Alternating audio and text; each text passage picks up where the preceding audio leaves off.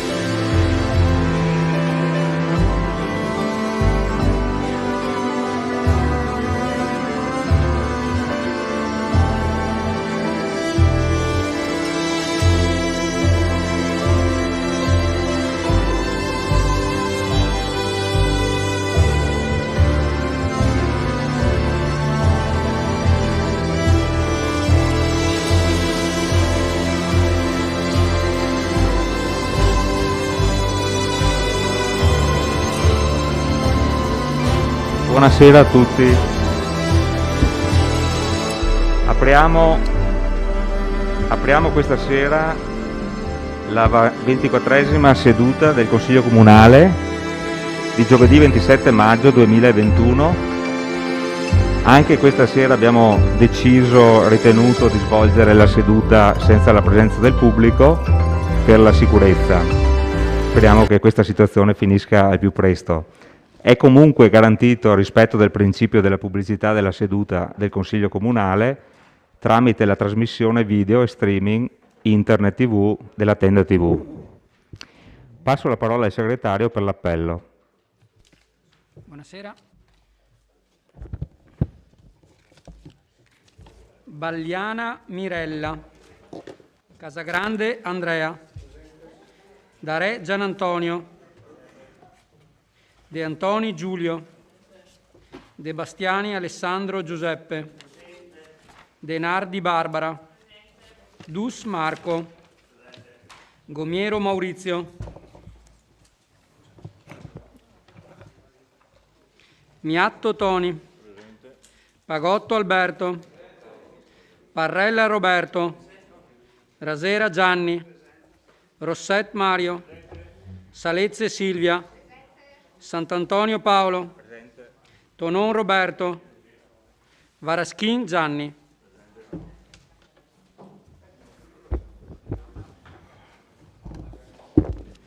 Bene, la seduta è aperta. Grazie segretario. Nomino gli scrutatori.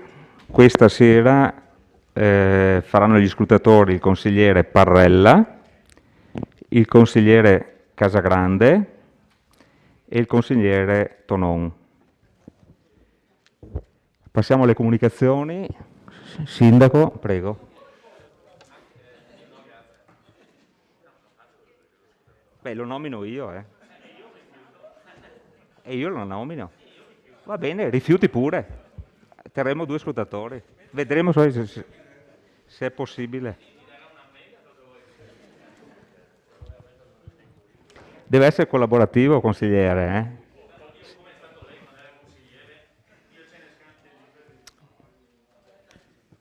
Andiamo avanti. Prego, sindaco. Buonasera a tutti. Una brevissima comunicazione relativamente, come facciamo di solito, per la questione Covid. Allora sta andando abbastanza bene. Oggi i vittoriesi positivi sono 5. 1 ricoverato, 4 a casa loro, non sappiamo se il ricoverato lo sia causa Covid o in coincidenza di Covid. Comunque 2 giorni fa, la settimana scorsa eravamo a circa 20, 2 giorni fa 11, ieri a 9, oggi a 5, quindi rapidamente stiamo migliorando. Comunico anche che l'ULSS ha offerto un servizio qua in città ed esattamente in Piazza del Popolo il giorno 6 giugno alle ore 16:30 e per 3 ore si fermerà un camper che, essendo arrivato il vaccino Johnson & Johnson, quindi monodose, lo offrirà a tutti coloro che abbiano più di 60 anni e che volessero accedere a questo servizio. Quindi ringraziamo l'ULSS per questa... Senza prenotazione? Sì, senza nessuna prenotazione, basta presentarsi.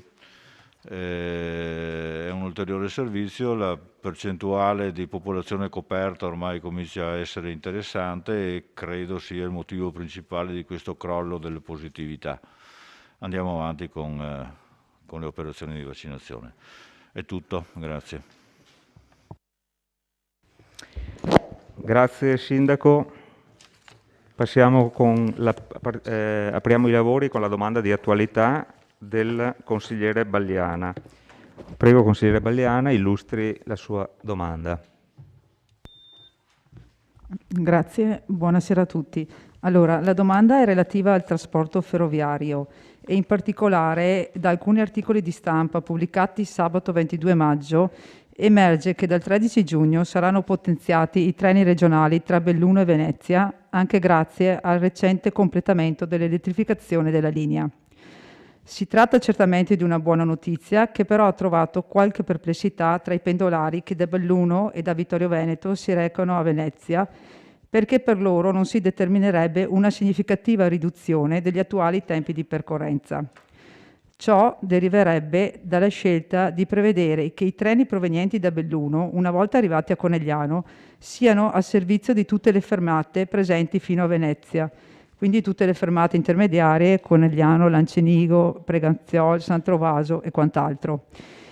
I pendolari da Belluno e da Vittorio Veneto chiedono semplicemente che 2 corse mattutine verso Venezia e 2 serali di rientro, opportunamente collocate, siano sgravate di alcune delle fermate minori, in modo da accelerare i tempi di percorrenza e rendere per loro concreto il vantaggio derivante dall'elettrificazione.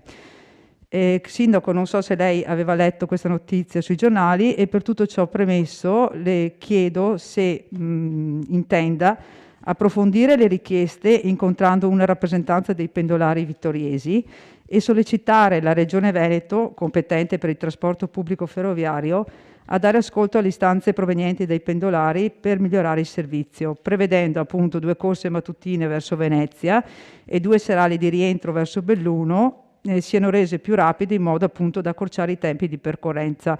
Ultima cosa che mi sento di aggiungere è che se appunto vogliamo rendere attrattiva la città anche per nuovi abitanti, sarebbe importante implementare questo tipo di efficiente servizio. Grazie.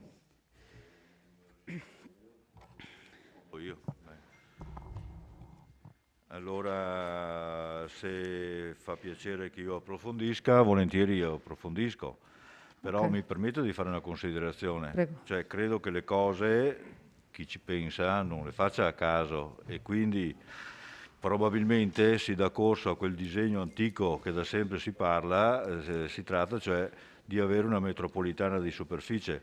Quindi la richiesta ammissibile che i bellunesi o i vittoriesi vogliono fare il percorso più velocemente lascerebbe a piedi magari quelli pendolari di Lancenigo, di Spresiano, di altre località. Quindi lo farò più che altro per chiedere la filosofia di fondo, i calcoli di fondo, perché chi fa questi orari qua sa quanti salgono, quanti scendono ad ogni stazione, quindi credo sia improbabile che si possano chiudere alcuni accessi. Per chiederlo costa poco, perché no?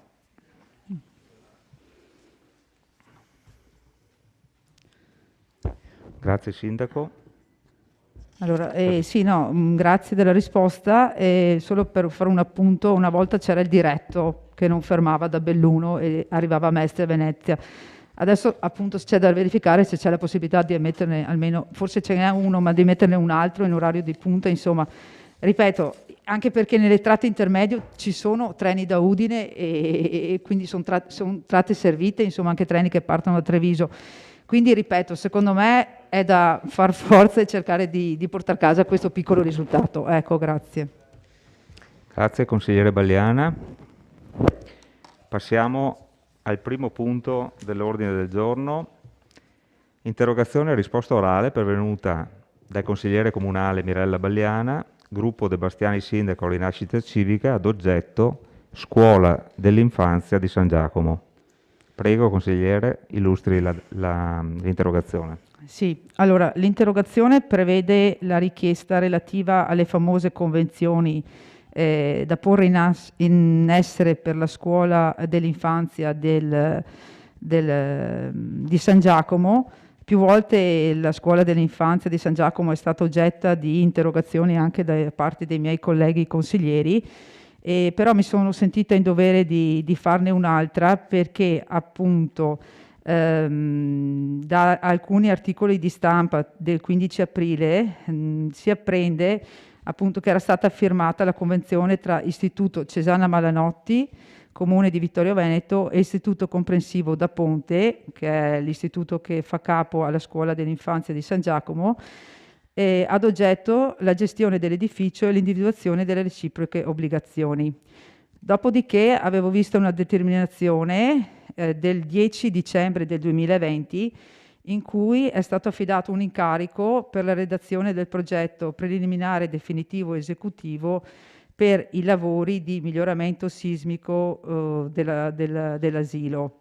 Nella medesima determinazione venivano indicati i tempi precisi di scadenza per quanto riguarda il progetto esecutivo, preliminare definitivo esecutivo, e ecco, su questo chiedo se sia realmente stata firmata la convenzione tra questi tre enti, se la tempistica della presentazione e dell'approvazione del progetto definitivo sia stata rispettata e quali siano i tempi previsti per l'affidamento dell'incarico per l'esecuzione delle opere edili, considerando appunto che l'attività scolastica si concluderà il 30 giugno e riprenderà nei primi giorni di settembre.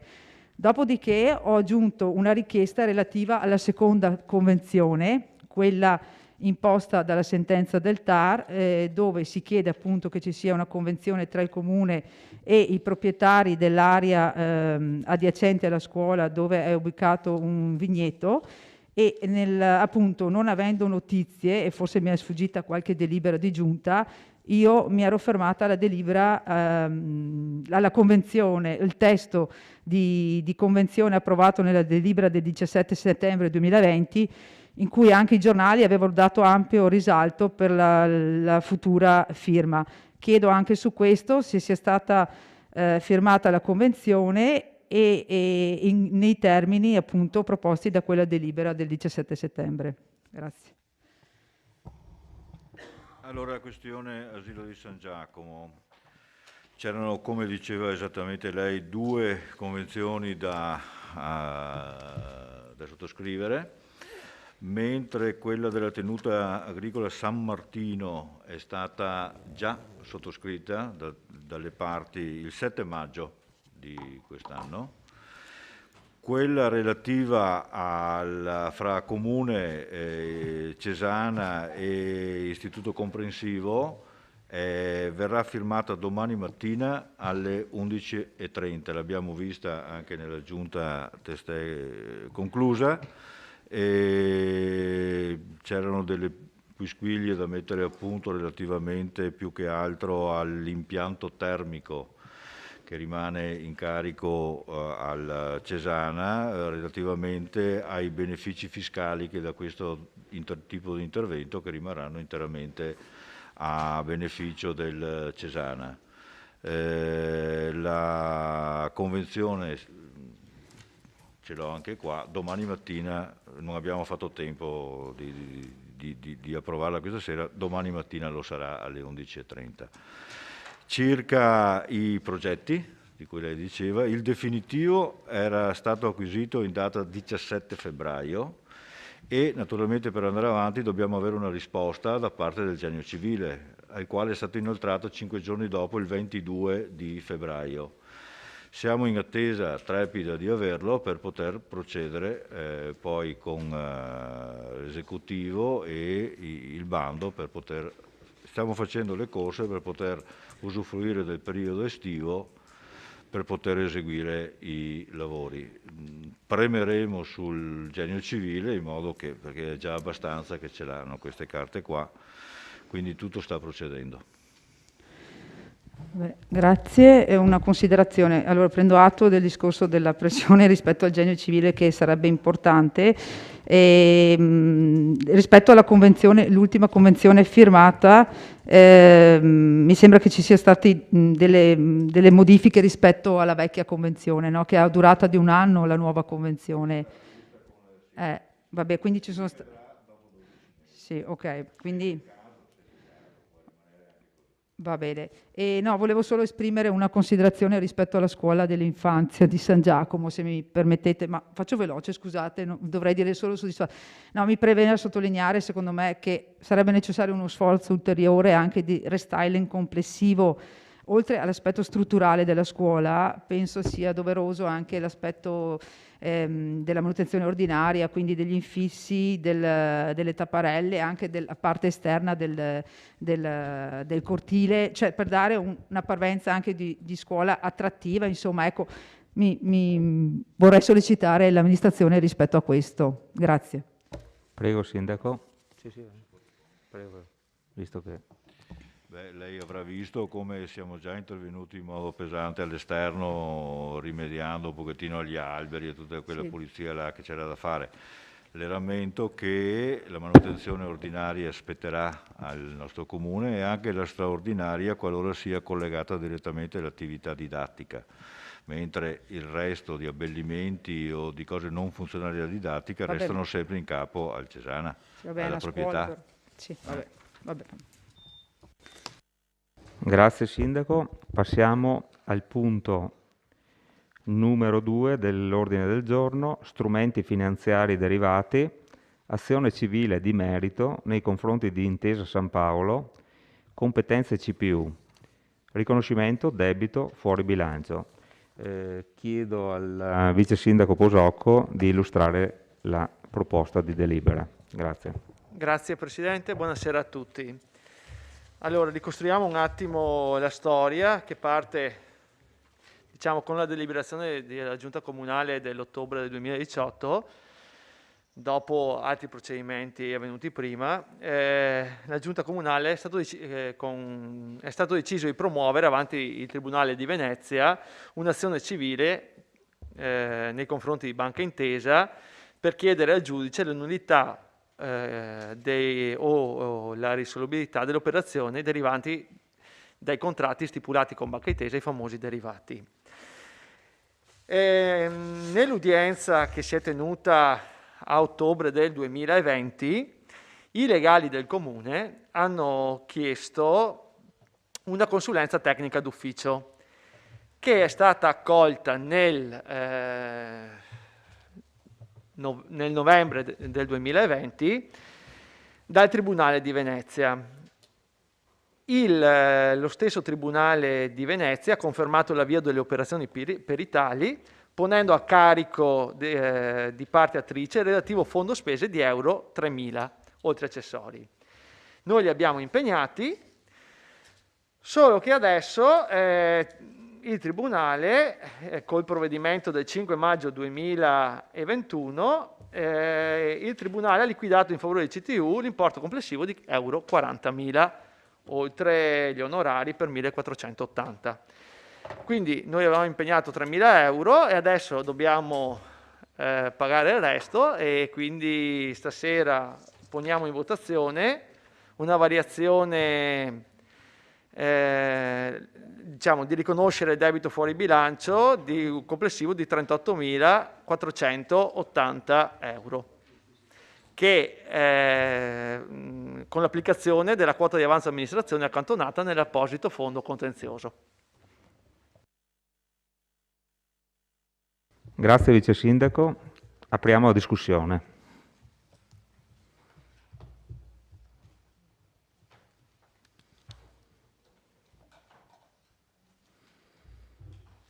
C'è qualche prenotazione?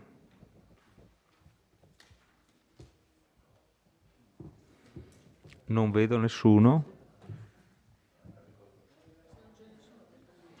Prego, consigliere De Antoni.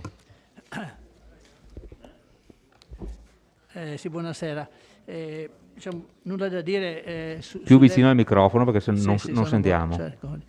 Nulla da dire sul debito fuori bilancio, c'è, diciamo, è riconosciuto con tutti i richiami alla giurisprudenza e quindi questa cosa si deve pagare e va bene così, insomma. Il tema che avevo sollevato anche in commissione era un altro. Ecco, tra l'altro il Presidente della Commissione martedì ci ha anche presentato un foglio in cui sono riportate tutte le spese che sono già state assunte per questo procedimento e ammontano a parecchie decine di migliaia di euro. Io ho richiamato in commissione il fatto che nel Consiglio Comunale dell'agosto 2020 avevamo portato in discussione l'argomento appunto della sentenza della Corte di Cassazione a sezioni riunite e delle possibilità per il nostro Comune di arrivare a un esito positivo della causa che è stata avviata.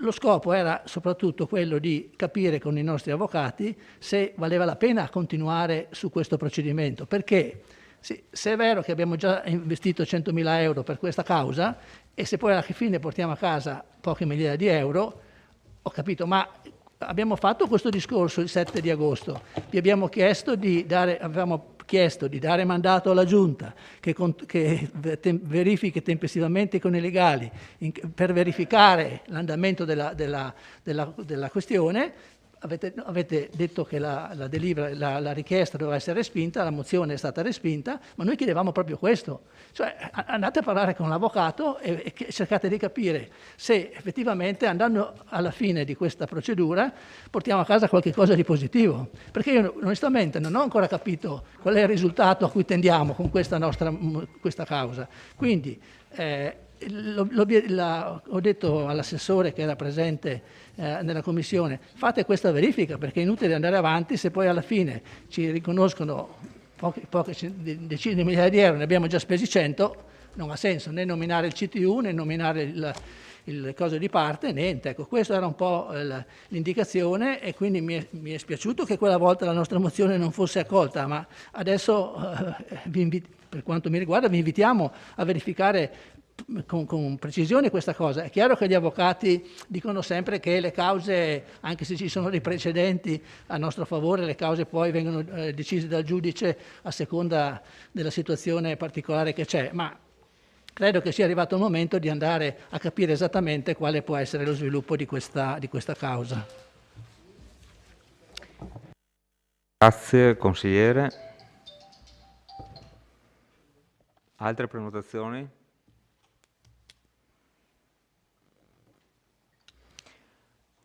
Non vedo prenotazioni, quindi se qualcuno ha qualche dichiarazione di voto da fare, la facciamo e poi passiamo in votazione.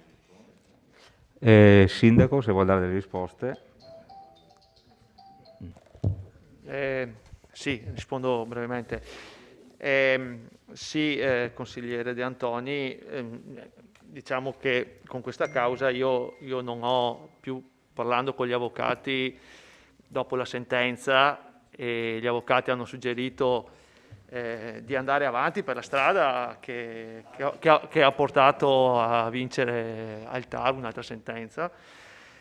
Loro sono andati avanti richiedendo la consulenza tecnica d'ufficio che a noi sembrava costasse 3.000 euro. Poi è vero, abbiamo questa azione decisa dall'amministrazione Tonon nel 2017, è così. Io al mio predecessore, l'assessore Napoli, chiesi ma quanto ci aspettiamo di portare a casa. L'ho chiesto all'assessore e l'assessore giustamente mi ha detto, quella sera in Consiglio Comunale rispose, ma i soldi li abbiamo presi, li dobbiamo restituire, non è che sì, c'è qualcosa, magari 200-300.000 euro riusciamo a portarli a casa, però penso l'abbia detto, era una sua opinione. Io mi auguro che siano molti di più, perché già abbiamo speso 100.000 euro per questa causa, sarebbe il colmo che magari quello che riusciremo a ottenere fosse inferiore a quello che andiamo a spendere per questa causa. Siamo qui, vediamo, attendiamo a febbraio 2022 gli sviluppi con la sentenza e poi decideremo cosa fare. Grazie. Sindaco. No, vorrei aggiungere una speranziella, cioè nel caso ci fosse, avessimo soddisfazione da questa sentenza, magari queste spese potrebbe anche essere che siano ribaltate sulla parte eccedente.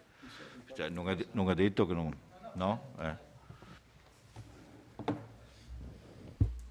Grazie. Consigliere De Antoni, prego. Sì, ecco, ma la domanda che il consigliere Posocco ha fatto al precedente assessore, io adesso come consigliere De Antoni la faccio all'attuale assessore e gli dico, sì, non sarà in grado l'assessore di dire quanti soldi e non lo farà mai, no? Perché ecco, però perlomeno all'avvocato chiedere dove possiamo arrivare, perché se abbiamo ragione, come diceva il sindaco, comunque le spese non saranno compensate ma ci saranno rimborsate, cioè di capire insomma, perché altrimenti non vale la pena. Cioè noi abbiamo, secondo me correttamente, ci siamo difesi perché appariva che il contratto fosse particolarmente esoso nei confronti del comune.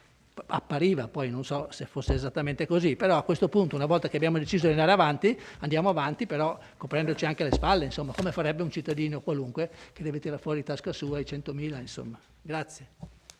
Grazie, consigliere. Altre prenotazioni? Consigliere Dus, prego.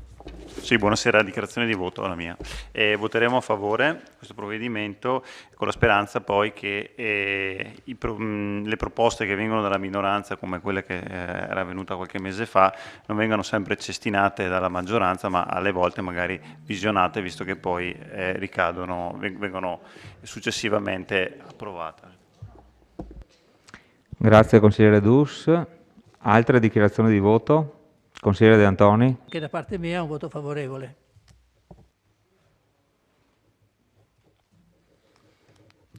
Altre dichiarazioni di voto, altrimenti passiamo al voto. Allora, per la delibera in oggetto, favorevoli? Astenuti? 2. Contrari? 0. Quindi siamo in 17, 15 favorevoli, 2 astenuti, contrari 0, la delibera è approvata.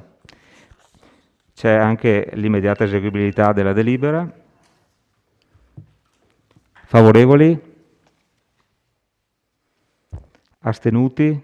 2. Contrari? 0. Quindi la delibera è immediatamente eseguibile con favorevoli 15, astenuti 2, contrari 0. Grazie. Passiamo al punto numero 3. Bilancio di previsione 2021-2023. Seconda variazione con applicazione parziale dell'avanzo di amministrazione 2020. Modifica del piano triennale delle opere pubbliche e DUP 2021-2023. Chiedo all'ingegner Curti, responsabile dell'ufficio tecnico, di illustrare la delibera.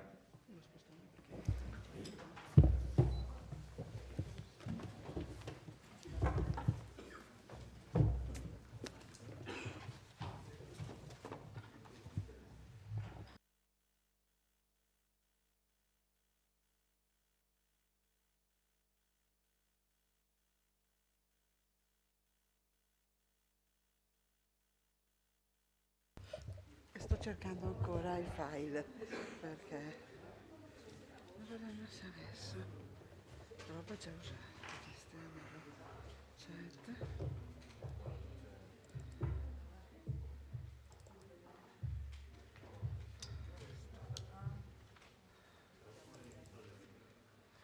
Vabbè, facciamo così allora.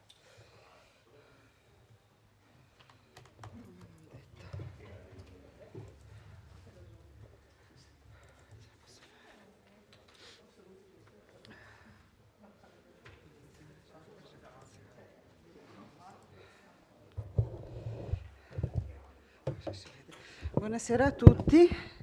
Io illustro i progetti per i quali viene chiesta la variazione del programma triennale opere pubbliche. Purtroppo doveva essere presente l'architetto Frison, ma non l'ho ancora visto arrivare, quindi rispetto alla presentazione che avevamo preparato cambio un attimo l'ordine sperando che nel frattempo arrivi.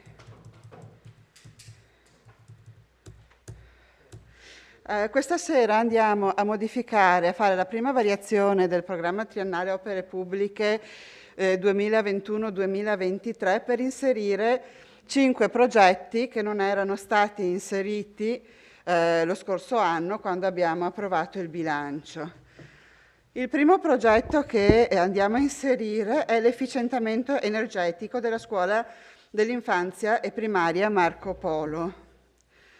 È emersa la necessità di rifare l'isolamento, l'impermeabilizzazione del tetto. Pertanto, come uffici siamo andati a fare un sopralluogo per fare un preventivo, e il preventivo per fare la impermeabilizzazione era di circa 60.000 euro, sì, 60.000 lire magari. Nel frattempo, lo scorso anno, è cambiato l'applicazione di quello che è il cosiddetto conto termico, con la previsione che per le scuole ci sia un rimborso pari al 100% delle spese sostenibili. Il conto termico in pratica va a rimborsare il comune delle spese, di quota parte delle spese che sostiene per l'efficientamento energetico dei propri edifici.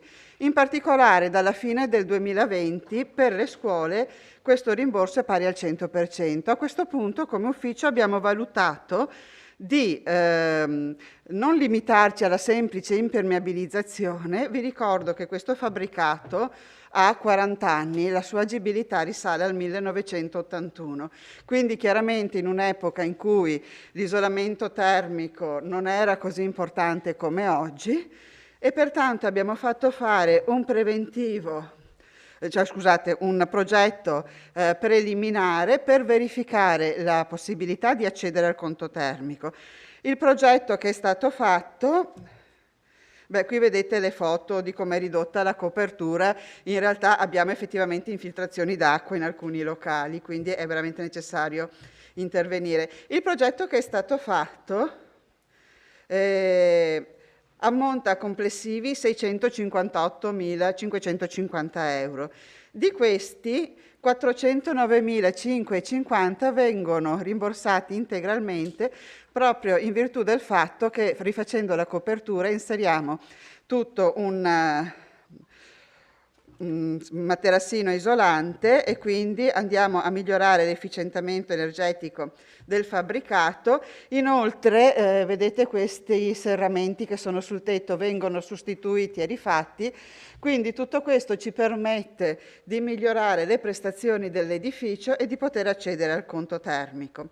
Pertanto sul primo stralcio, che è di 434.800 euro, il Comune interviene con poco più di 25.000 euro a fronte degli oltre 60.000 che avremmo dovuto invece spendere se ci fossimo limitati all'impermeabilizzazione.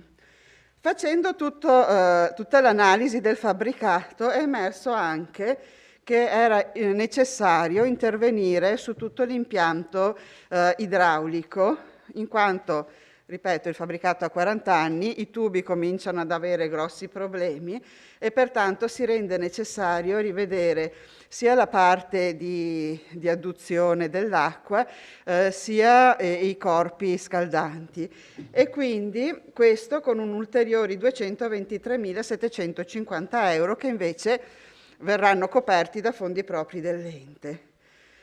Si divide in due stralci perché intervenendo nelle scuole ovviamente possiamo farlo solo durante il periodo estivo e quindi non si riesce a fare tutto in un'unica annualità. È arrivato l'architetto, finisco questo fabbricato, poi passo la parola all'architetto. E quindi abbiamo previsto nella prima annualità la parte relativa alla copertura e nella seconda annualità invece l'intervento sulla parte più propriamente idraulica. Adesso, prima di passare agli altri due fabbricati, visto che è arrivato l'architetto Frison, riparto dall'inizio e cedo la parola all'architetto. Grazie, buonasera.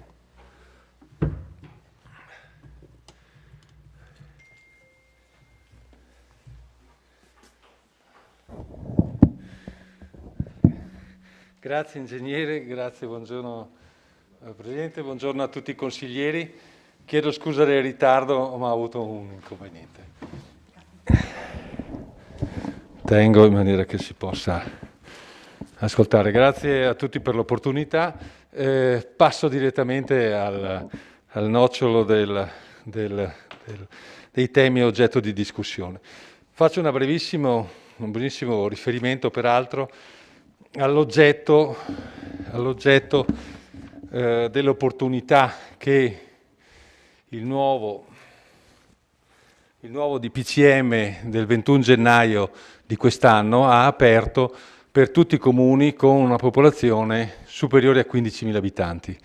È un'opportunità molto importante perché la rigenerazione urbana, che era stata perseguita a partire dal cosiddetto bando periferie nel 2016, non dava analoga opportunità ai comuni di questa dimensione, bensì era aperto solo ed esclusivamente ai comuni capoluogo di provincia e alle città metropolitane. Quindi è una grande opportunità, anche perché di fatto alloca già delle risorse per l'esercizio corrente, ma soprattutto in via crescente le alloca anche per gli esercizi finanziari successivi, fino cioè al 2034.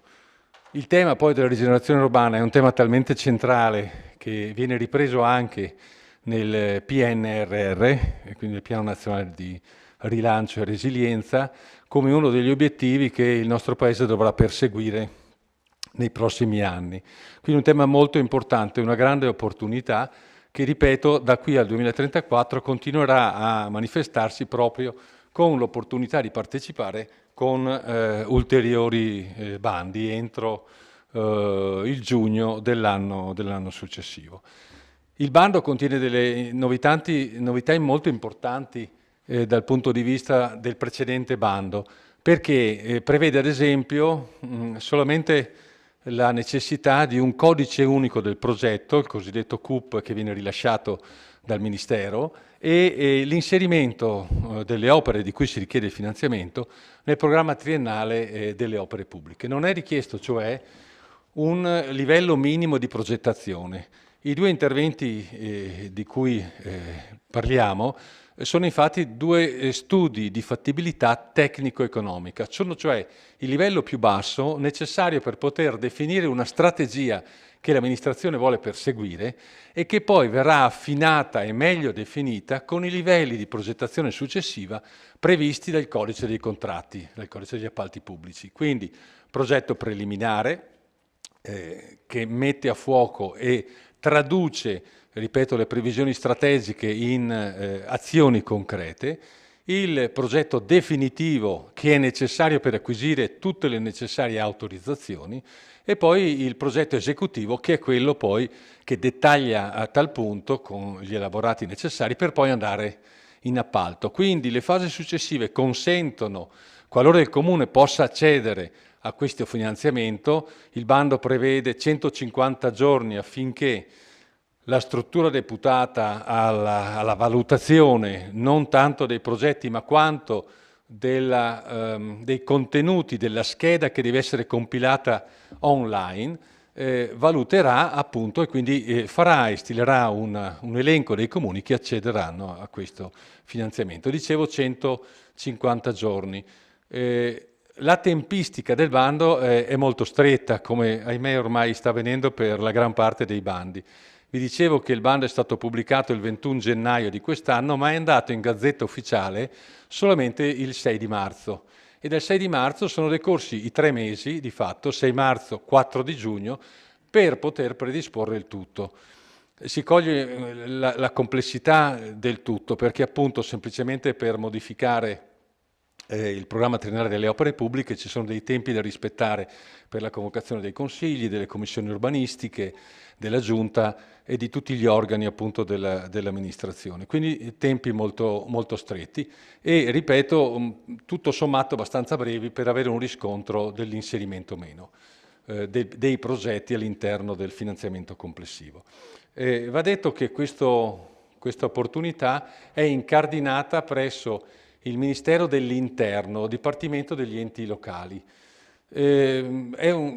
Sembra un'anomalia, nel senso che il precedente bando per il cosiddetto programma periferie era invece incardinato presso la Presidenza del Consiglio dei Ministri ed era stata istituita, ed è tuttora istituita, per il monitoraggio, un nucleo di valutazione che si riunisce periodicamente proprio per la valutazione di una serie di richieste di proroga dei termini. Per citarne una, semplicemente la gestione del Covid, la gestione dei cantieri a partire dall'anno scorso si è dimostrata con delle ricadute anche economiche nella gestione proprio dei cantieri particolarmente significativa. Il nucleo di monitoraggio di fatto sta continuando a operare proprio per dare delle risposte ai comuni, però mentre in quel caso, come vi dicevo, è stato istituito il nucleo di monitoraggio, qui no, sarà il Dipartimento direttamente che opererà in tal senso. Un altro vantaggio molto importante, lo paragono sempre con la rigenerazione del 2016, è che in questo caso già nel bando è riportato che le eventuali economie di gara che dovessero emergere proprio dall'espletamento di tutte le procedure possono essere già utilizzate previo un parere del Ministero, del Dipartimento competente, non solo per le opere oggetto dell'intervento, ma anche per altre opere analoghe che però abbiano le stesse finalità. Le finalità sono declinate all'articolo 3 del DPCM, quindi dalla lettera A, B e C. L'ultima è legata alle piste ciclabili, ma si parla nei primi due di rigenerazione di aree, di immobili, con finalità abbastanza ampie, da quella scolastica a quella sociale, quindi un ventaglio molto importante finalizzato non solo al vero e proprio recupero di un edificio o di un'area, ma con il termine rigenerazione si vuole richiamare un termine più ampio, vale a dire rigenerazione anche di un tessuto sociale, anche di rilancio territoriale di alcune realtà.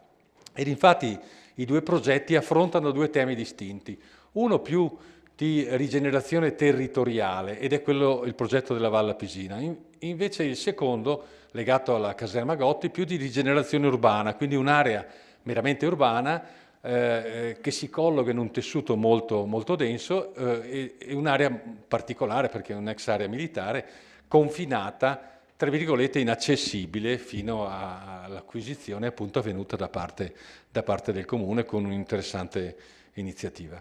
Quindi per quanto riguarda, quindi entrando subito nel merito, per quanto riguarda il tema della Valle Pisina, quindi una rigenerazione più territoriale, e ovviamente ci connettiamo a una struttura lineare, a una valle molto, molto particolare che si caratterizza per questi tre terrazzamenti, per i laghi, ma anche per tutta una serie di risorse e di valori molto differenti da quella paesaggistica a quella ambientale, da quella storica a quella legata all'archeologia industriale, quindi a un periodo storico di sfruttamento idrico del patrimonio naturale, quindi che ha una sua valenza molto particolare, sicuramente di nicchia, ma insomma di un certo interesse anche a livello turistico, sicuramente come patrimonio culturale, ma anche uno spazio che è alle porte di Vittorio Veneto, quindi un luogo molto vicino, che quindi può rappresentare una risorsa anche per gli stessi abitanti della città.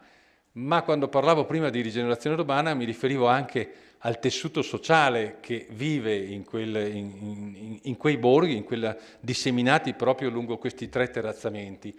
Quindi di grande qualità, si sono mantenuti molto, molto integri nella loro piccolezza e nel loro interesse legato proprio alla vicinanza al lago e quindi anche un'opportunità magari integrativa di reddito per le popolazioni che abitano in quella realtà. C'è la fortuna di avere due accessi autostradali, quindi una possibilità, diciamo, nell'aspetto, come posso dire, complessivo della presenza molto ingombrante ovviamente dell'autostrada e quindi dei tralicci, quindi un'opera di ingegneria non da poco e quindi legata al contesto della valle, però diciamo per converso ci sono due accessi o due uscite molto, molto prossime, quindi la connettono anche a una realtà che non è propriamente quella comunale ma anche molto, molto più vasta e quindi di particolare interesse. Così come non è da trascurare anche la presenza di una stazione che non è cosa da poco, di una stazione, quella della frazione di Nove, legata a una linea ferroviaria che sta subendo l'elettrificazione, quindi un altro passaggio verso un utilizzo molto più interessante proprio di una linea ferroviaria, quindi legata a una sostenibilità e a un uso del territorio diverso e la riattivazione oppure accordi che possono essere fatti con il gestore delle linee possono essere di particolare interesse. La stessa stazione ha un'area prospiciente, quindi un'area molto, molto ampia e quindi con potenzialità notevoli. Dicevo, su questo tessuto abbiamo cercato di dare una lettura proprio dei valori esistenti all'interno di una tavola e poi allo stesso tempo però nella relazione abbiamo declinato un po' quali sono anche i limiti, il fatto che sia una realtà molto prossima ma anche slegata tra sé, cioè ci sono dei tratti e su questo abbiamo cercato anche di rapportarci con altri professionisti che stanno operando vuoi sulla pista ciclabile, vuoi con uno studio di valorizzazione più ampia, cercando di trovare appunto le convergenze. E quando dicevo il progetto è molto semplice in realtà perché cerca di connettere le interruzioni che si sono generate vuoi anche da un taglio della ferrovia nel momento, ad esempio nella parte alta del Fadalto Alto, ha interrotto la strada storica e la strada, diciamo, la strada moderna di fatto ha prestato poco attenzione all'epoca della sua realizzazione ai collegamenti pedonali, ciclabili o di connessione ad esempio di un anello escursionistico verso la parte alta. Ecco, qui ci sono già le tavole, grazie ingegnere. E quindi abbiamo cercato di lavorare dando queste suggestioni, queste strategie legate proprio a creare, poiché esistono i tre anelli, a creare 3 anelli intorno al lago, ovviamente laddove è possibile, sappiamo che alcuni manufatti della centrale non garantiscono la permeabilità, però già nella parte alta è già presente di fatto un sistema molto articolato e le risorse possono essere allocate proprio su una serie di interventi, vuoi per realizzare dei percorsi di collegamento, vuoi per incidere su delle aree quali possono essere le spiagge che sono presenti con le aree attrezzate a giochi, oppure le aree quali ad esempio quelle dei laghi blu, oppure altre realtà proprio per chiudere anelli ed intervenire puntualmente anche su manufatti. Mi viene da citare ad esempio l'ex scuola di Savassa nella parte bassa, cercando di intervenire con un suo recupero proprio per ridarlo anche a funzioni più collettive legate alla comunità. Prego. Ecco, qui stiamo parlando appunto, parlavo poco fa, permettetemi, di questa zona dove quella viabilità, quella doppia curva in realtà si è preoccupata più di agevolare il traffico e sovrappassare la ferrovia, si è cercato di dare una continuità proprio tra la frazione alta di Nove e anche i borghi che si trovano nella parte bassa. Le risorse naturalistiche sono notevoli, i luoghi delle sorgenti oltre i laghi, particolarmente interessanti, ma tutta una serie di manufatti di natura idraulica sono veramente di pregio e piccoli percorsi che possono consentire di arrivare nella prossimità e di godere anche la vista che si apre in particolare verso sud o verso le pendici delle due vallate, pendii che salgono ai versanti montuosi, possono essere di particolare interesse. Un altro aspetto importante è quello poiché si punta su una possibilità di avere 3 anelli e quindi con percorsi e circuiti abbastanza semplici e contenuti, è quello di avere però anche un sistema di parcheggi a cui il fruitore può appoggiarsi, quindi avere dei parcheggi di facile raggiungimento, di cui anche l'altro aspetto di potenziare alcuni parcheggi, ma anche magari poterne prevedere degli altri in aree che sono marginali, di scarso interesse, appunto da riqualificare. Qui voglio citare nella parte bassa del lago di Negrisola proprio anche altri aspetti legati ad esempio alla presenza dell'ex cartiere Filanda, quindi anche edifici proprio che rappresentano con la loro memoria una memoria della comunità che lavorava ovviamente intorno a dei luoghi della produzione. Chiudere quindi questi anelli, realizzare anche delle piccole passerelle, vuoi per raggiungere e mettere, come dicevo prima, in continuità i percorsi, ma anche per godere ad esempio di manufatti, in questo caso della centrale vecchia di San Floriano, o dall'altra parte ad esempio la risalita lungo la strada per raggiungere il lago del Restello, Un altro elemento interessante è l'ex chiesetta, scusate, la chiesetta di San Floriano, che si trova però solo con un accesso dalla strada, e quindi riuscire a collegarla con una struttura molto leggera può essere, ripeto, particolarmente suggestivo. Prego. Ecco, l'importo economico assomma 1.500.000. Non ricordo se l'ho citato prima, il tetto massimo dell'importo richiedibile è pari a 5 milioni e è scaglionato in base alla dimensione dei comuni. I comuni capoluogo di provincia, ad esempio, accettano a un finanziamento pari a 20 milioni. Prego, ecco, l'unica cosa che non è finanziata, l'altro aspetto interessante è che non è richiesto un cofinanziamento per le opere e quindi la presenza di un livello di progettazione spinto, ad esempio un progetto esecutivo. Se un comune ha un progetto esecutivo nel cassetto, perché in 90 giorni non si possono fare dei progetti esecutivi, ma ritengo neanche definitivi, ecco, un livello della progettazione più elevato non dà un maggiore punteggio, così come un cofinanziamento del comune non dà un maggiore punteggio. Si gioca praticamente tutti alla pari e questo è un elemento molto, molto interessante. Ma non solo, proprio perché i tempi sono ristretti, il legislatore cosa ha previsto? Ha previsto la possibilità anche di finanziare la progettazione esecutiva. Così è riportato nel bando, progettazione esecutiva, cosa molto importante. Non finanzia invece i livelli della progettazione precedenti, quindi nell'attualità sono scoperti solo il progetto preliminare e il progetto definitivo.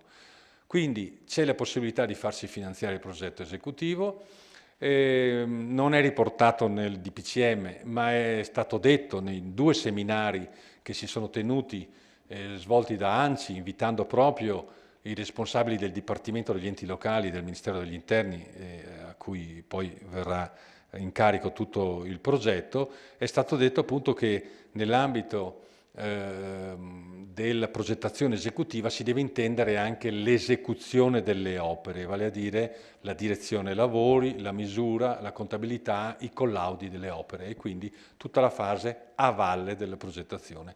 Ed è, ripeto, anche in questo caso un aspetto veramente da non sottovalutare.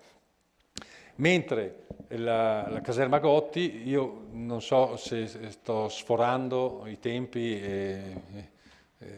va bene.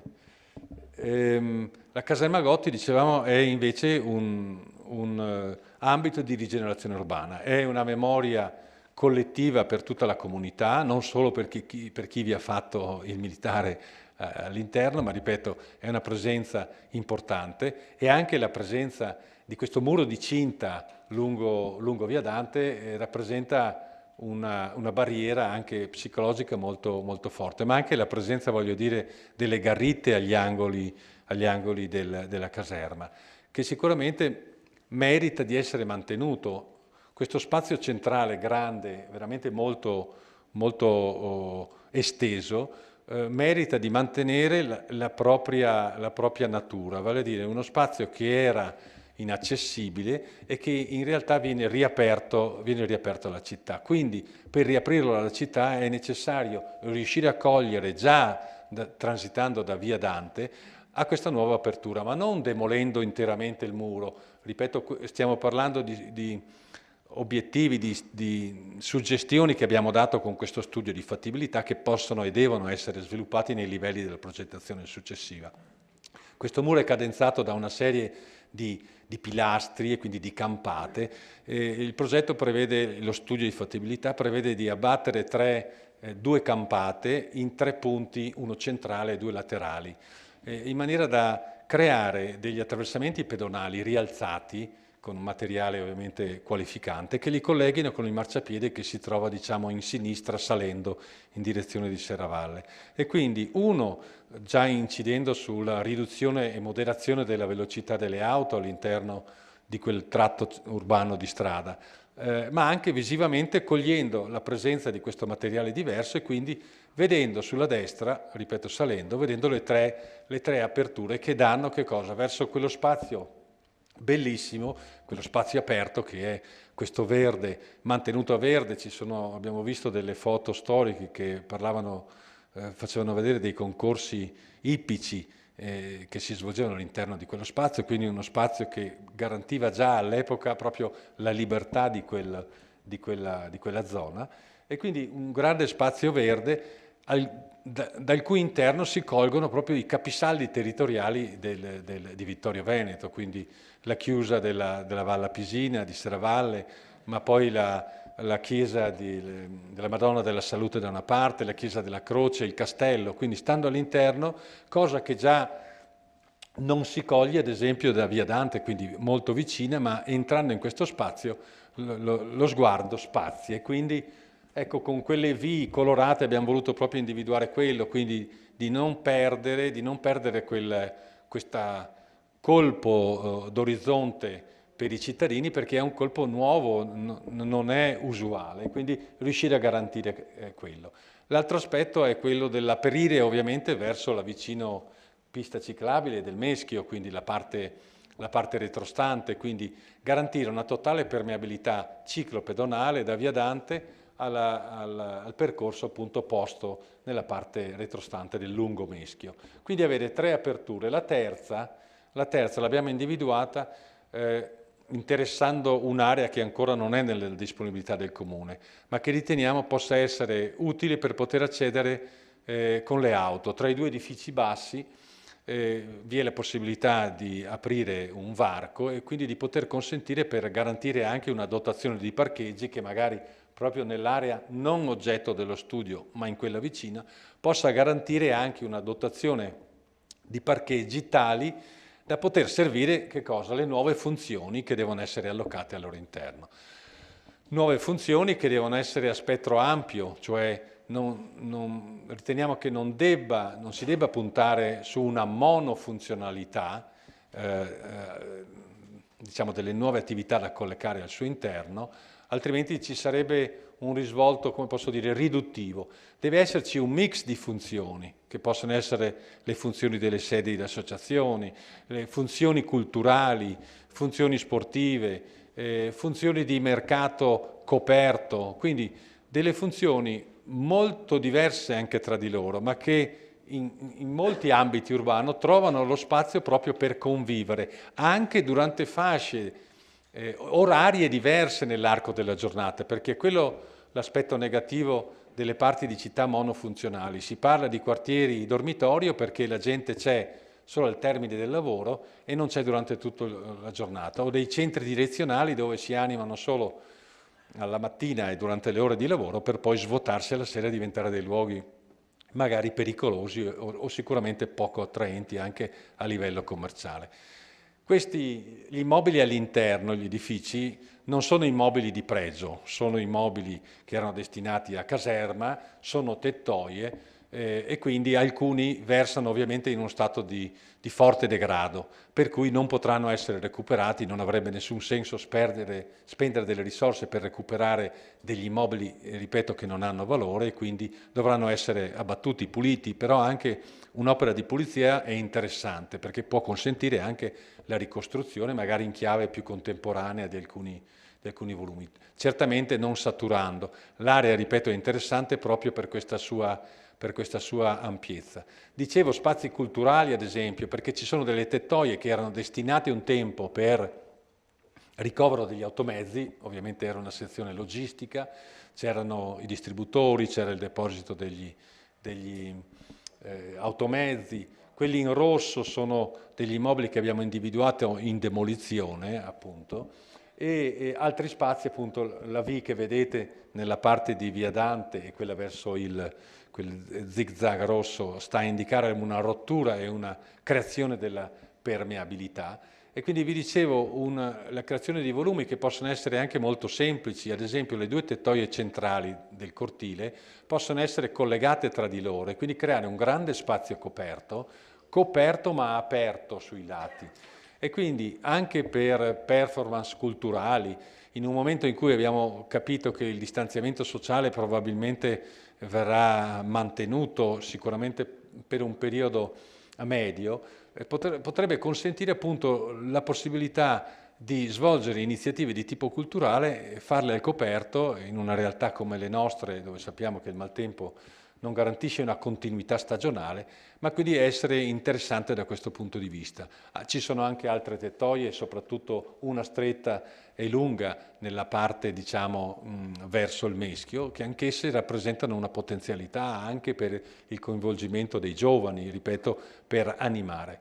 Non è da escludere, ad esempio, anche una componente sportiva. Già esiste all'interno di questo compendio che cosa? Un ambito dove c'erano dei campi da tennis e anche con le relative strutture, anche queste non interessanti perché di scarsissimo valore, però forse mantenere anche una presenza con delle nuove strutture, ripeto, che possano garantire anche un'accessibilità molto prossima da chi abita nella città moderna e quindi di accedere. E quindi tante funzioni che possano garantire, ripeto, tanti tipi di utenti durante tante ore della giornata, ma anche della settimana. E quindi un grande potenziale legato a questo spazio, ripeto, non di certo per la qualità architettonica, ma proprio per la sua funzione urbana, che con questo progetto, che speriamo possa essere esitato con un finanziamento, dicevo 1,5 milioni la Valle Pisina, 3,5 milioni qui, ma le dimensioni in termini solo di superfici scoperte sono veramente molto ma molto estese, e dopo l'abbandono della caserma si sono andate anche rapidamente degradando, con una crescita di vegetazione come possiamo immaginare particolarmente anche aggressiva anche sulle pavimentazioni, e quindi grandi superfici e opportunità appunto di ripresa. Quindi 3 milioni, 3,5 milioni, che sommati al 1,5 milioni della Val Pisina fanno i 5 milioni. In 3,5 milioni ovviamente è l'importo complessivo dell'opera, significa che al suo interno ci sono anche le somme a disposizione, vale a dire sia gli oneri per l'IVA, per le spese tecniche, per gli imprevisti e per altre ovviamente spese complementari. Quindi anche questo riteniamo sia un progetto veramente importante per la comunità di Vittorio, per le sue potenzialità e soprattutto anche per le sue possibili sviluppi e implementazioni. Non è un progetto chiuso su se stesso, rigido, ma ha appunto tutte le carte per poter essere sviluppato e accogliere le istanze della città. Vi ringrazio.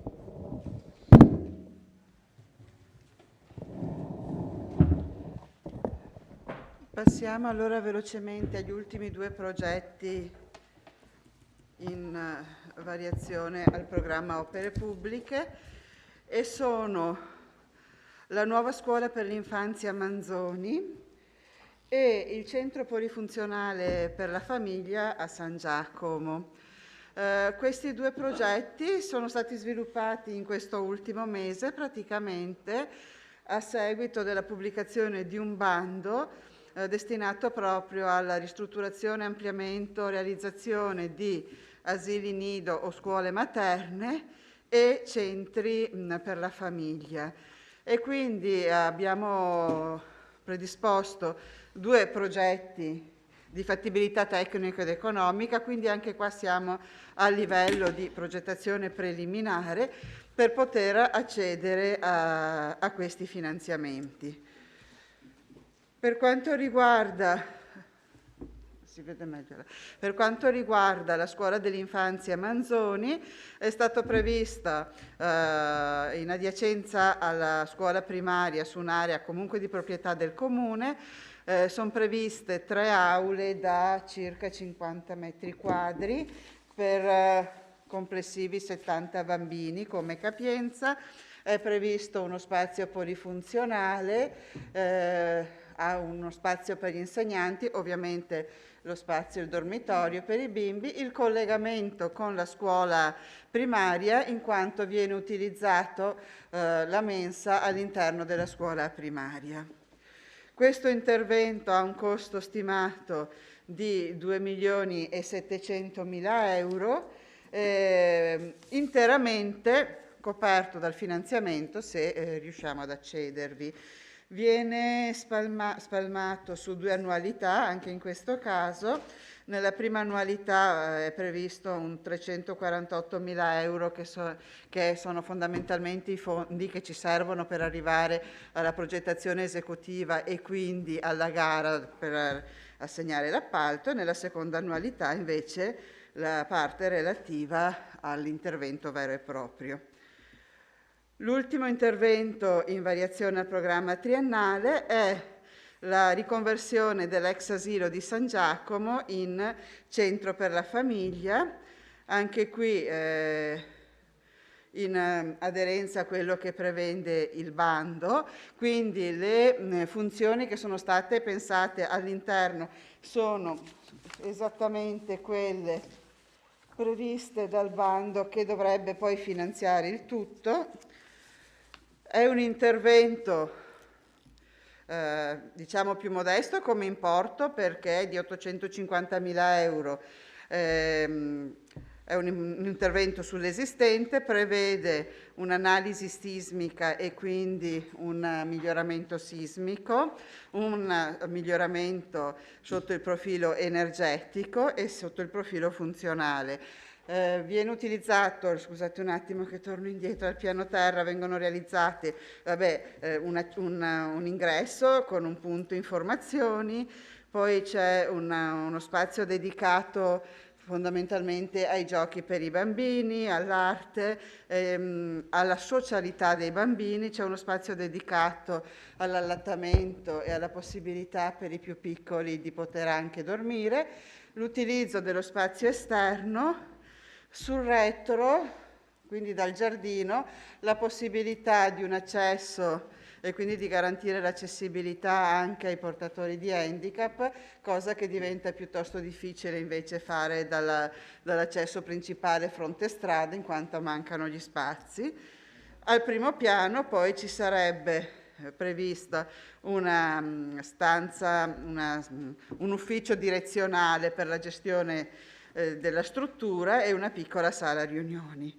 Anche in questo caso 850.000 euro divisi in 2 annualità, quindi nel 2022, nel caso in cui fossimo destinatari del finanziamento, la spesa per la progettazione, per arrivare alla progettazione esecutiva, e nel 2023 poi la realizzazione vera e propria dell'intervento. E quindi questi sono i 5 progetti per i quali viene richiesta la variazione del programma triennale delle opere pubbliche. Bene, allora ringrazio l'ingegner Curti per averci illustrato questo progetto di variazione delle opere pubbliche, ringrazio a posteriori l'architetto Frison per averci illustrato ampiamente questi 2 progetti che sono, diciamo così, propedeutici alla partecipazione di questi bandi ministeriali e ringrazio di aver partecipato a questo Consiglio Comunale. E ora apriamo, se non ci sono altre illustrazioni, apriamo la discussione delle delibere. Se volete fare qualche domanda di tipo tecnico ma secca, cioè se non avete capito qualcosa, potete farla subito e dopo così apriamo direttamente la discussione. Prego.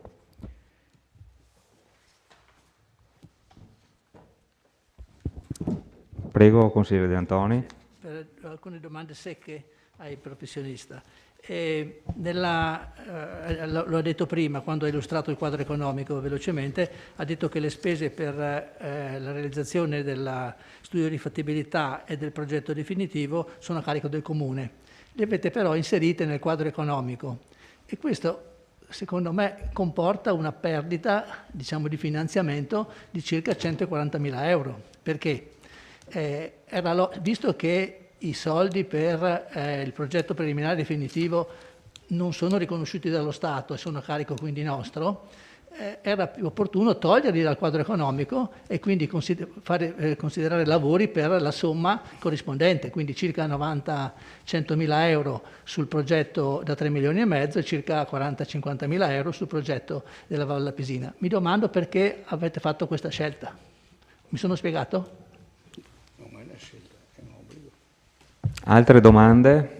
Consigliere Dus?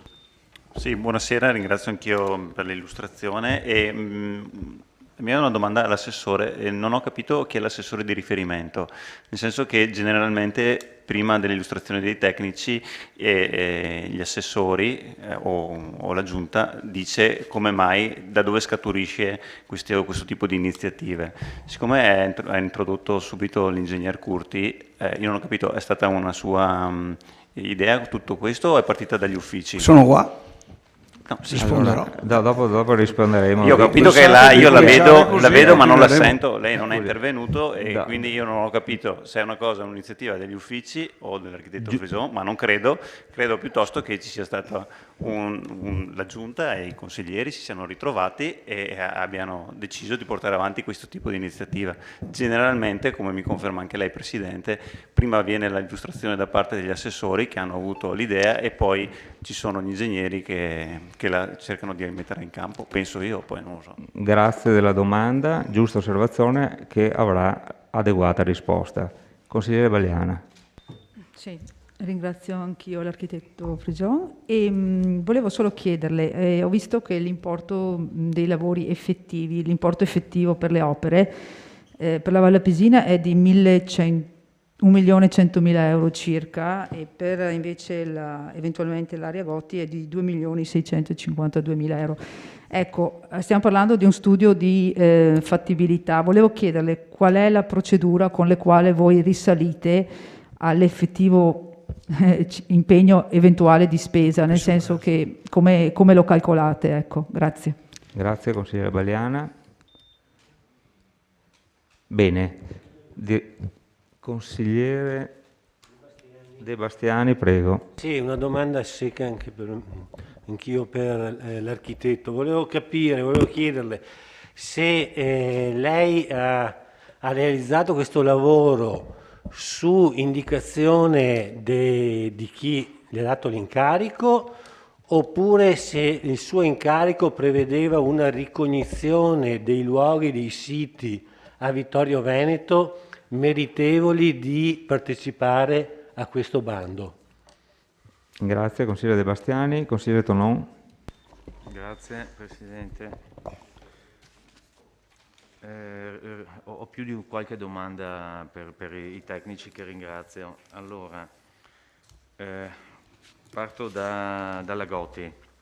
Io speravo che ci fosse anche una illustrazione rispetto, pur essendo uno studio di fattibilità, rispetto agli edifici da abbattere o da mantenere, perché io, non essendo un tecnico, mi sono letto la relazione e poi l'ho confrontata con la cartografia e non ho rilevato nella cartografia i numeri degli edifici che sono riportati invece nella scheda, per cui non sono stato in grado di capire cosa lo studio di fattibilità intende mantenere e cosa invece intende abbattere o ristrutturare. Il DPCM citato dall'architetto nel suo esordio parla correttamente all'articolo 3 della canalizzazione dei contributi che quindi sono concessi per singole opere pubbliche o insiemi coordinati di interventi pubblici, anche ricompresi nell'elenco delle opere incompiute, volti a ridurre i fenomeni di marginalizzazione, degrado sociale e a migliorare la qualità del decoro urbano e del tessuto sociale ed ambientale attraverso interventi di, e poi è riportata la lettera B del comma 1, l'è riportata anche nella sua relazione, quando si parla appunto degli interventi in immobili pubblici. Allora, la domanda è, mentre nella caserma Gotti abbiamo tutti delle proprietà pubbliche, Gli altri interventi previsti, visto che citava anche la chiesa di San Floriano, citava i siti dell'Enel, quelli permeabili e quelli impermeabili, diciamo, parlava delle spiagge, eccetera. La domanda è: gli interventi che nello studio di fattibilità sono stati previsti sono tutti su edifici e luoghi pubblici? Punto di domanda.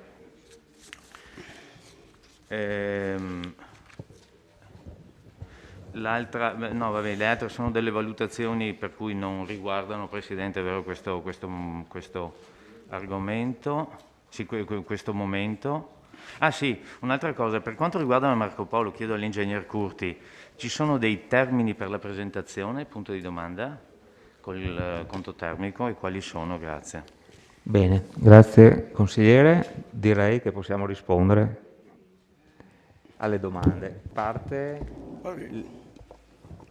Questa volta parte l'assessore. Prego, assessore. Buonasera a tutti i consiglieri. Sì, io avrei dovuto fare un cappello, ma sono stato così anticipato dall'esposizione, poco male.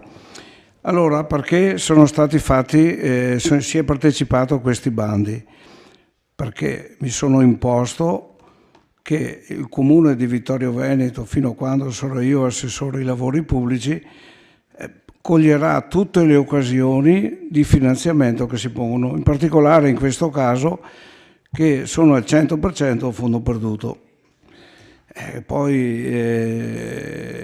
Noi dobbiamo seguire i disciplinari previsti dai bandi. Se finanziano piste ciclabili, faremo piste ciclabili. Se finanzieranno, è ben chiara questa cosa qua. Allora, sono siti...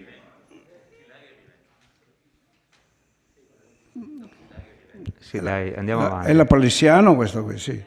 Però non ho visto negli ultimi anni partecipazione a tanti bandi. Non ho visto. Vabbè. No, non si può. Mi faccia la domanda, così posso risponderle. Assessore, le battute qui non esistono. Assessore, continui. Se no sarebbe tutta una battuta. Questa sera monteremo i voti. La prima variazione del piano opere pubbliche. Ci sono 5 progetti da inserire nel piano opere pubbliche, che già 2021 è ben sostanzioso, perché ci sono 15 punti che cercheremo di realizzare entro fine dell'anno. Ci sono altri 5 punti, arriveremo a 20 punti del piano opere pubbliche, e io dico che dal momento che, e mi auguro, arriveranno i soldi del recovery plan, mi auguro che inseriremo anche altre variazioni di piano opere pubbliche, e così avremo anche i soldi per realizzare i piani opere pubbliche dei prossimi anni. Ecco. Bene. Mi chiedeva DUS, un'iniziativa degli uffici? Assolutamente no.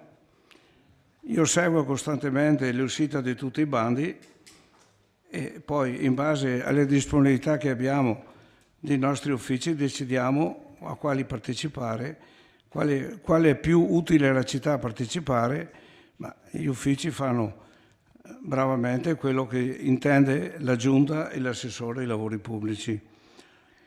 Volevo subito, prima di cominciare a parlare di questi progetti, il bando prevede non le proprietà ma la disponibilità delle aree e degli immobili. Perché questo? Perché devono essere realizzate entro 5 anni.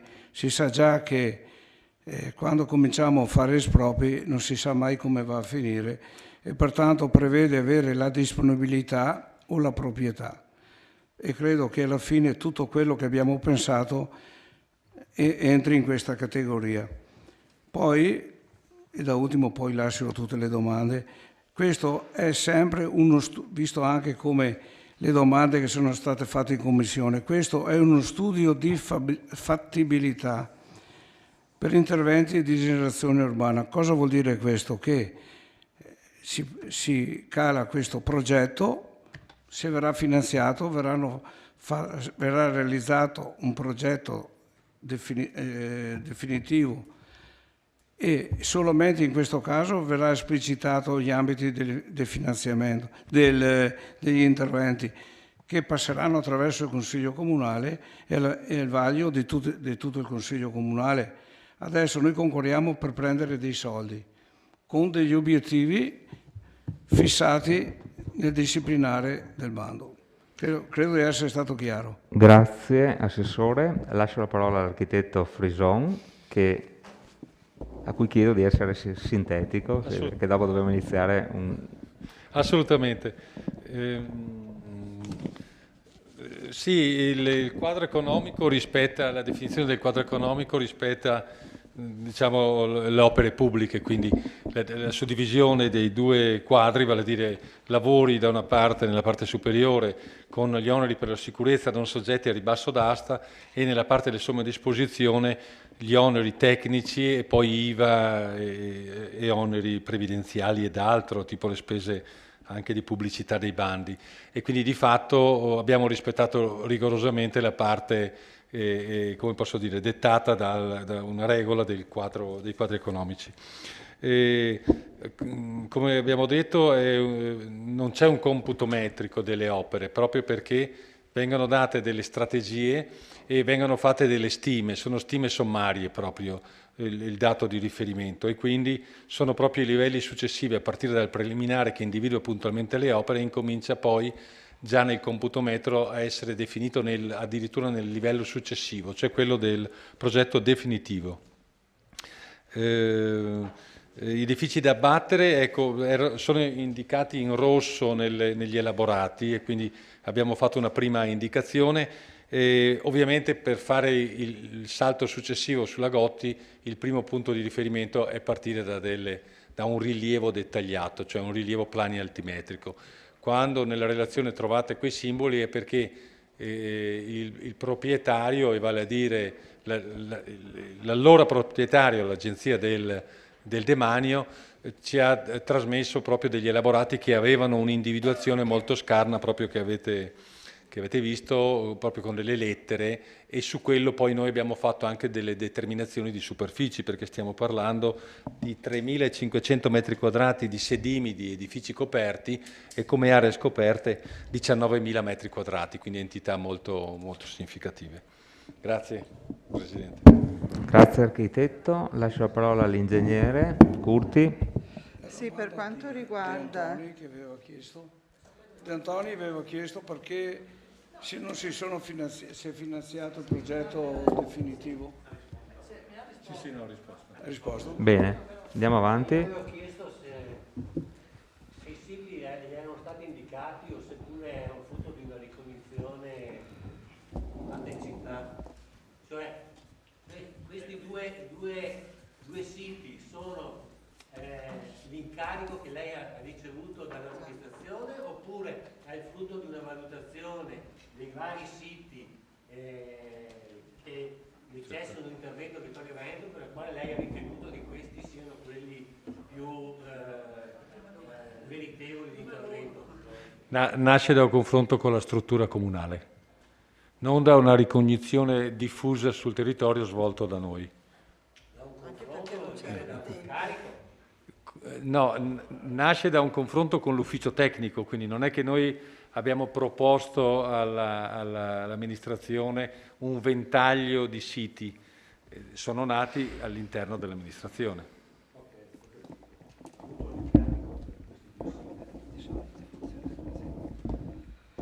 Per quanto riguarda infine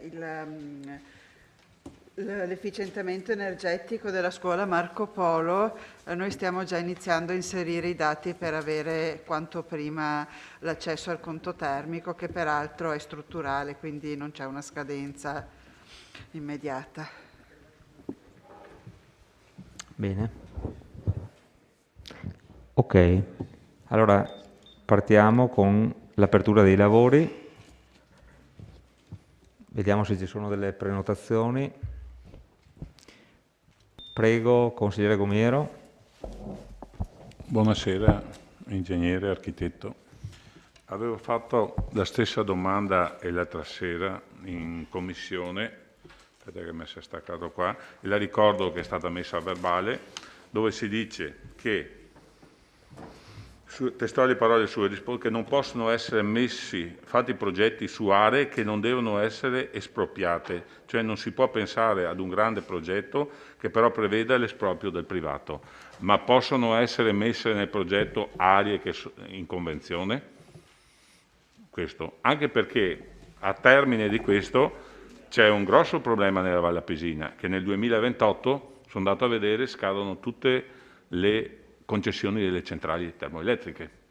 Quindi siamo sicuri che se fa 3-5 anni può andare avanti questo progetto qua, l'investimento che facciamo rimanga, o loro tergiversino e non ci lasciano fare questo progetto sulle aree a loro disposizione perché non sanno se loro non lo prenderanno più, sarà la regione o sarà lo Stato, da quello che ho capito, che stanno combattendo, stanno volendo le centrali termoelettriche. Mi sembra che sia 2028-2029. Siamo nel 2022, ci possono dare una concessione, se possiamo andare a mettere mano su terreni delle centrali elettriche, perché qui anche a nord i laghi blu sono un terreno adiacente alle centrali elettriche che è in funzione.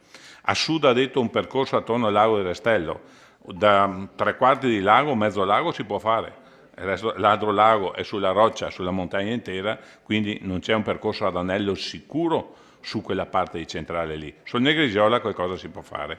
Quello che voglio capire, se abbiamo concessioni a 3-5 anni perché loro non si espongono di più, possiamo calare un progetto del genere? Ho visto che poi è integrato e noi non ne sappiamo niente perché non siamo a conoscenza. Qua c'è scritto asse della ciclovia Monaco-Venezia con episodi di valore turistico ambientale al momento non strutturati a sistema, laghi blu, spiaggia del lago Morto, sentieri, attività ricettive, centrali idroelettriche come potenziali luoghi di visita strutturati nella forma e nell'ecomuseo diffuso. Cioè non sono ancora strutturati queste aree qua o a sistema. Vanno sto progetto qua a integrarsi sulla ciclovia dell'amicizia? Questo lo chiedo anche all'assessore, se c'è la possibilità di piazzarla, perché non è facile trovare i milioni di euro, o è un progetto spot per determinate aree, perché se poi fra 5 anni, 6 anni non abbiamo più a disposizione quelle aree là, caliamo un progetto del genere.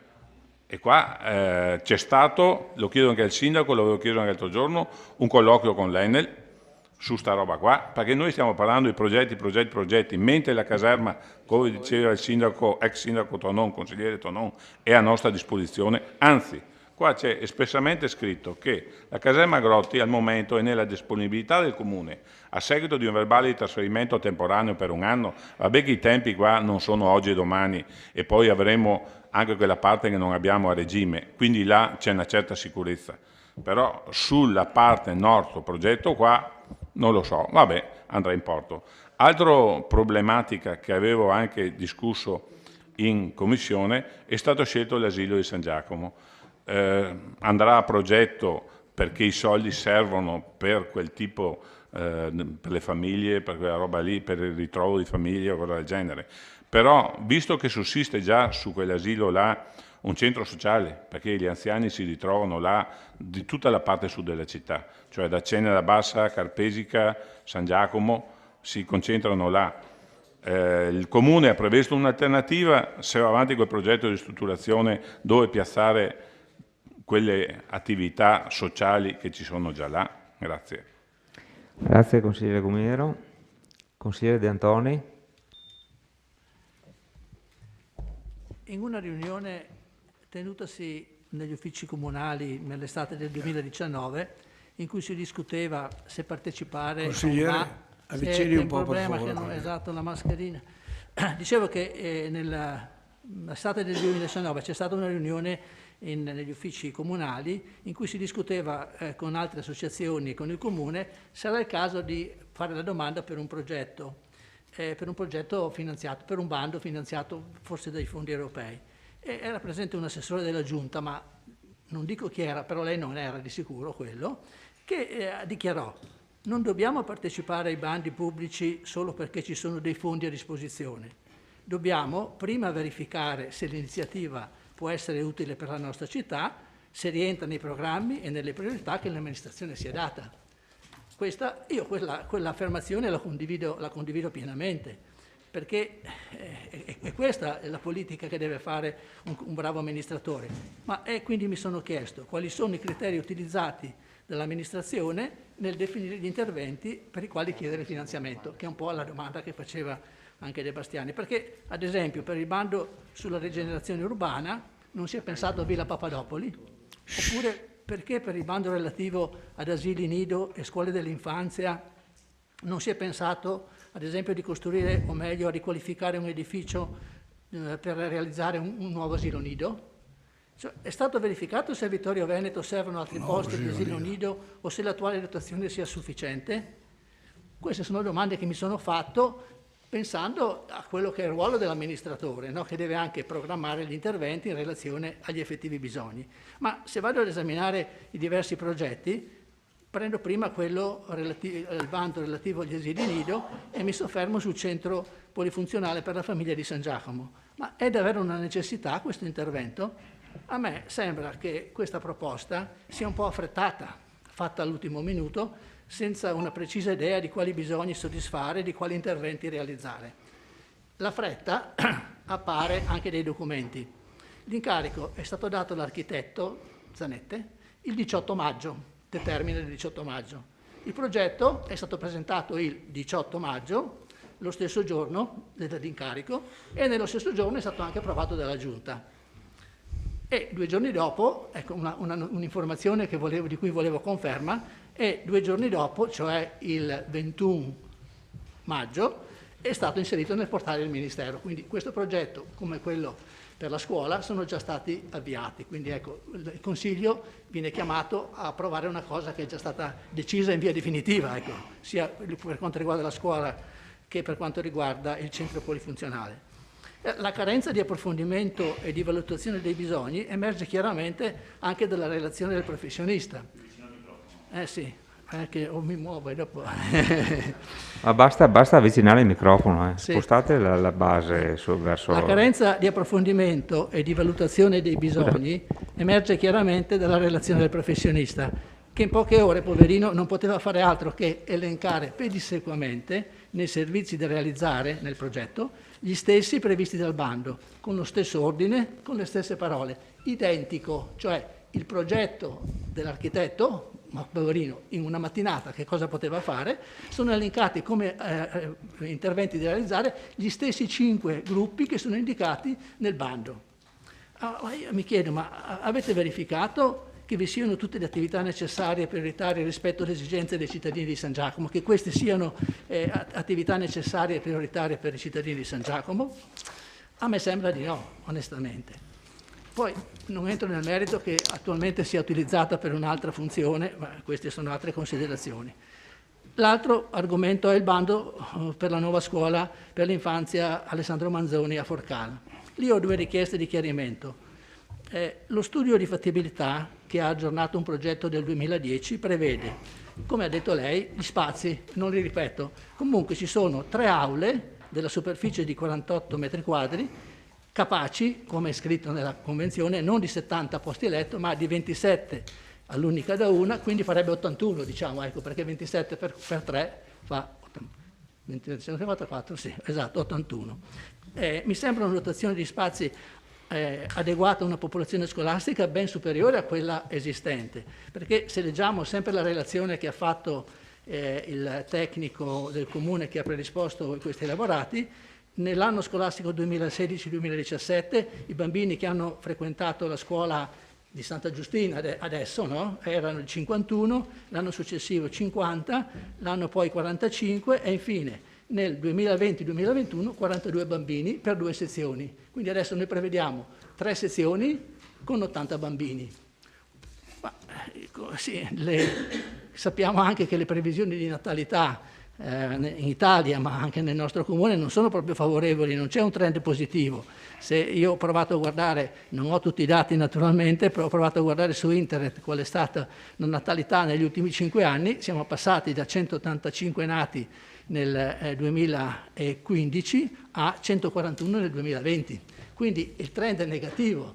i bambini nascono di meno, come faccio a progettare una scuola che praticamente raddoppia la disponibilità di posti per i bambini quando so che ce ne sono anche tante altre scuole a Vittorio Veneto? È stata fatta una valutazione di quelle che sono le scuole materne a Vittorio Veneto, di quanti posti ci sono, di qual è la loro struttura e se effettivamente vale la pena di fare un'altra scuola materna di quelle dimensioni?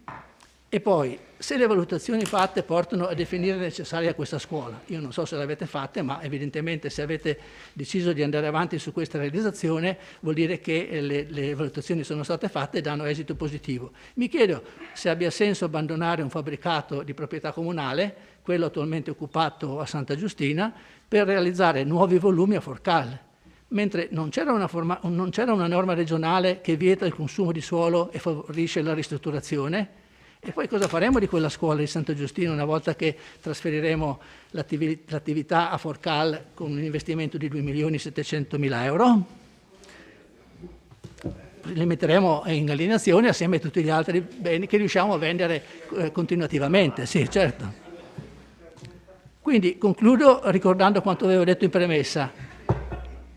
Abbiamo deciso di partecipare al bando solo per cercare di recuperare Scusate, concludo ricordando quanto ho detto in premessa. Abbiamo deciso di partecipare al bando solo per cercare di recuperare finanziamenti statali, come poi ha detto l'assessore, o perché c'è un reale, effettivo bisogno di questi interventi, di queste strutture? La risposta l'assessore l'ha già data. E continuo sul bando sulla rigenerazione urbana. Nulla da dire sull'opportunità di intervenire in Valle Pisina e alla caserma Gotti. Forse potevano essere valutate altre priorità, ma tant'è, la decisione è presa e la responsabilità, e io mi auguro davvero il merito, sarà della Giunta, no? Se questi interventi sono quelli giusti per portare qualche cosa di nuovo a Vittorio Veneto. Sulla caserma Gotti ho colloquiato più volte con l'assessore con l'architetto in commissione per spiegare che quello che ha scritto nella relazione a me piace molto. Cioè, in sostanza, ha scritto che la collocazione dell'ex caserma rispetto al tessuto urbano è particolarmente strategica, perché essa si colloca tra il fiume Meschio, leggo le parole che ha scritto l'architetto, perché si colloca tra il fiume Meschio, che rappresenta con le zone verdi di bordo un elemento naturalistico di connessione territoriale di grande valore, e la città contemporanea. Ciò che oggi rappresenta un elemento estraneo al contesto urbano, la caserma attuale, può divenire un elemento di nuova connessione tra parti urbane importanti. La città storica contemporanea da una parte, l'ambito dei servizi dall'altra, istituti scolastici, attrezzature sportive, parco fluviale. Quindi sono assolutamente d'accordo su questi aspetti strategici che sono stati evidenziati nella relazione, però ho qualche perplessità sulle funzioni proposte in relazione a questi obiettivi. Perché viene riportato centro di protezione civile, sede dei radioamatori, proloco, cantiere comunale, mercato coperto con relativi magazzini, questa la capisco poco, impianti sportivi con campi per la pratica del padel o altre cose, no? Io penso che si dovrebbe volare più alto in questi casi, no? Pensando a delle realizzazioni che possano essere di richiamo per nuovi residenti o per turisti, per aiutare a invertire, anche turisti della domenica chiamiamoli, ma per aiutare a invertire il trend negativo della nostra città, che è caratterizzato dall'invecchiamento della popolazione, dalla crisi dei piccoli negozi, dalla diminuzione dei posti di lavoro. Ho ripreso crisi dei piccoli negozi perché mi collego alla proposta di fare un mercato aperto all'interno, perché non capisco bene, insomma, ecco. I professionisti incaricati, secondo me, dovrebbero aiutarci a fare delle proposte moderne, innovative, ma anche il Consiglio Comunale, secondo me, deve fare la propria parte. L'area della caserma Gotti non deve servire per risolvere alcuni problemi contingenti dell'apparato comunale, sede protezione civile, cantiere comunale, eccetera. Deve essere motore di sviluppo, di attrazione, di messa a disposizione di spazi di verde pubblico, di relazione per attività culturali innovative, luogo di incontro per i giovani, ma anche per i numerosi anziani, spazi per attività legate al tempo libero. C'è stato detto che all'interno del quadro generale che è stato individuato potranno essere inserite tutte le nuove proposte che verranno formulate. Il mio auspicio è che, coinvolgendo le commissioni consigliari, professionisti capaci come quelli che avete incaricato, rappresentanti del... Si capisce poco, sa De Antoni. Io apprezzo la sua buona volontà, ma va bene, cercherò. La ringrazio. Tolgo la mascherina. Tolgo la mascherina. Volevo dire bravissimo. C'è stato detto che all'interno del quadro generale individuato potranno essere inserite tutte le nuove proposte che verranno formulate. Il mio auspicio è che coinvolgendo le commissioni consiliari, professionisti capaci come quelli che avete incaricato, rappresentanti del mondo del lavoro, delle associazioni e della scuola, si possano trovare le idee e le proposte per iniziare a realizzare la Vittorio Veneto del futuro. È secondo me un'occasione davvero importante e non possiamo assolutamente perderla. Concludo con il progetto della Val Lapisina, su cui sono sostanzialmente d'accordo per quanto previsto nello studio di fattibilità. Una domanda che era stata fatta è stata già ripetuta oggi, le preoccupazioni sono legate un po' alle proprietà private. Ho visto che su una tavola è prevista la demolizione di un fabbricato, non ho capito se è un fabbricato pubblico o privato, ma l'unica domanda che mi sento di fare è questa. Lo studio di fattibilità, c'è scritto nella relazione, si muove in coerenza con il progetto di sviluppo della Val Lapisina in corso di redazione da parte dello studio IM o IAM, come lo chiamiamo, progettazione, che prevede degli scenari di sviluppo su base pluriennale connessi a 3 fondamentali obiettivi: il potenziamento delle infrastrutture per la mobilità, la valorizzazione degli attrattori turistici, il miglioramento della governance.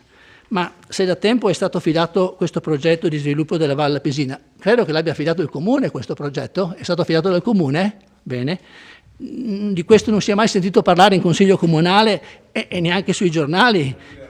Sì, ma è stato dato l'incarico o no? Bene, ecco, non ho visto le determine, ma evidentemente da qualche parte ci sarà, e neanche i giornali fino ad oggi ne hanno parlato, giornali che per me sono la principale forma di informazione da parte del Comune ai consiglieri comunali di minoranza. Io dico questo, che forse prima di investire questo 1,5 milioni potremmo aspettare l'esito di questo studio, che dovrebbe essere in fase avanzata da quello che c'è scritto qui, e quindi utilizzare anche lo studio che avete già affidato a IAM o a IM che si chiami, per sfruttare le conclusioni dello studio per individuare più dettagliatamente gli interventi che possono essere finanziati con questo bando. Grazie consigliere De Antoni. Consigliere De Re. Grazie Presidente. Intervengo anche perché purtroppo poi ho un altro impegno e me ne devo andare, però per sottolineare che ringraziare naturalmente i tecnici comunali che in tempi molto stretti sono riusciti a presentare comunque una progettualità che riguarda la nostra città, diciamo in più punti e sicuramente con delle criticità che sono state evidenziate prima nell'esposizione. Sappiamo benissimo che la caserma Gotti è il nostro, diciamo, di recente acquisizione o di prossima acquisizione, sarà sicuramente uno dei punti strategici in cui l'amministrazione comunale attuale e quelle che verranno dovranno sicuramente impegnarsi.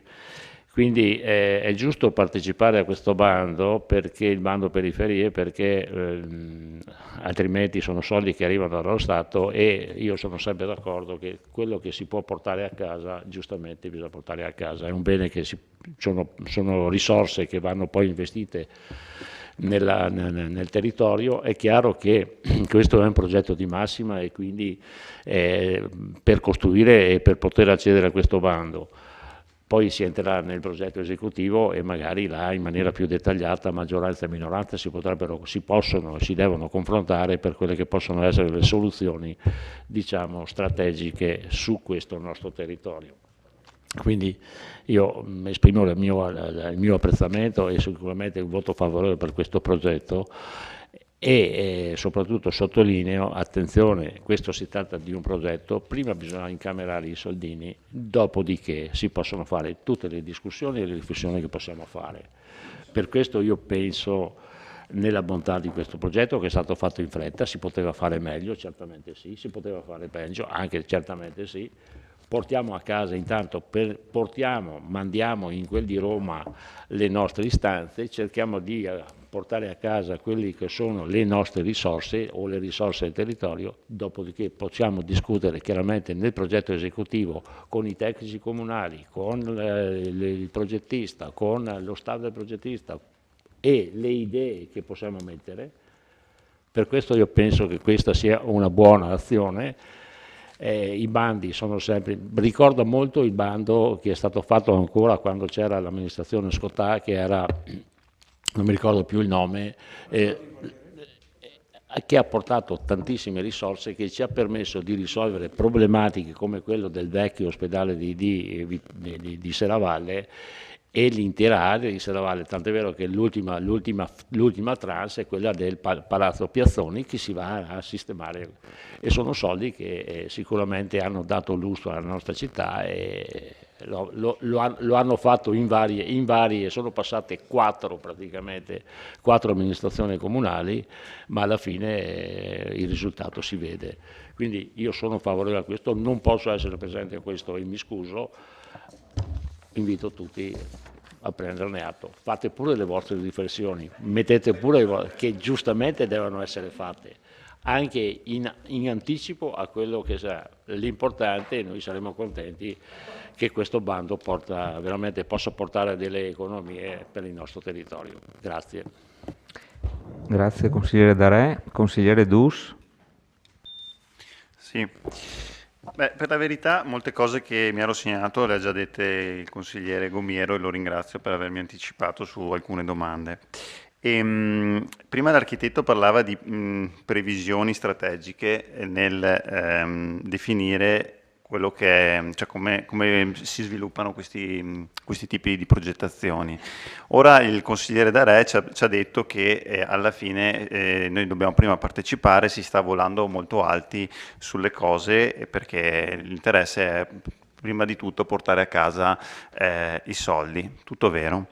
Evidentemente si ritiene che sia strategico la demolizione di volumetrie esistenti e la realizzazione di strutture modulari qui nei laghetti, no? Perché c'è nella tavola numero 6, evidentemente è strategico come cosa, cioè in questo panorama dove noi voliamo alti, dove noi definiamo le linee guida, la cornice, strategico è demolire qua. Ognuno. Allora la mia domanda tecnica che faccio all'assessore Fasan, nel senso che coinvolge la tecnica delle campagne elettorali, è questa: quanti elettori della Valle Pisina dobbiamo ancora soddisfare prima che l'attenzione venga posta anche a altre aree della città? Ieri era sui giornali un problema legato alle frane a Formeliga, mi pare che anche quella sia un'area che potrebbe avere un certo interesse per la comunità vittoriese, eppure di questo non si sente mai parlare in questa stanza. Come Cozzuolo.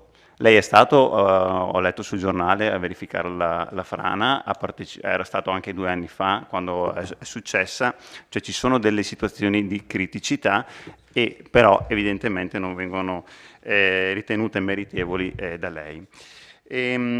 Vorrei anche chiederle se mi spiega come mai ha ritenuto strategico l'inserimento del paddle all'interno della caserma Gotti. Perché francamente siccome ha detto che le linee le ha dettate lei e poi gli architetti le hanno tradotte, e all'interno della relazione c'è una delle ipotesi, quella di non so, adesso ce lo dirà l'assessore, è stato lui. Scusa, non è che sì. No, c'è scritto. No, è italiano. Avanti. No, sarebbe padel argentino come origine. Ho letto su Wikipedia, non è che non lo so. Però, ripeto, magari l'assessore ci spiega qualcosa visto che lo ritiene strategico come intervento per la Gotti, per me può andare benissimo. Lo scorso Consiglio Comunale abbiamo approvato il finanziamento per il beach volley. ora ragioniamo su questo, quindi siamo veramente di larghe vedute. Io credevo ci fossero altri tipi di esigenze, ma evidentemente mi sbagliavo e va benissimo così. Altra questione, sempre sull'area della Valle Pisina, non ho visto citato, però probabilmente questo mi è sfuggito, la questione legata all'area camper. Sull'area camper, c'è l'area camper? Non sarò in commissione, no? Sull'area camper, mercoledì 4 settembre 2019, lei diceva che praticamente erano appena stati fatti gli lavori di pulizia, poi sarebbero partiti l'affidamento, il bando, eccetera. Ecco, poi naturalmente c'è stato il Covid, magari se ci fa un aggiornamento su questa questione, perché lei è sempre molto risolutivo e poi nei giornali dà sempre la soluzione come se si trattasse di questioni di poche ore. E dal 4 settembre 2019 sono passati invece un po' di mesi e invece l'area camper mi pare che sia ancora lì. No, sono stati spesi sì, ci passo tutti i giorni. Tutti i giorni per l'area camper. Assessore, niente volta risposta. Prego. Erano stati spesi 75.000 euro allora sull'area camper, sì, quindi non proprio noccioline.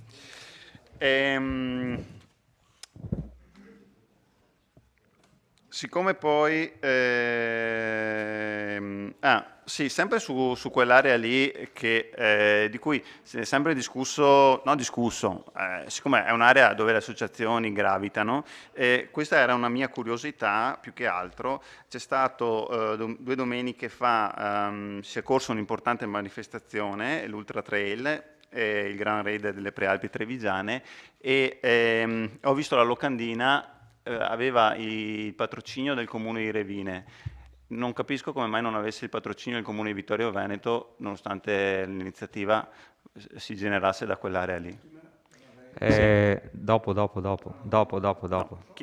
Prenda nota. Prenda nota e dopo mi dà una risposta. Per il momento basta così, grazie. Bene, grazie consigliere Dus. Approfitto un attimo, mi hanno chiesto di liberare i professionisti, quindi se loro ritengono, ecco, perfetto. Quindi io ringrazio l'ingegner Curti e l'architetto Frison della partecipazione. Grazie Presidente, buon lavoro. Grazie, arrivederci. Bene,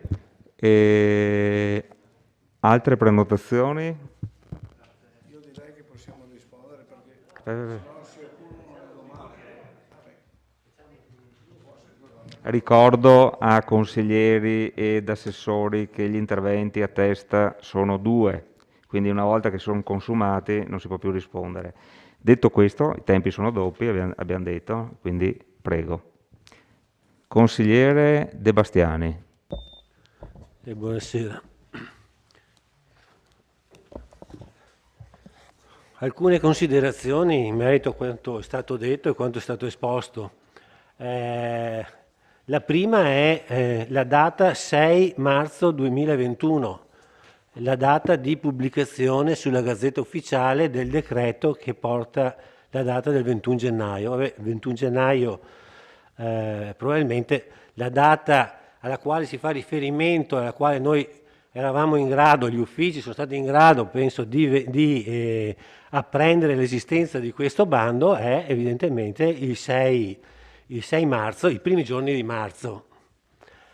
Ora noi ci troviamo qui a discutere di una cosa di grande rilevanza, a mio parere, a tempi scaduti praticamente, perché da quello che ho capito, adesso i primi giorni di giugno bisogna presentare le domande, non so, al 31 giugno, tempo massimo, comunque 4 giugno, quindi ok, a tempo scaduto, e non mi sembra un buon modo di procedere. Tra l'altro mi sembra di capire che tutto il Consiglio Comunale si è trovato in commissione 2 giorni fa ad apprendere queste informazioni, quindi non è neanche stata una manovra per tenere, mi sembra aver capito, le minoranze nascoste, le minoranze, no? Manovre voglio dire, varrebbe quasi la pena di non parlarne neanche questa sera, perché tanto non arriviamo a niente. Io per esempio avrei voluto e avevo pensato subito di portare degli emendamenti per portare una mia proposta, una nostra proposta di modifica, ma effettivamente leggendo la delibera, considerando le tempistiche, è inutile che porto anche degli emendamenti, sarebbe assurdo, sarebbe impossibile anche da accettare, da raccogliere, anche se i consiglieri, se tutti i consiglieri fossero d'accordo. Non mi sembra un buon modo di procedere. Ripeto, soprattutto per una opportunità di notevole rilievo per la città. Io prima ho fatto la domanda all'architetto, già conoscendo, immaginavo di conoscere la risposta, cioè siete stati voi a individuare queste zone oppure sono il frutto di una considerazione generale data dei professionisti per individuare le aree idonee a raccogliere e a presentarsi, a candidarsi a questo finanziamento? La risposta è che appunto loro non hanno scelto, cioè i tecnici che spesso vengono menzionati o anche incaricati dalla Giunta per affrontare i vari problemi, tipo quello della viabilità, no? Lasciamo parlare i tecnici, lasciamo parlare chi è esperto, in questo caso invece non è stato consultato nel merito, perché a monte di questa operazione ce ne doveva essere un'altra fondamentale. Quali sono le zone, quali sono le criticità, quali sono i siti che hanno più bisogno di un intervento? Sicuramente la Val d'Alpisina sì, sicuramente la Gotti sì, ma sicuramente anche Val dei Fiori, che ha una sua vocazione turistica probabilmente anche più accentuata della Val Alpisina, dal momento che si trova in core zone dell'area del Prosecco, dell'area UNESCO. Sicuramente San Giacomo, voglio dire, le cose le opportunità erano tante. Voi sapete che io ho la fissa del Papadopoli, no? Chiamiamola così. Quando io ho letto miglioramento della qualità del decoro urbano, è una delle clausole del bando ministeriale, no? Mediante interventi di ristrutturazione edilizia di immobili pubblici, con particolare riferimento allo sviluppo di servizi sociali e culturali, educativi e didattici, ovvero la promozione delle attività culturali e sportive. Sinceramente io penso al parco, alla biblioteca, alla Villa Papadopoli, non penso alla Gotti, anche perché finora non è mai stata un'emergenza per la nostra città, in quanto è un bene che abbiamo acquisito 2 mesi fa, anzi addirittura non è ancora, mi sembra, perfezionata l'acquisizione. E allora, voglio dire, l'architetto ha parlato di presenza importante, a proposito della Gotti, no? Presenza importante che merita di essere mantenuta, no? È vero, ma vogliamo confrontarla col Papadopoli?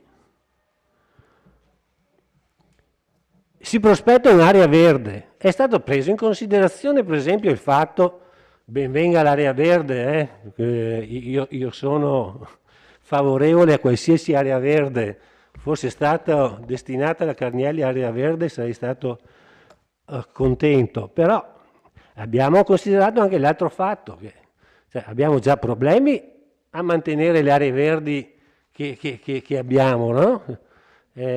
Sicuramente aggiungere un'area verde ben venga, però insomma una certa problematica esiste. Le potenzialità, scusate, vabbè, io pecco di partigianeria, ma vogliamo mettere sul tavolo la potenzialità della Valle Pisina, la potenzialità della caserma Gotti e la potenzialità del parco di Villa Papadopoli?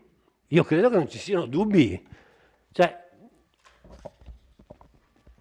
mi piacerebbe, e sarebbe stato opportuno, che fossero stati interpellati i vittoriesi su queste robe, non i gruppi di minoranza, i vittoriesi.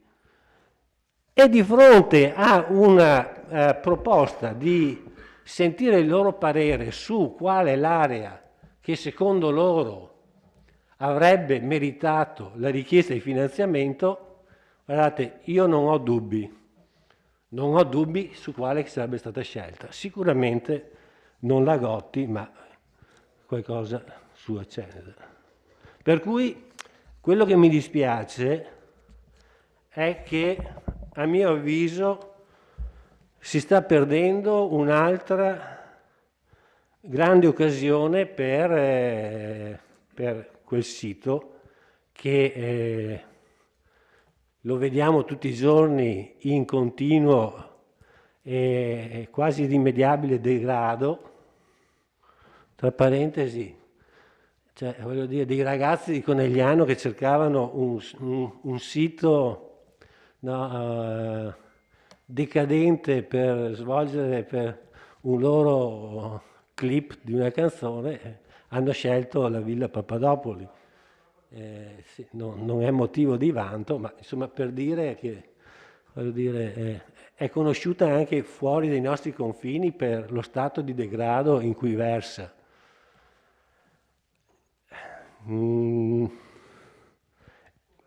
Ripeto, è giusto partecipare a questo bando, non possiamo fare altro che accettare quello che è stato fatto e quello che è stato deciso. Speriamo che l'operazione vada in porto, anche se solo 50 capoluoghi di provincia presentano una domanda da 20 milioni, sono già 1.000 milioni. Com'è? Ah, sono fuori? No, perché aveva detto i capoluoghi. Vabbè. Comunque speriamo,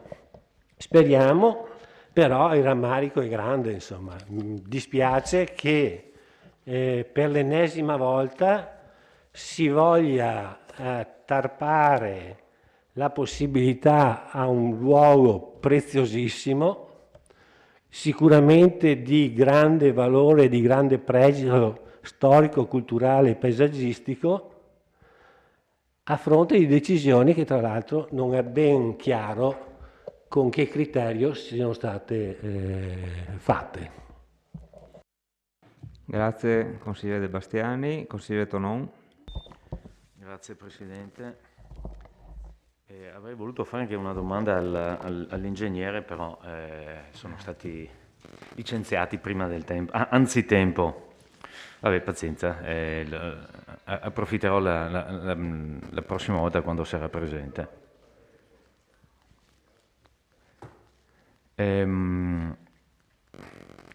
Parto dalla Valle Pisina. Si parla di, lo ha sottolineato anche il collega De Antoni, lo studio di fattibilità si muove in coerenza con il progetto di sviluppo della Valle Pisina.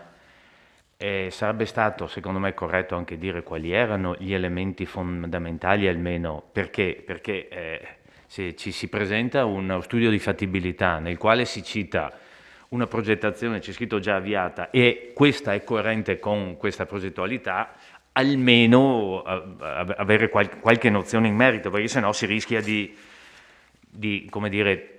sperare, di confidare, ma non avere dati certi. Devo dire che quella dell'assenza sottolineata dall'architetto Frison, dall'assenza della necessità del cofinanziamento, se da un lato indubbiamente ha detto sono tutti sullo stesso piano, e concordo, è molto, diciamo così, democratica, dall'altro rischia di essere dispersiva. Mi spiego perché. Perché è chiaro che se qualsiasi amministrazione con uno studio di fattibilità oggi presenta un progetto e ovviamente tutti dovranno essere vagliati. Speriamo bene. Ha fatto due conti il collega De Bastiani, in realtà non sono esclusi i capoluoghi di provincia, sono alla lettera C, cioè noi siamo nella lettera A. Sono su un altro. Sì, esatto, no, stesso bando. Ma gruppo di soldi differente. Sì, no, d'accordo, ma mi pare siano 150 milioni, se non ricordo male, il primo anno, 150. Con 5, il target più basso, diciamo, quello a cui facciamo riferimento noi, sono 5 milioni. Sì, no, d'accordo, ma si fa presto a finirli. Intendevo dire questo perché sì, d'accordo, è bene che è democratico, ripeto questo aggettivo, che tutti possano partecipare senza un impegno diretto, però se un comune partecipa del suo, come dire, ci tiene di più, è come dire, guardate, io metto anche del mio perché ci conto davvero, se no... No, non è una valutazione generale, non c'entra nulla il comune ovviamente da questo punto di vista, ci mancherebbe, se non dà punteggio perché metterci soldi nostri, il punto di domanda, concordo. Per quanto riguarda San Giacomo, sottolineo quello che ha detto il collega Gomiero e lo porterei anche come valutazione alla Gotti, mi spiego. Si è presentato un progetto riguardo all'ex asilo di San Giacomo relativo all'infanzia, diciamo così, e ben venga ovviamente perché sono appena stati a metà maggio gli stati generali della natalità piuttosto preoccupanti, ma non per Vittorio Veneto, per una larghissima parte del mondo occidentale. Ma siccome la nostra città, piaccia o non piaccia, sia merito o demerito perché si vive bene o meno, abbiamo tanti anziani. Allora, giustamente, come diceva il collega Gomiero, abbiamo un posto dove oggi gli anziani ci vanno, glielo togliamo, è stato pensato qualcosa in alternativa o no? E domanda, siccome quello va benissimo, se dobbiamo fare interventi in altra parte della città, è stato pensato. E non solo al padel, con tutto rispetto del padel, ripeto, è stato pensato anche che forse non tutti gli anziani giocano a padel, penso, non lo so se è uno sport per anziani o per giovani. Insomma, è un esempio chiaro, la documentazione fotografica legata proprio al progetto di San Giacomo. Le uniche persone che si vedono sono 2 persone in fila fuori del panificio e all'interno 2 sul campo da bocce. Nessuno che gioca a padel. Sì. No. Perché non c'è, ok. L'architetto di commissione aveva spiegato bene che aveva messo il padel per mettere qualcosa, ma non perché fosse qualcosa... Sì, ma intendo dire che però la domanda è, in quell'area cosa è stato pensato per gli anziani? Punto di domanda. Era quello la domanda di sottofondo, cioè se si pensa effettivamente a qualcosa per cui si chiedono finanziamenti pubblici, è bene pensare, come è stato sottolineato da più di uno, quali sono le necessità e le caratteristiche della nostra città. Benissimo accogliere e cercare di fare in modo che arrivino anche nuovi nati e nuovi cittadini, ma abbiamo anche gli anziani però, cioè non è che possiamo dimenticarci. Sì, anche sempre di più, esatto. E il discorso va fatto parimenti, se un calcolo è stato fatto, ma mi auguro ovviamente di sì, per quanto riguarda la nuova scuola materna di Forcal, perché effettivamente lo studio parte proprio elencando i numeri. Nella prima pagina ci sono anno scolastico 2016-17 fino al 2021 da 51 a 42. Da 51 a 42, in drammatico calo. Io mi sono anche permesso di sottolineare in commissione che va benissimo, tanto è vero che anche l'amministrazione che ho avuto l'onore di condurre io ha fatto investimenti come quella precedente, del resto, sulla sicurezza delle scuole, perché sono i primi luoghi da salvaguardare. Però siamo sicuri che dobbiamo, è bene, fare una scuola nuova per 70, 80, non ho capito bene, 80 bambini quando, chissà se ci sono? Mi spiego. Quando c'è stato il problema del liceo, che adesso per fortuna si sta ponendo rimedio con finanziamento provinciale del liceo classico, era venuto in riunione, che ovviamente si era fatta nell'aula magna del liceo scientifico con i genitori, l'assessore provinciale all'edilizia scolastica, il quale aveva in maniera molto chiara detto, quando c'era dobbiamo fare una scuola nuova, calma, dobbiamo valutare quali sono i siti delle scuole utilizzabili, ma non io sono del liceo scientifico, non mi sposto da qui. In sostanza, gli edifici utilizzabili per le scuole, se sono sufficienti, indipendentemente dal fatto che sia ITIS, IPSIA, ragioneria, liceo classico, liceo scientifico, liceo artistico, eccetera, è necessario fare scuole nuove o rivedendo, sistemando quelle che ci sono più che sufficienti per accogliere tutti gli studenti che abbiamo? Ho fatto questo esempio per dire, è proprio necessario avere una scuola con 3 sezioni da 80 bambini quando sono presenti la metà? Siamo sicuri che non stiamo facendo una scuola, fra virgolette, di troppo, intendo dire, salvaguardando, ripeto, la sicurezza delle scuole ovviamente, cosa che abbiamo fatto, tutti abbiamo investito soldi in quel settore, ma siamo sicuri che serva? Dopo, se il discorso è, siccome Ischei arriva gratis, insomma, spero di no. No, assessore, non si risenta. Lei ha esordito dicendo, finché ci sono io, qui si partecipa... allora, visto che è così bravo a partecipare ai bandi, è molto più bravo di me evidentemente, io mi sono andato a leggere il DPCM, mi sono letto la finanziaria, perché la 160 del 2019 è la finanziaria 2020, adesso cortesemente mi spiega, perché non l'ho trovato, il contenuto del DPCM, citato nella delibera di giunta che lei ha approvato, 30 dicembre 2021. Me lo spiega per piacere? No, se lei, visto che è un cacciatore di bandi e che è bravissimo a fare... Sì, mi spiega cosa c'è scritto nel DPCM 30 dicembre 2021. È citato 2 volte, io non l'ho trovato, me lo spiega? Visto che è così bravo. Vabbè, è un errore. Continui pure. Prenderà nota la richiesta. Non serve, non c'è ancora. Penso. Devo ancora arrivare, appunto, ma hai citato. Perché l'hai così bravo, caspita.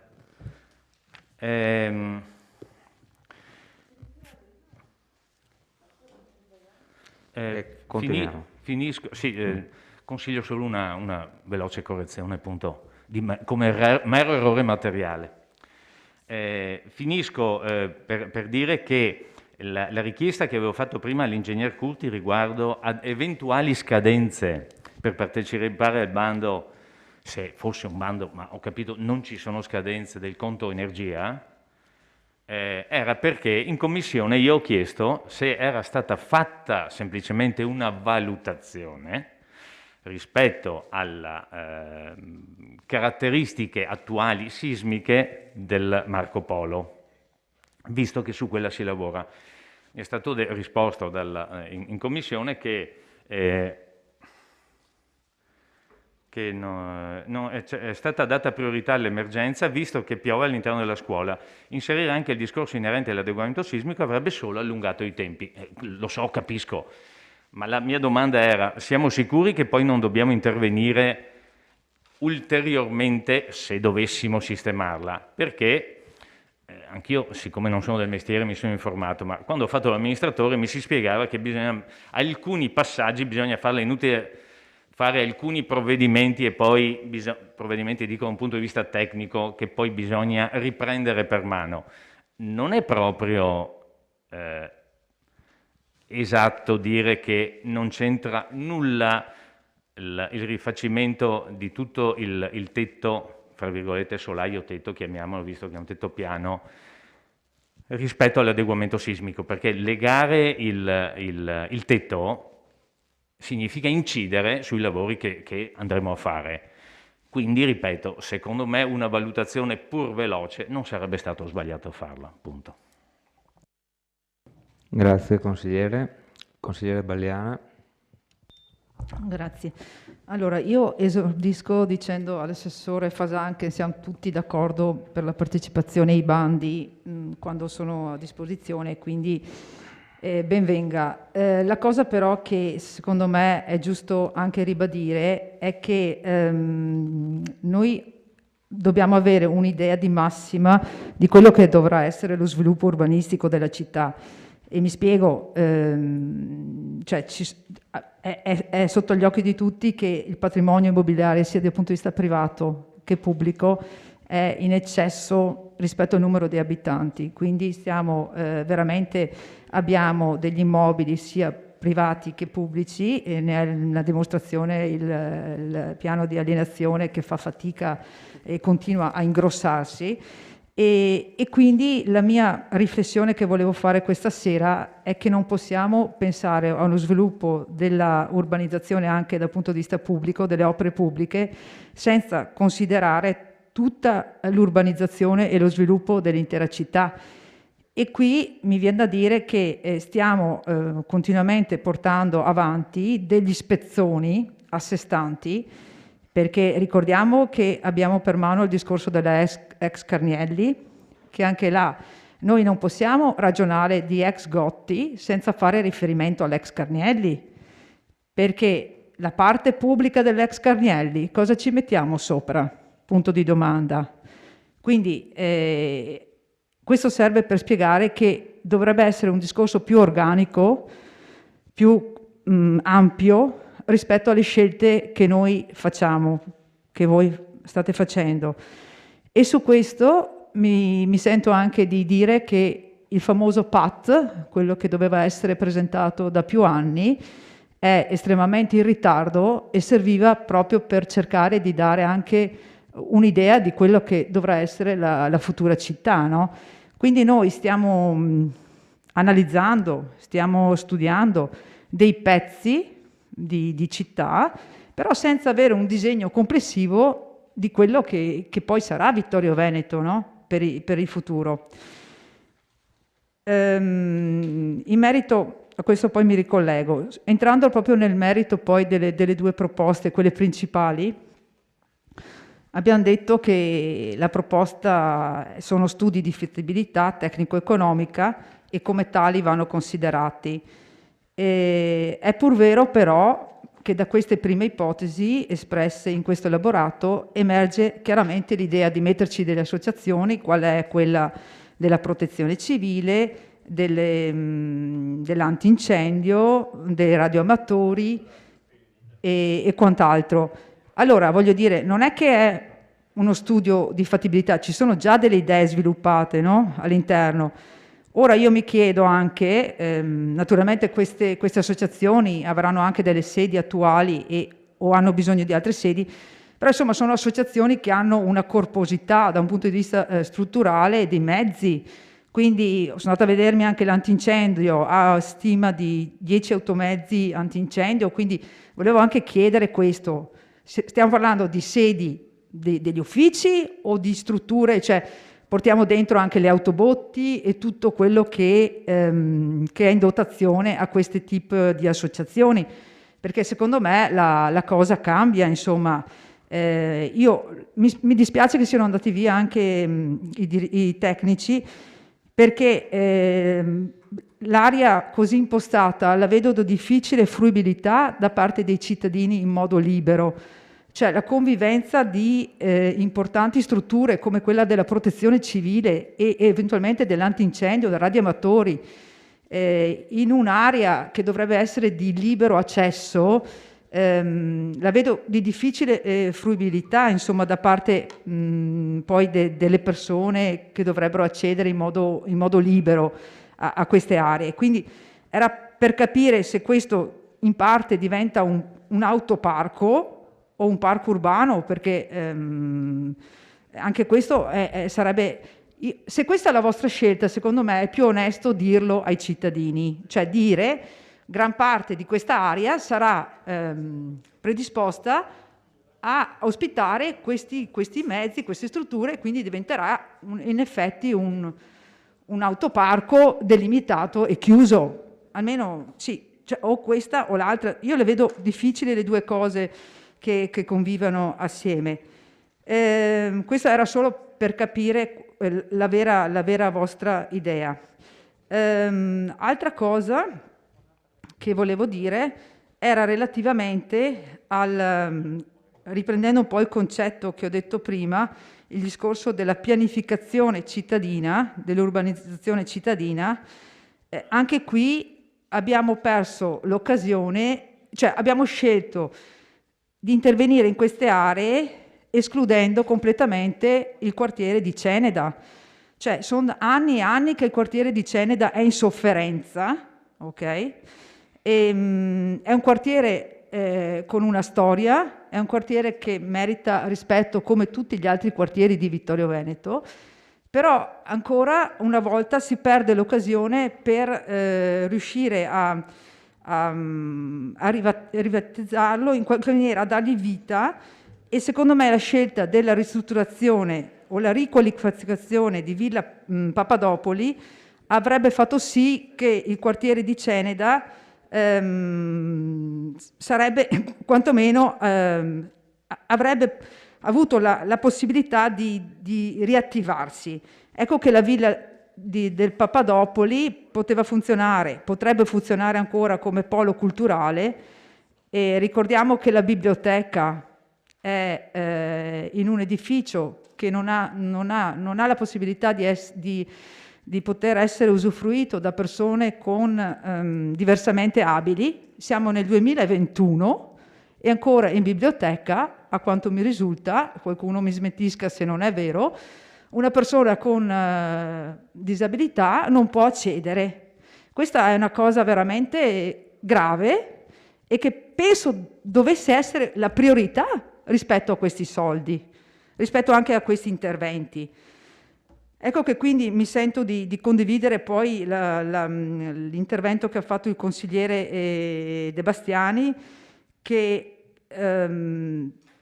anche questa volta, insomma, sembra che questa villa non possa essere riqualificata e non capisco perché non possa rimanere un bene pubblico della città. Per quanto, andando negli altri, ho ancora un po' di tempo, Presidente, sì, ecco, mi avvisi.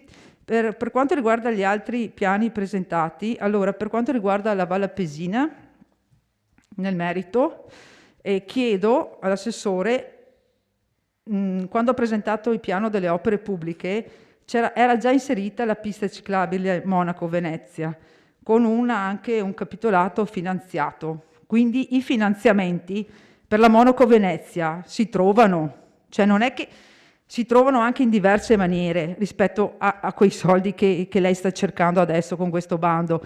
Quindi lo sviluppo della Valle Pesina, secondo me, era fattibile anche percorrendo altre tipologie di strade. Quindi, ripeto, la ciclabile Monaco Venezia era finanziabile ed era finanziata, tanto è vero che lei l'ha inserito nel piano delle opere pubbliche, e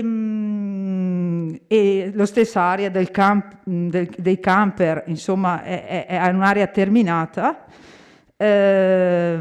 L'apertura della stazione di Nove, insomma, è un'apertura che potrebbe viaggiare per conto proprio. Adesso io vorrei capire sto 1.100.000 euro a cosa serviranno.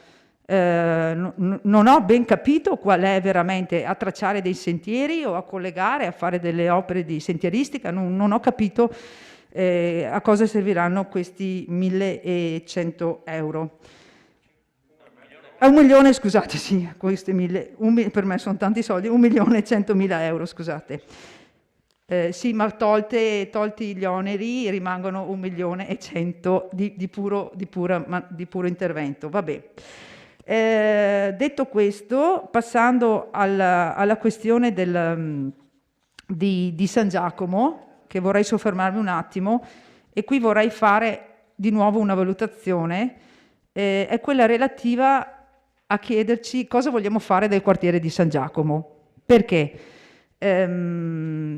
Perché? Perché allora questa idea che sia stato progettato e già adottato questa sistemazione di questo stabile, chiedo, è inserito in un contesto che dà la possibilità al quartiere di svilupparsi in una determinata maniera, è a ridosso della strada principale, no? Quindi voglio dire, è in un edificio che è anche, tra virgolette, infelice come posizione, no? Quindi voglio dire, anche qui, se noi avessimo già allo studio il PAT, o il PAT fosse già approdato in Consiglio Comunale, si avrebbe quantomeno l'idea di quello che sarà San Giacomo.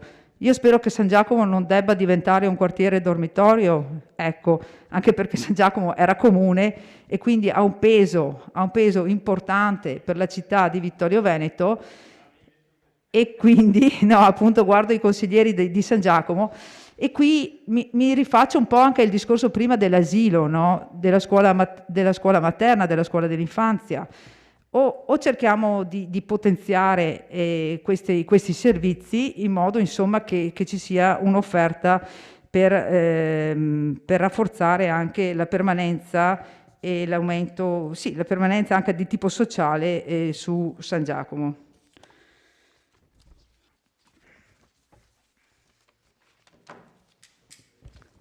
Ha finito, consigliere? Sì. Grazie. Consigliere Rasera.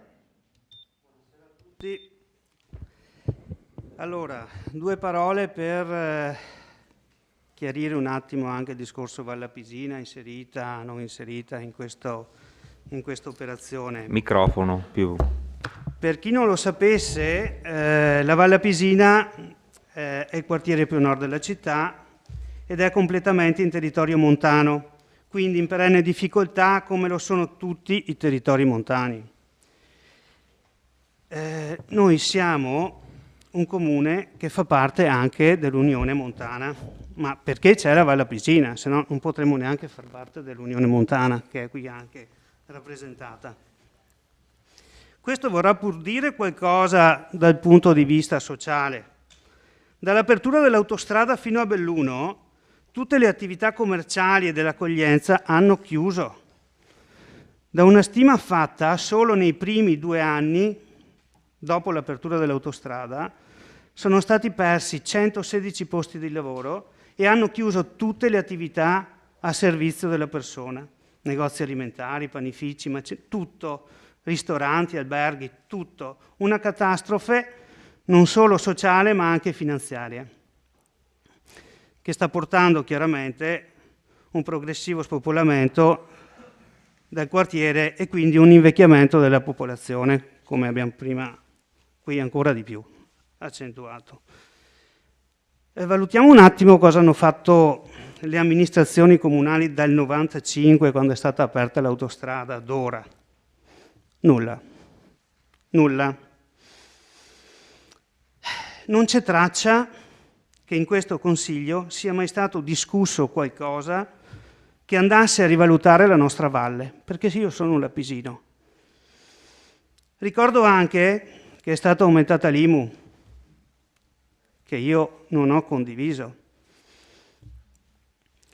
Uno che ha una casa ereditata a Fadalto dai nonni paga la stessa IMU che paga uno che eredita una casa in centro a Vittorio Veneto. Ma a voi vi sembra giusto? A me no, sinceramente. Allora, sono state chiuse le scuole a Fadalto, a Nove, chiaramente la popolazione se ne va, tutto chiude. San Floriano, Savassa, le scuole dell'infanzia, tutto chiuso. In seguito è stato fatto pagare il trasporto scolastico ai residenti, giusto per andare contro al diritto di studio. Nessuno ha mai pensato di portare il gas o la fibra ottica. Sono state ridotte le risorse per il trasporto urbano, mentre il servizio di trasporto extraurbano non è mai esistito, pur pagando le tasse come tutti i cittadini vittoriesi. La stazione di Nove è stata chiusa. I servizi postali non esistono praticamente più. Vorrei ricordare anche che per oltre 35 anni la Valle Appisina ha ospitato i rifiuti urbani di tutta la città e che sono ancora lì sepolti. E l'Enel pasteggia da 100 anni in Valle Appisina producendo enormi guadagni con le sue 5 centrali idroelettriche, non riconoscendo alcuna royalty al territorio che ospita e accoglie i suoi elettrodotti. Le amministrazioni che ci hanno preceduto, indipendentemente dal colore politico, hanno rimpinguato le casse comunali con 6 milioni di euro di recupero di IMU dalle centrali idroelettriche, molto più quindi dei possibili finanziamenti di rigenerazione dei quali stiamo discutendo. Eppure nessun consigliere di allora, qualcuno ancora presente, ha fatto lo schizzignoso nel destinarli a pagare il debito di bilancio fatto da altre parti della città per realizzare scuole in altre parti della città, asfaltare strade in altre parti della città. Marco Dus. Sempre in Valle Appisina, solo in Valle Appisina. Per non parlare degli acquedotti che si portano via tutta l'acqua delle sorgenti, vanificando un habitat acquatico e di risorgive unico senza portare alcun vantaggio al territorio. Anzi, permettendosi di aumentare il costo dell'acqua, triplicando in pochi anni il mancato, non mancando di togliere lo sconto alla nostra piscina che ha una funzione sociale. Stendiamo anche un velo pietoso sull'autostrada, quella colata di cemento che ha devastato la valle, che attraversa tutta la valle non mancando di rilasciare sopra le nostre fonti d'acqua l'acqua piovana inquinata dai 10 chilometri di viadotto, vincolando e depauperando proprietà private, condizionando piani regolatori e lo sviluppo futuro delle aree che attraversa. Eppure c'è ancora qualcuno che pensa che la Valle Appisina non debba avere le attenzioni che sono d'obbligo per una qualsiasi amministrazione che eserciti fino in fondo il proprio compito, magari per un calcolo opportunistico di investimenti, per agevolare un territorio dove ha preso i voti o dove spera di aumentare il proprio consenso elettorale. Non vedo altre motivazioni, non vedo altro. Per concludere vorrei ringraziare il Sindaco e la Giunta per la lungimiranza amministrativa finora dimostrata. Partecipare ai bandi statali, regionali ed europei è d'obbligo per un'amministrazione che vuole fare le cose investendo proficuamente le risorse messe a disposizione dei cittadini. In questo caso, investendo una manciata di euro, abbiamo la possibilità di finanziare lavori per milioni di euro che vanno soprattutto ad aiutare aree degradate come la ex caserma Gotti o la Valle Appisina, rendendo giustizia ad un'area sempre dimenticata. Grazie. Grazie consigliere Rasera. Altri?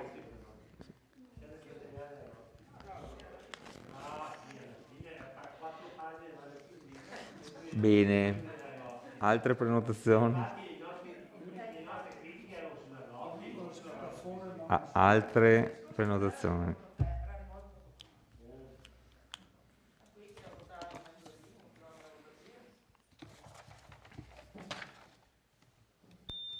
Consigliere Rosset.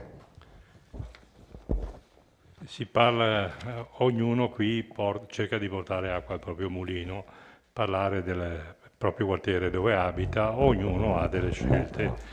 Ovviamente anch'io potrei dire qualcosa di San Giacomo, visto che con la zona industriale ormai non è, effettivamente non abbiamo più una piazza ma un incrocio di strade.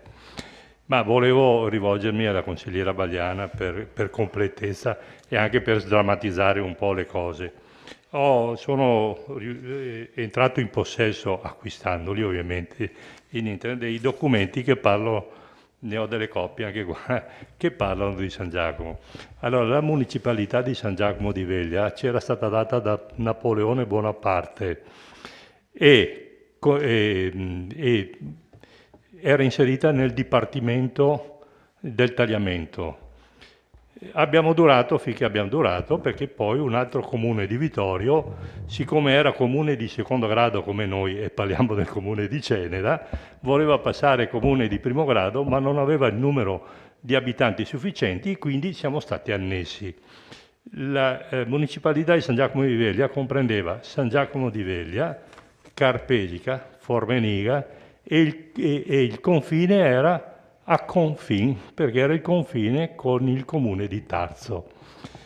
Quando siamo stati inglobati nel comune di Ceneda, c'erano state lasciate le rendite, che poi, quando siamo passati nel comune di Vittorio Veneto, ci hanno portati via anche quelle. Quindi a San Giacomo siamo abituati da tanto tempo che tutti portano via, e va bene così. Era solo per sdrammatizzare un po' la cosa, e sono al corrente che eravamo comune a San Giacomo. Grazie. Grazie, consigliere Rossetta. Qualche altra prenotazione? Approfittando dell'intervento del consigliere Rossetta, anch'io un piccolo intervento, ma più che altro come nota di colore, e come soprattutto perché stamattina ho letto, mi è venuto un po' da sorridere, ho letto i quotidiani locali e volevo fare una precisazione che secondo me è doverosa, soprattutto per dovere di storia. Quindi permettetevi questo breve intervento che ritengo doveroso per il rispetto della storia della nostra città e del grande comando militare che in città vi ha operato dal 53 al 97 come quinto corpo d'armata e poi come primo FOD, Forze Operative della Difesa, fino al 1 ottobre 2013, dopo 60 anni di presenza, la città perdeva definitivamente e con passività quasi fatalistica l'importante comando militare. Allora, stamattina ho letto in un quotidiano locale: questa sera in Consiglio Comunale andrà in scena il futuro della caserma Gotti, laddove un tempo il quinto corpo d'armata teneva parcheggiati i carri armati a sua difesa in caso di attacco. Nella caserma Gotti non furono mai ospitati reparti operativi né di carri armati.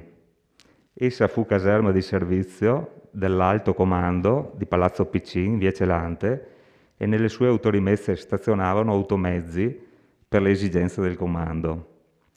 In funzione di quella che fu la dottrina difensiva della soglia di Gorizia, nel secondo dopoguerra i carri armati dei reparti di cavalleria del quinto corpo d'armata stazionavano al di là del tagliamento, mentre quelli dei carristi stazionavano al di qua del fiume Friulano, in particolare ad Aviano, Vivaro, Tauriano di Spilimbergo, San Vito del Tagliamento, Cordenons e Sacile.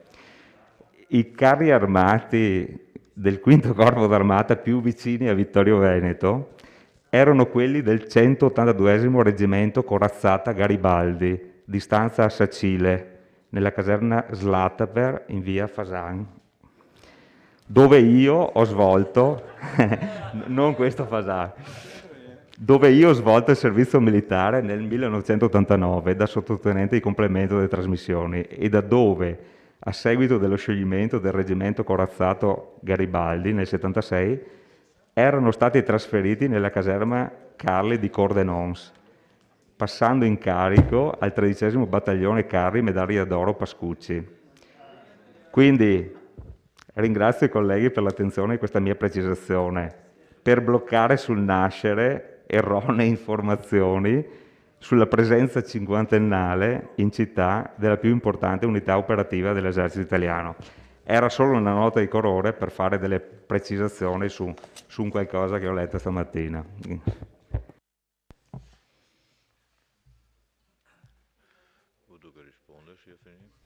Prego, Sindaco.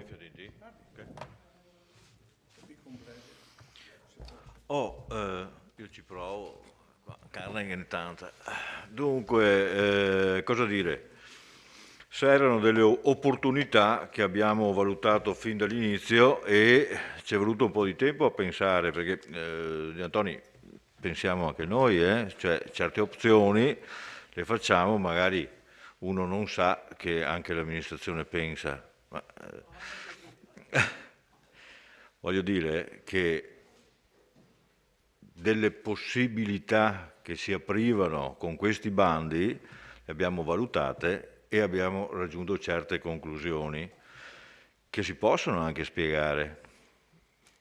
Faccio un esempio, anzi avrei piacere poi che per quel che riguarda la scelta di San Giacomo e della realizzazione di un centro per la famiglia che non esiste in città e per l'opzione asilo in località Forcal, oltre a certi fatti tipo che l'asilo attuale alle porte è una costruzione ormai un pochettino superata e che siamo obbligati anche a dismettere, visti i finanziamenti ottenuti per fare la scuola nuova, la nuova Manzoni, lo stesso meccanismo diciamo di San Giacomo che abbiamo l'obbligo di disfarci della vecchia Sauro in virtù del finanziamento avuto all'epoca per fare la nuova Sauro.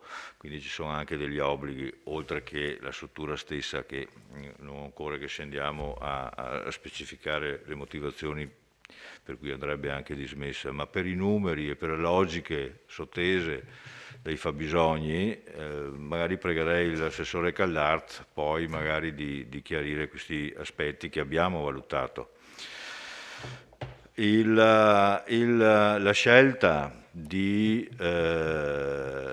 optare per Valla Pisina e Casalmagotti, consigliere De Bastiani, è stata mia e condivisa con la mia giunta, nel senso che se dobbiamo scegliere fra degradi possibili, abbiamo scelto degradi che potessero per la loro unicità, diciamo così, essere più interessanti, perché 150 milioni, come diceva giustamente il consigliere Tonon, di cui il 30% già destinato alle città del sud, con gradualità da 5 a 20 milioni, non è che ci lasciano granché di speranze.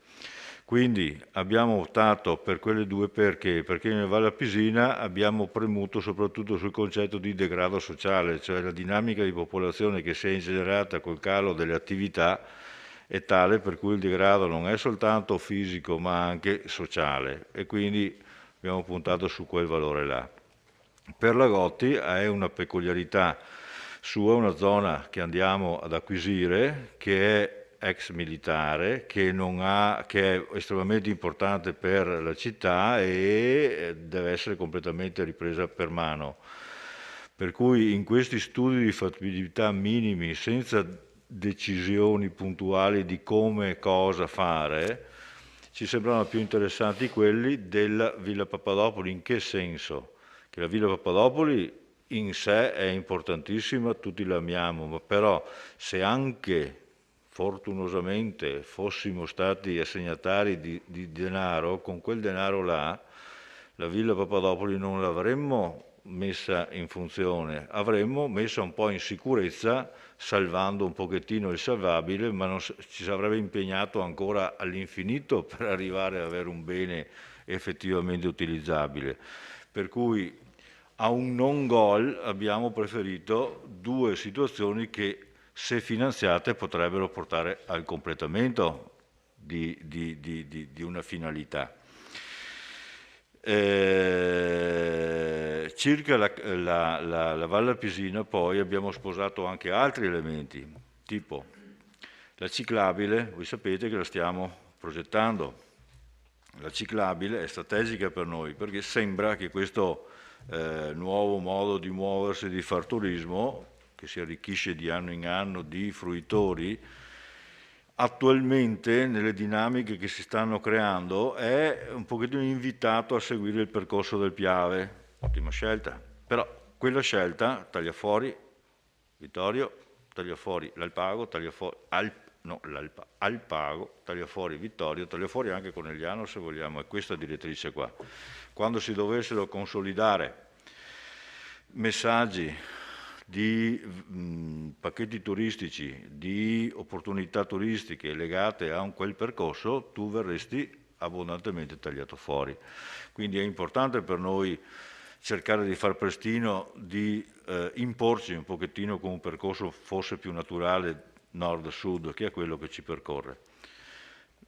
Ma bisogna dire una cosa in più: se lei fa una via migratoria rappresentata da una ciclabile e non crea motivo di fermarsi, Dio, le migrazioni una volta che vuoi i rocui, no? per fermare i migratori, se no passano, benissimo, piacere per loro, ma qual è l'utile per noi di un investimento?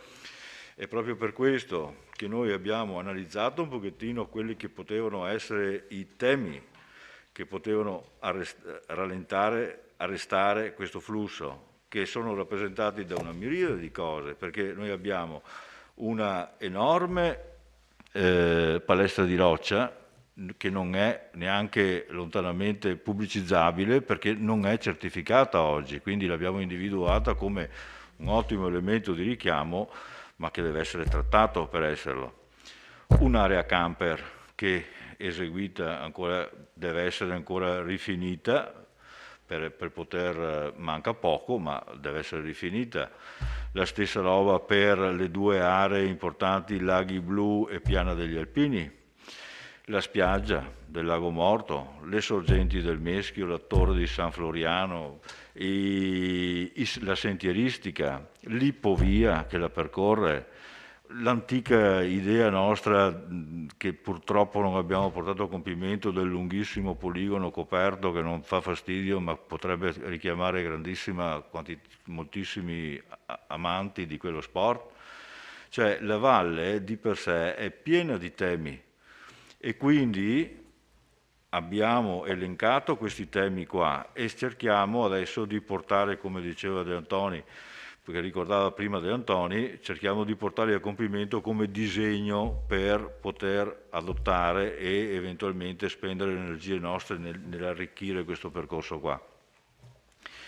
Essendo che questo lavoro era un po' così sgrezzato, impostato, l'abbiamo passato all'architetto Frison, il quale ha potuto cogliere alcuni aspetti, secondo lui, più facilmente finanziabili in un disegno complessivo, tanto per andare in cerca di questo denaro. Dopodiché ci penseremo su come spenderlo più definitivamente, poi con quello che verrà.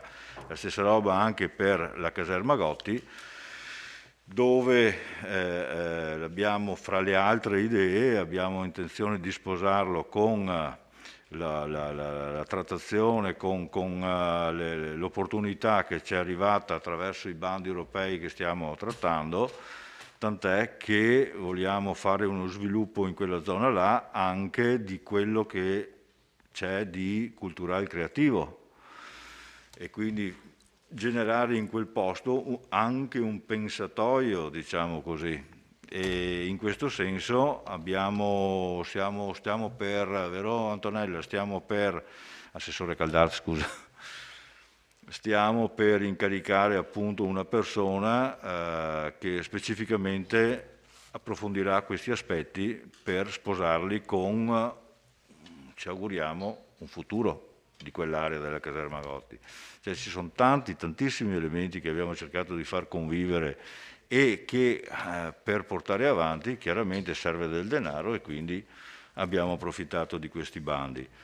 Adesso è difficile rispondere un pochettino a tutto quanto quello che ho sentito da voi.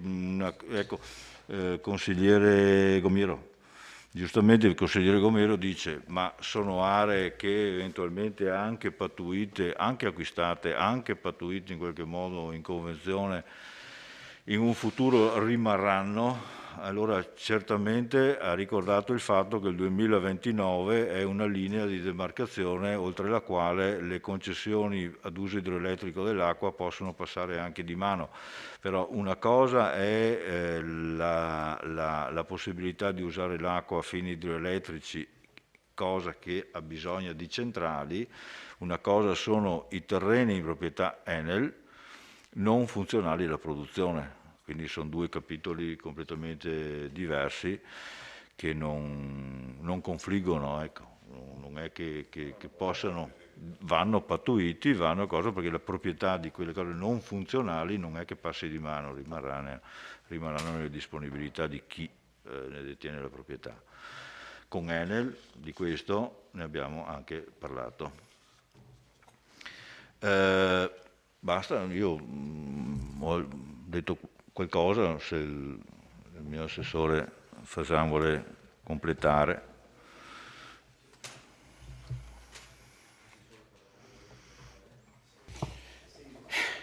Dopo 2 ore e mezza di domande e 5 pagine di appunti, credo sia anche un po' difficile raccapezzarsi nelle risposte. Cerchiamo di essere No, sintetici. allora io avevo consigliato... Silenzio. Oh, devo ancora cominciare a parlare già con testo. Silenzio in aula. Allora, Prego, io avevo consigliato di rispondere a due per essere più preciso, perché mi piacerebbe rispondere a tutte le domande. Se non rispondo, rifatemi la domanda, va bene? Allora, cominciamo con la Mirella Belliana. Lei parla di un progetto di riqualificazione del centro di Vittorio Veneto, mettendo dentro anche la parte pubblica dell'ex Canielli. Lei ha visto il progetto dell'ex Canielli? Ho visto il master plan, sì, il primo master plan. Ma il master plan non è un progetto. Non ho visto niente. Neanche io. Cosa vuoi che le dica? Poi la Gotti, sì, no, devono ancora presentare il progetto, già condizioniamo il progetto di privati che verranno a sottoporre al Consiglio Comunale le loro idee e i loro progetti. Allora, io direi che lo show deve finire, ma dobbiamo concretamente parlare di Vittorio Veneto. Chiedo scusa, ma io sono qui per fare le cose serie, spero. La Gotti, un autoparco, a mio parere? No, c'è spazio per qualsiasi idea lì dentro e mi sembra che l'architetto Frison lo abbia detto, no? Questo è solamente un progetto non di massima, ancora un po' prima, per poter accedere a una graduatoria. A questa graduatoria, io mi ripeto, credo che nei prossimi anni si potrà accedere a dei finanziamenti. Arriveranno prima o dopo. L'importante è essere pronti con le idee e con i progetti. Ecco. Noi passeremo sicuramente attraverso il Consiglio Comunale e qui mi fermo per non fare confronti, va bene? Che non sono nemmeno pertinenti in questo momento. Poi mi dice trascurata Ceneda, ma no. Non ho capito cosa ha deciso. È stato ben chiaro, Frison dice che questo è solamente un progetto di fattibilità abbinato a una serie di schede in cui noi chiederemo dei finanziamenti che finiranno nel 2034. Pensa, se te diventa sindaco fra 10 anni, può darsi che raccogli i frutti del mio lavoro, che non si sa mai. Scusa, ma no.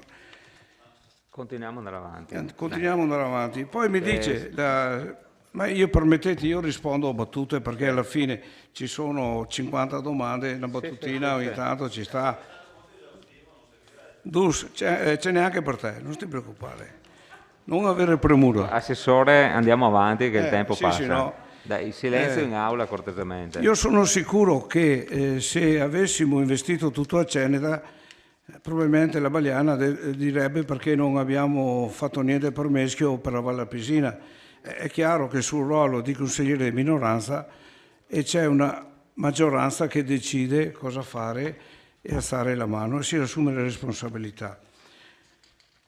A Tonon dico, questi progetti di rigenerazione urbana valgono fino al 2034. Speriamo di entrare in una graduatoria Se non entriamo, abbiamo impegnato ben pochi soldi, rischiamo di portare a casa 8 milioni e mezzo di euro con un impegno, mi sembra, di poco più di 21.000 euro. Non è male come investimento. È come, Di Antoni, è come giocare 2 euro all'otto e vincere 8 milioni e mezzo. Diciamo così, dai. Io vado a battute, come fate voi.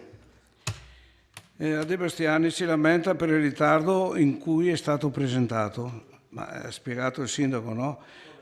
Ha spiegato il sindaco? No, non eri disattento. Il sindaco ha detto che ci abbiamo pensato un attimino, no?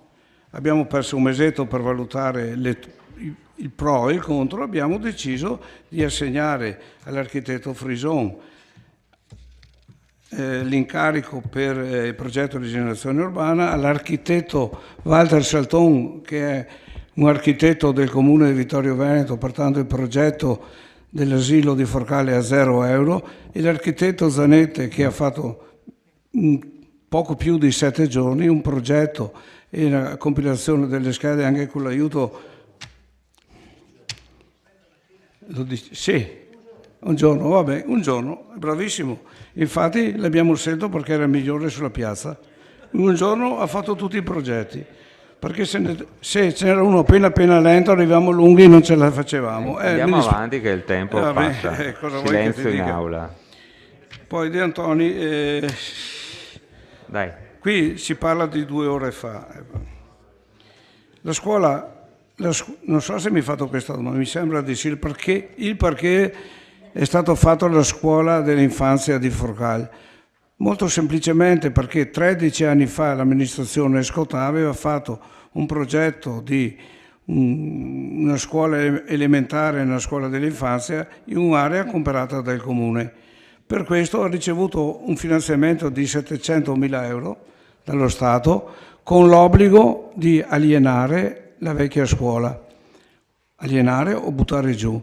Nel frattempo si è creata una emergenza della scuola dell'infanzia che non era più agibile. Abbiamo spostato provvisoriamente la scuola dell'infanzia di Porta Cadore nella vecchia scuola elementare e adesso si è creata l'occasione. Però questo bando finanzia solamente scuole dell'infanzia, poi sarà anche più chiara l'assessore Antonella Caldar. Noi qui abbiamo 3 vecchi asili di scuole dell'infanzia, quello di Forcale, quello di San Giacomo e quello di Piazza Gallina. Escludendo quello di Piazza Gallina siamo andati a finire negli unici 2 che potevamo investire. D'altra parte qui c'era un finanziamento di 3 milioni completamente finanziato e ci siamo buttati dentro a capofitto. Pensiamo, se ci arriva il finanziamento, avremo attemperato una promessa fatta al quartiere della Valle Appisina 13 anni fa con l'asilo nuovo.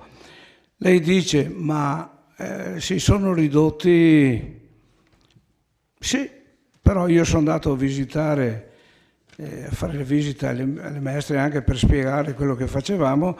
Hanno detto che il prossimo anno ci saranno molti più iscrizioni. D'altra parte, mi permetta, da Ceneda fino a Fadalto è l'unica scuola dell'infanzia. Io credo che meriti l'attenzione dell'amministrazione. Che ne dice? Oppure quelli di Fadalto devono andare fino a Ceneda per portare i ragazzi, oppure l'asilo privato, sì vabbè, ma se uno vuole un asilo pubblico non può partire da Fadalto e andare fino a Ceneda per sistemare il ragazzo. Ecco. E dimentico sicuramente un sacco di cose. Dus fa il solito show, chiaramente. Addirittura dice, parla di frane, cosa avevi detto delle frane della Val di Fiori, ma questo finanziamento non pertina con le frane, probabilmente non hai capito bene o non l'hai letto il bando. Noi ci abbiamo messo un mese per capire, per sondare come fare, se ne valeva la pena. Le battute sono tali, non può essere che l'aspettativa di quelli della Val di Fiori dicano ma perché non ci mettono a posto le frane. Poi dice che il Gran Raid non ha preso il patrocinio di Vittorio Veneto, quello delle Vine. Probabilmente non l'hanno domandato, cosa c'entra? Che ne so. Poi dice che 75.000 euro per l'area camper. Sì. 100% fondo perduto dal GAL. Anche io ho il vizio di andare a cogliere queste occasioni, cosa vuole che sia. Io dico che l'area camper è pronta a essere aperta. Basta fare una professione di interesse e la segneremo. Però io dico in questo momento che hanno aperto, siamo passati a zona gialla da 10 giorni, chi si poteva il lusso di permettere di aprire un'area camper a Basso Fadalto in questo momento. Se qualcuno non l'ha capito, noi subiamo da 1 anno e mezzo l'emergenza Covid con tutti gli annessi connessi, tutte le problematiche. E uno dei problemi è questo. Anche l'area camper di Basso Fadalto vedrà che ne breve sarà assegnata e aperta, perché per quello è stata fatta. Ho dimenticato qualcosa sicuramente. Passiamo la parola all'assessore Caldard, che intanto... Prego, assessore. Sì, c'è una parola che questa sera così dovrebbe forse anche aprire un po' il confronto, no? Su dove vogliamo andare, che è una parola che si sente tutti i giorni, che è la parola welfare. Cioè welfare vuol dire benessere, vuol dire cercare di capire come in una società civile, come quella dove noi viviamo, si possano implementare i servizi che favoriscano appunto lo star bene delle persone. Oggi, questa sera, con alcuni dei progetti che abbiamo presentato, il benessere a cui noi cerchiamo di puntare e che cerchiamo di implementare è quello appunto della fascia famiglia con bambini piccoli. Quindi i 2 progetti specificatamente di San Giacomo e della Scuola Nord sono proprio pensati in un'ottica, in un quadro sul quale stiamo lavorando a partire in un quadro generale che vuole proprio indirizzare dei servizi e pensare dei servizi nuovi per la famiglia. Sapete che abbiamo iniziato con lo sportello famiglia, che non è altro che un punto di aggregazione di informazione, però per dare delle informazioni ci vogliono anche dei servizi. Noi non possiamo continuare a dare informazioni solo sui servizi che già abbiamo. Abbiamo sostanzialmente il nido per i bambini più piccoli, che funziona molto bene, dove riusciamo a soddisfare oggi con il Covid non il 100% delle richieste, quindi qualche posto in più ci sarebbe stato, però diciamo che in una situazione di normalità e con i numeri che vediamo, perché chiaramente dobbiamo anche guardare quanti bambini ci sono, i nuovi nati, riusciamo a soddisfare le richieste dei vittoriesi. Dopodiché, chiaro, se dovessero arrivare, come speriamo, altre famiglie giovani o avere famiglie giovani che mettono al mondo bambini, certamente ci sarà da pensare anche ad un ampliamento del nido. Oggi pensare di fare un investimento specificatamente su un nuovo nido o sull'integrazione dell'esistente, che però non era previsto in questo bando, sì, va bene, però sì, è vero, c'era anche la possibilità di farlo. Però anche pensare di San Giacomo, stavo pensando adesso, di trasformarlo in nido, probabilmente non era forse neanche il luogo. Sì, era una delle voci, perché si poteva o edificare oppure andare a ristrutturare, a trasformare luoghi che precedentemente erano destinati a scuole per l'infanzia. Comunque la realtà è che in un sistema di servizi, di welfare, diciamo così, per la famiglia, al di là del nido che, ripeto, oggi sostanzialmente soddisfa o quasi del tutto la nostra necessità, manca completamente nella nostra città un luogo dove invece che sia di integrazione, perché un centro famiglia parla di servizi di integrazione di quelli che offre il nido, mettendo insieme bambini, mamme o papà ovviamente, fino anche di integrazione. Prima giustamente il consigliere Gomiero ha detto dove vanno a finire gli anziani. Ci sono proprio in una modalità, adesso non siamo entrati nel dettaglio, ma insomma se voi guardate o se conoscete altre realtà che ci sono anche in Italia, anche molto evolute, ci sono proprio situazioni di commistione, di autosostentamento, insomma di crescita comune con anche altre fasce d'età. Quindi non è escluso che la presenza dei più anziani possa in qualche modo andare a sostegno anche dei più piccoli. Comunque un centro, una volta avevamo la ludoteca nella zona nord che poi è stata chiusa anche perché c'erano delle difficoltà reali di arrivarci, di organizzazione eccetera, lo stabile era piuttosto desueto. Un centro famiglia fatto bene, come richiedono oggi gli standard, senza dubbio può essere un centro di aggregazione che manca completamente, è una tipologia di servizio che non abbiamo in città. Per quanto riguarda la zona nord, hanno detto molto bene il sindaco e anche l'assessore Fasan, cioè c'è questa necessità di sostituire la scuola esistente perché appunto la scuola materna non era più stata fruibile, i bambini sono stati trasferiti momentaneamente, ma si va avanti da anni, in quella che prima era la scuola elementare, si chiamava, che deve essere appunto alienata per far fronte a quell'impegno, se no si perde addirittura il vecchio finanziamento, no? Quindi cade a fagiolo. Qual è la capienza? Certo, rispetto ai bambini che oggi frequentano quella scuola, è prevista un ampliamento, una sezione in più, però è anche vero che una scuola vicino alla scuola primaria vuol dire facilitare le famiglie che possano avere i servizi lì, è un luogo di snodo sia della Val Appisina che di tutta la vallata, quindi anche per genitori che vengano magari a lavorare in città può essere molto più comodo. E ricordiamoci, è giustissimo quello che ha detto il collega Fasan, che la prima scuola pubblica che abbiamo in città, scuola materna pubblica abbiamo in città, è a San Pietro e Paolo piuttosto che a Ceneda. A Ceneda ne abbiamo addirittura 2, no? Tre addirittura se consideriamo Formeniga. Quindi la zona nord è completamente scoperta per quanto riguarda la scuola materna pubblica. Poi va bene, ci sono le 2 scuole paritarie, giustamente è giusto che si scelga, che le persone possano scegliere, però credo anche che un'amministrazione debba garantire la possibilità di avere una scuola pubblica per le famiglie. Grazie Assessore. Bene. Ci sono delle prenotazioni? Consigliere De Antoni.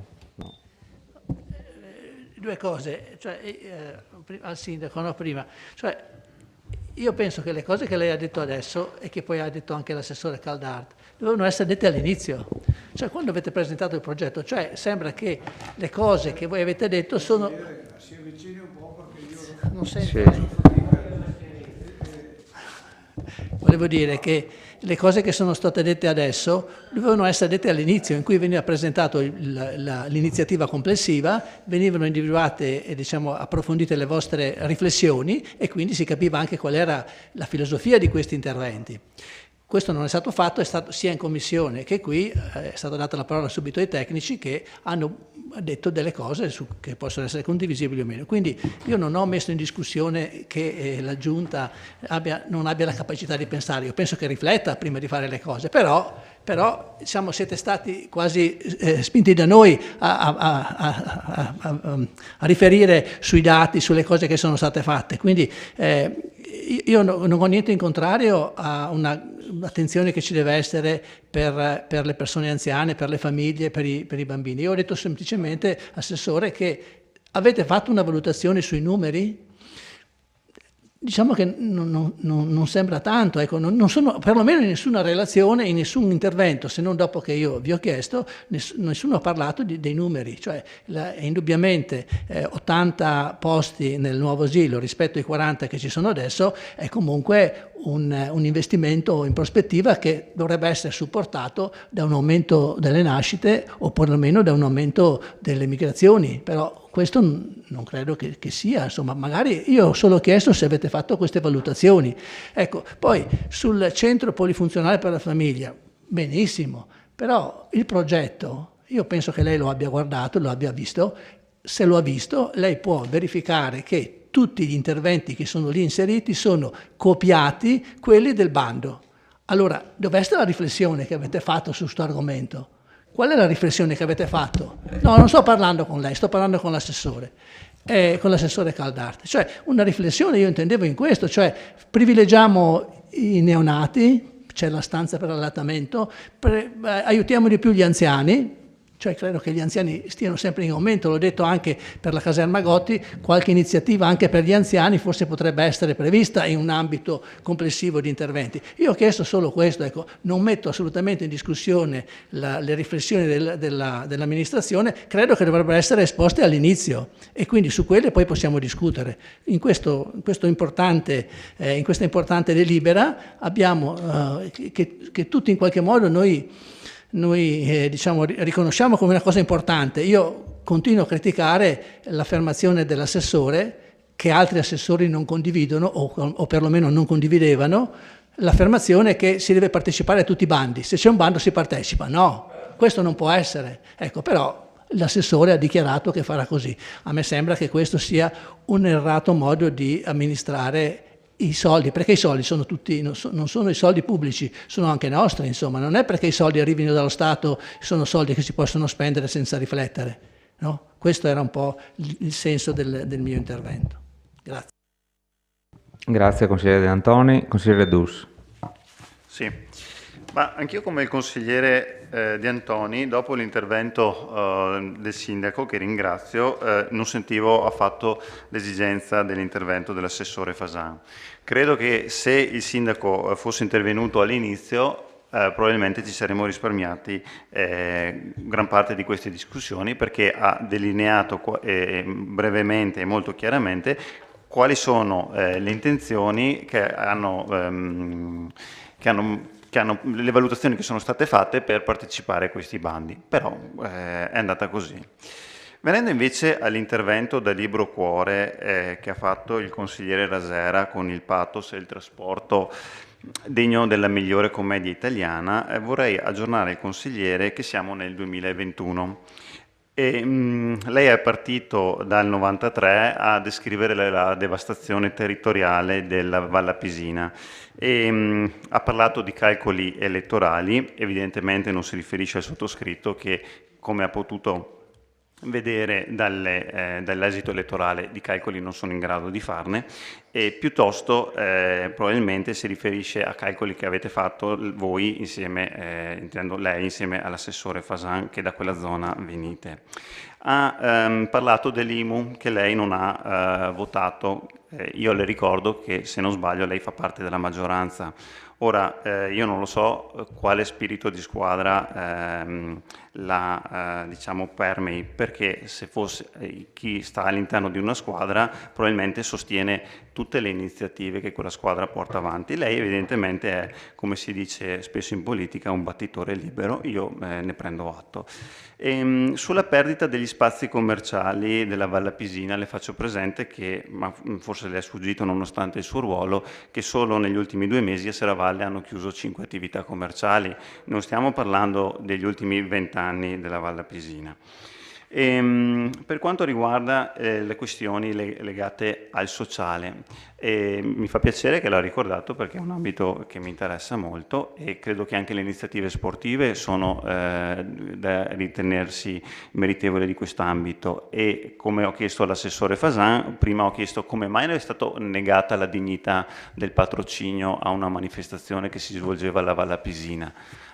l'assessore dice non so se è stato richiesto, beh io glielo posso dire che il patrocinio è stato richiesto. Come mai, le chiedo, è stato negato la dignità del patrocinio?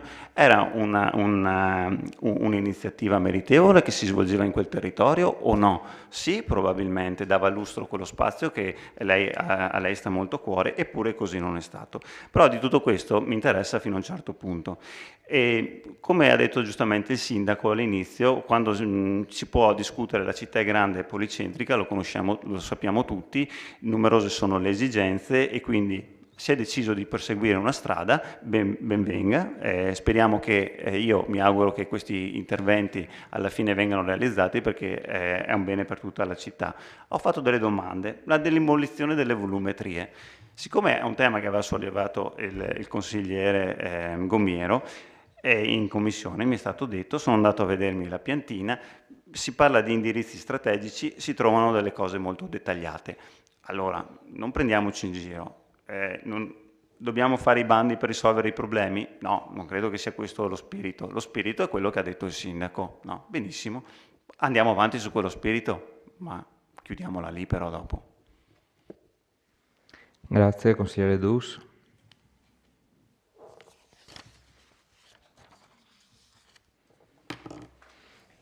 Consigliere De Bastiani.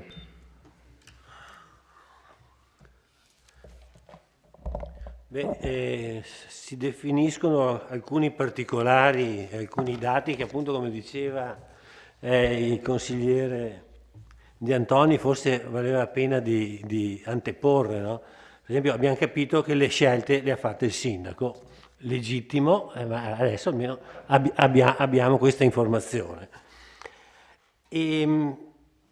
Non posso essere d'accordo invece sull'affermazione che fa l'assessore Fasan, passeremo in consiglio comunale.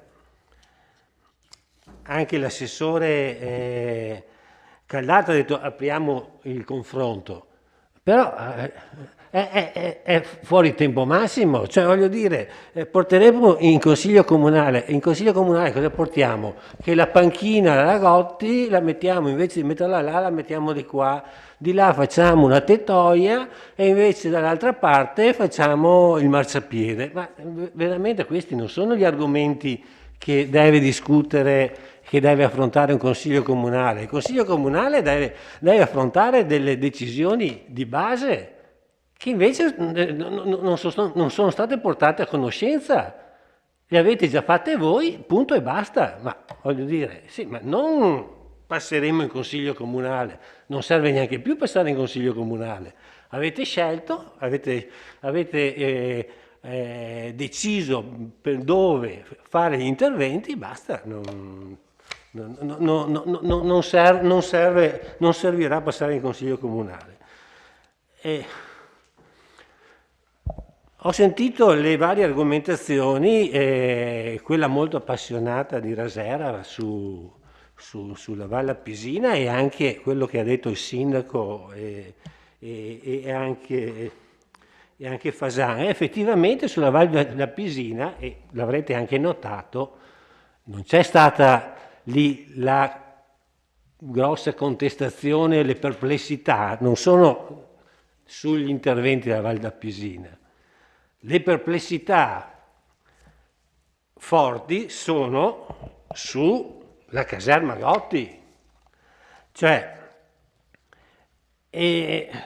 sulla caserma, e non a caso sulla Gotti non si è detto niente, no? Mentre c'è stato l'intervento appassionato, il sindaco ha illustrato gli argomenti per cui è stata sulla Gotti, in realtà del tutto inconsistenti le cose che sono state dette. E questo certifica una cosa, che certifica quello che abbiamo detto noi. Sicuramente a Vittorio, se dobbiamo fare un elenco di priorità, se dobbiamo fare un elenco di emergenze, sicuramente la Gotti non sta ai primi posti. Questo è indiscutibile. Allora si tira fuori il discorso dei soldi, ma ci vogliono troppi soldi per il Papadopoli. Beh, finiamola queste argomentazioni qua che non stanno in piedi. Sappiamo tutti quanti che ci vogliono tanti soldi, ma sappiamo tutti quanti che i lavori si possono fare per stralci e sappiamo tutti quanti che se vogliamo farli si affrontano, se non vogliamo farli si inventa scuse. Adesso non ditemi che con 3 milioni e mezzo, quelli della Gotti, non si riesce a fare degli interventi importanti e definitivi sulla biblioteca e sulla rotonda, per esempio, ponendo le basi per un futuro allargamento con prossimi bandi, con prossime occasioni, con prossime opportunità per allargare gli interventi a tutta la villa. Altrimenti, e forse mi sembra anche più onesto, si dice chiaramente: noi Villa Papadopoli vogliamo venderla, mettete minoranze, cenedesi, vittoriesi, mettetevelo in testa, noi non vogliamo tenere la Villa Papadopoli, vogliamo venderla. E allora chi come noi sta nella parte della minoranza dell'opposizione prende atto, si mette il cuore in pace e dice: vabbè, vogliono venderla e vediamo se la venderanno. A parte che io la vedo impegnativa. Vendere la villa senza il parco mi sembra come vendere, non lo so, la macchina senza le ruote. Sì. Cioè, neanche i ceceni famosi che dovevano comprare tutto quanto si prendevano la villa senza il parco, no? Famosi. Quindi la vedo dura e siccome la vedo difficile, se non quasi impossibile, ribadisco che è un problema che va affrontato e che a mio avviso poteva appunto cogliere questa occasione per essere preso in considerazione e tentare.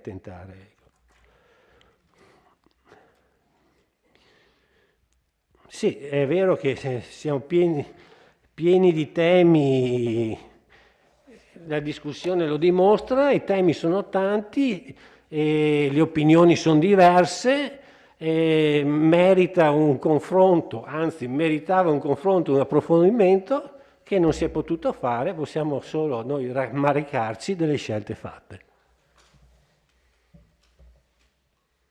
Grazie, consigliere De Bastiani.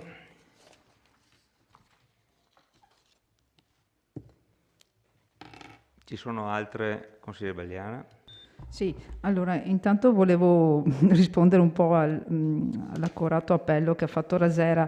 L'intervento è stato abbastanza passionale, però voglio dire, io mi sento di respingerlo, nel senso che sicuramente non è da parte nostra che non consideriamo la Valle Appesina, con tutta una serie di problematiche che si sono poi sviluppate da 30 anni a sta parte, insomma il declino un po' della valle. Quindi siamo consapevoli di tutto l'elenco che lei ha fatto, di tutte le varie problematiche che ci sono in valle. Il punto che prima volevo dire è che erano già previsti degli interventi in valle, tipo la ciclopedonale Monaco-Venezia, è una struttura che è finanziabile anche senza questo finanziamento, questo bando a quale noi cerchiamo di accedere. L'area camper, la stessa area camper è completata, cioè voglio dire, ci sono degli interventi che si possono fare in valle che secondo me erano già, l'avevate messo voi nel vostro piano opere pubbliche, che erano già quantomeno intravisti. Bene, voglio dire che si possa accedere ad altri finanziamenti, però non era questo il punto di contestazione. Secondo me poi il suo intervento politico forse era rivolto a qualcuno della maggioranza, immagino. Ecco. Detto questo, mi premeva sottolineare l'aspetto che poi ha colto anche l'assessore Fasan, il discorso che non si sa nulla dell'area Carnielli, ma non è una giustificazione. Cioè noi non possiamo, non possiamo dire qua facciamo questo. Sì, no, ma il discorso è questo, che in una visione completa della città, tra l'altro la ex Carnielli dista pochi centinaia di metri dalla Gotti, quindi è giusto secondo me da amministratori poter capire interloquendo anche con il gruppo Ali e prevedendo quale sarà la destinazione della parte pubblica di quell'area, perché mai più andiamo a fare dei doppioni, immagino, quindi non possiamo, cioè sono aree importanti, sono nuclei importanti della città, non possiamo fare una cosa non sapendo cosa facciamo dall'altra parte. Ecco, era questa la mia considerazione. E altra cosa che volevo dire era per quanto riguarda ribadire il concetto che anche per me la Gotti non è in questo momento una priorità, nel senso che la Gotti, da poco acquisita e non completamente, poteva rimanere al momento così, oppure aprire uno spazio libero con un intervento minimo di abbattimento degli edifici pericolanti, voglio dire, sappiamo benissimo che a breve ci andrà il campo di rugby momentaneamente, no? Quindi stiamo lo stesso facendo delle cose pur non avendo il grosso finanziamento, no? Quindi degli interventi minimi anche alla Gotti potevano essere fatti magari e lo stesso, e sfruttando invece questa importante cifra per la Villa Papadopoli, che ripeto, secondo me risulterebbe e darebbe la possibilità di diventare un polo culturale per la nostra città, perché la nostra città si sviluppa in modo verticale. Serravalle ha i propri musei, abbiamo il centro, insomma, che ha i servizi del commercio e anche gli impianti sportivi. Ceneda si prestava bene a diventare un polo culturale, e qui faccio un appello anche all'assessore Uliana a questo punto, perché vorrei sentire anche una sua voce rispetto a questo, cioè perché non abbinare il Museo della Battaglia alla ristrutturazione poi di Villa Papadopoli? Ho capito che costa molto la ristrutturazione di Villa Papadopoli, ma se mai non iniziamo, mai sarà possibilità anche per il prossimo futuro portarle a termine. Secondo me proprio qua c'è una volontà di scegliere una strategia diversa, legittima, perché come ha detto lei sindaco, anche voi pensate, giustamente, state scegliendo questo tipo di urbanizzazione per la città, e che non mi trova assolutamente d'accordo. Mi fermo, grazie. Grazie, consigliere Balliana. Consigliere Tonon. Grazie. Effettivamente forse non rispettando quello che, non per cattiveria ovviamente, quello che dice l'articolo 51, abbiamo animato una discussione che forse, se l'intervento del sindaco è molto chiaro, perché ha delineato un orizzonte prospettico su cui si può condividere totalmente o meno, sul quale si può convergere o meno, ma è una prospettiva che ha un suo perché e è anche, come dire, motivato, almeno per quanto riguarda la parte nord della città. Non sono convinto del tutto invece quando si basa, a parte la questione relativa alla vendita della scuola, che è pari pari quella di San Giacomo, questo l'ho capito bene, ma che poi si dice da parte dell'assessore sono andato a parlare con le maestre, fatto benissimo, il prossimo anno mi ha detto sono 50. Bene, sono contento. Benissimo, aumentano rispetto ai 42 che ci sono adesso, e va bene. Il problema è che non credo che l'assessore, visto che non è la prima volta che fa l'assessore, pensi che il prossimo anno la scuola sarà pronta. Non so se mi spiego. Lei ha detto, le maestre mi hanno detto che il prossimo anno saranno di più di quelli che ci sono adesso, quindi serve la scuola nuova. Il prossimo anno la scuola nuova non ci sarà. Guardi, io non ho mai fatto l'assessore ai lavori pubblici, sono semplicemente andato a leggermi, per abitudine leggo la normativa. Allora, individuazione dei progetti finanziabili sono 150 giorni dalla chiusura, quindi dal 4 giugno a 150 giorni quando andiamo? Fine anno, giusto? Quasi fine anno. No, intanto del novembre. Ma non importa. Dopodiché sono andato a guardarmi il cronoprogramma che è stato fatto dall'ingegner, quello che ha lavorato benissimo in un giorno, perché ha fatto anche un cronoprogramma delle fasi attuative. Mi riferisco a San Giacomo, visto che è quello completo, non era completo su quello della scuola. Lei ha guardato quanti giorni sono previsti? Quanti? 200. No, 920. Sì, no, 200, 920 più 150, sono quasi 3 anni, assessore. Allora non diciamo il prossimo anno, ma è questa la mancanza di prospettiva. Cioè, mentre il sindaco ha dato un orizzonte, lei ha detto il prossimo anno IEDP, quindi va bene la scuola nuova. Non funziona così. Perché allora torno sull'argomento scuole, quello che ho detto prima? Non è che dobbiamo pensare il prossimo anno forse mi serve un'aula in più, faccio una scuola nuova. No, non funziona così. Qual è il trend probabilmente, secondo le previsioni, attendibili che potrò avere per quanto riguarda la fruizione delle mie scuole, dalle scuole dell'infanzia alle scuole, fra virgolette, superiori, chiamiamole ancora così? Questo è il trend presumibile. Quali sono gli spazi che ho a disposizione, i volumi, le scuole, le aule che ho a disposizione oggi? E ripeto, come ho detto prima, non il liceo scientifico, una roba, il liceo classico è un'altra. No, le scuole sempre di più, come c'è il meticciamento a livello generale, anche lì ci sarà.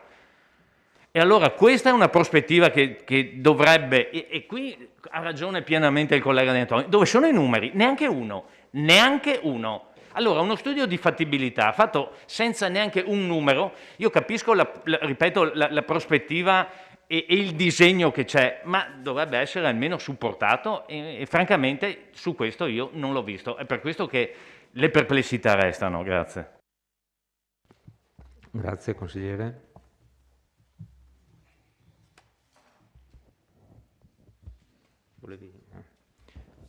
Diamo la parola all'assessore. Giuliana. Sì, io prendo la parola molto volentieri per rispondere alla consigliera Bagliana che mi ha chiesto un'opinione. E lo faccio molto volentieri perché da più parti mi è stato chiesto e quindi con la risposta che ti do questa sera intendo chiarire apertamente quella che è la mia posizione in merito. Allora, credo che la mia sensibilità per quanto riguarda il tema della tutela e della conservazione delle ville venete sia ben nota. Da storico dell'arte me ne sono occupata moltissimo e so benissimo che cosa significhi. Proprio per questo sono convinta e appoggio pienamente quella che è la scelta dell'amministrazione di non destinare questo fondo a Villa Papadopoli, ma di cercare di vendere a un privato la villa. Io credo che non si debba rimanere legati a tutti i costi a una proprietà pubblica se questa significa non tutelare adeguatamente il manufatto. E vi faccio soltanto presente che nel Veneto ci sono circa 5.000 ville che rientrano nella tipologia appunto della villa veneta e di queste 5.000 ville l'85% è privato. Soltanto il 5% è di proprietà pubblica privata, quindi mista, e poi c'è una parte che appartiene al clero. Quindi io non vedo perché dover rimanere legati all'idea che questa deve rimanere una proprietà della collettività se non si è in grado adeguatamente di conservarla e di valorizzarla. Con quel fondo che noi saremmo andati a recuperare non avremmo minimamente iniziato a fare un lavoro serio sulla villa. Come qualcuno aveva detto, mi pare il consigliere De Bastiani, forse saremmo riusciti a mettere in sicurezza la rotonda, ad ampliare forse la biblioteca, ma questo che cosa avrebbe significato? Iniziare un percorso a step, a tappe, che avrebbe trasformato Villa Papadopoli nell'eterno cantiere. Allora, a questo punto, proprio perché ci tengo moltissimo alla conservazione e alla tutela di un patrimonio importante, tra l'altro questa villa non è una villa palladiana, quindi è evidente che le ville storiche più importanti appartengono allo Stato o alla Regione. Ecco che per questo motivo sono convinta che tutte le strade possibili per arrivare a una soluzione del problema debbano essere tentate, e questa di vendere ad un privato che possa recuperarla adeguatamente credo che sia una strada da tentare appunto in questo momento. No, per la biblioteca è un'altra questione. Sì. C'è un degrado là.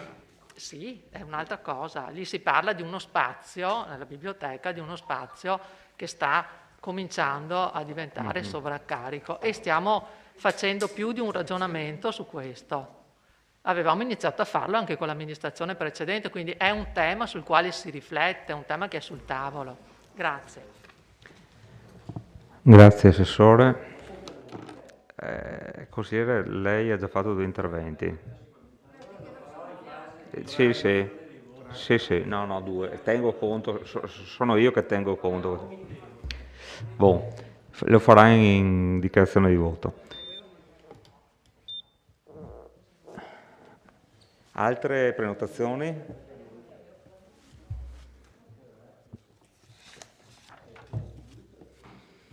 Se non ci sono altre prenotazioni, io passerei alle dichiarazioni di voto. Dichiarazione di voto, prego, De Bastiani. Sì, sono esterrefatto, stupito e indignato dell'intervento dell'assessore Uliana, che ha condiviso con noi la battaglia contro la vendita della Villa Papadopoli ai tempi in cui si militava nel stesso partito, che si è sempre dichiarata appunto per la salvaguardia dei beni culturali e che adesso, guarda caso, ha cambiato idea, cioè oltre ad aver cambiato casacca ha cambiato anche idea su Villa Papadopoli. Mi dispiace di vedere le banderuole che si palesano in questa maniera veramente indecorosa. Detto questo, noi ci asterremo per il voto su questo punto dell'ordine del giorno per i motivi per i quali...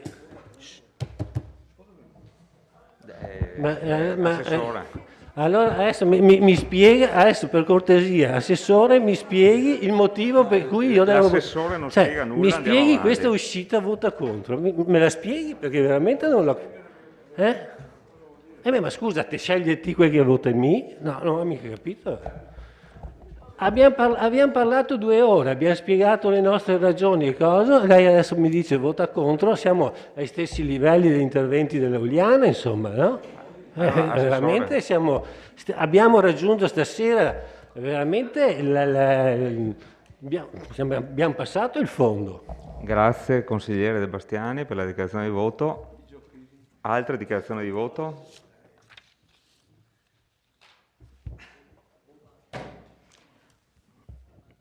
Consigliere Dus? Prima della dichiarazione di voto vorrei un chiarimento.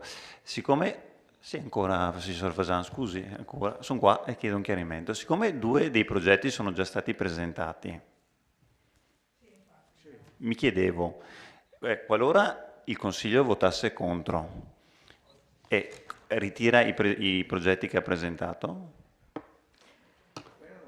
Domando, chiedo. Se mi date questa risposta, perché se votiamo a favore, e se no perché votiamo? Se non serve votare, tanto li abbiamo già presentati.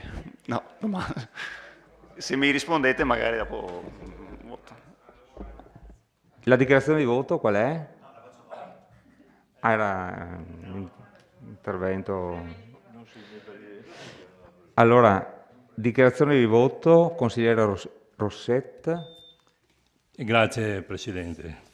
Allora, tutte le proposte che ho sentito questa sera di salvaguardia di luoghi della città sono degni di interesse e per fortuna a Vittorio Veneto ne abbiamo molti, vuol dire che la storia di Vittorio Veneto è lunga. Ne butto là un altro, il ghetto ebraico. Gli ebrei vennero a Vittorio Veneto, anzi a Cenera, perché chiamati dal vescovo allora Antonio Mocenigo nel 1597 con degli scopi ben precisi e onorevoli.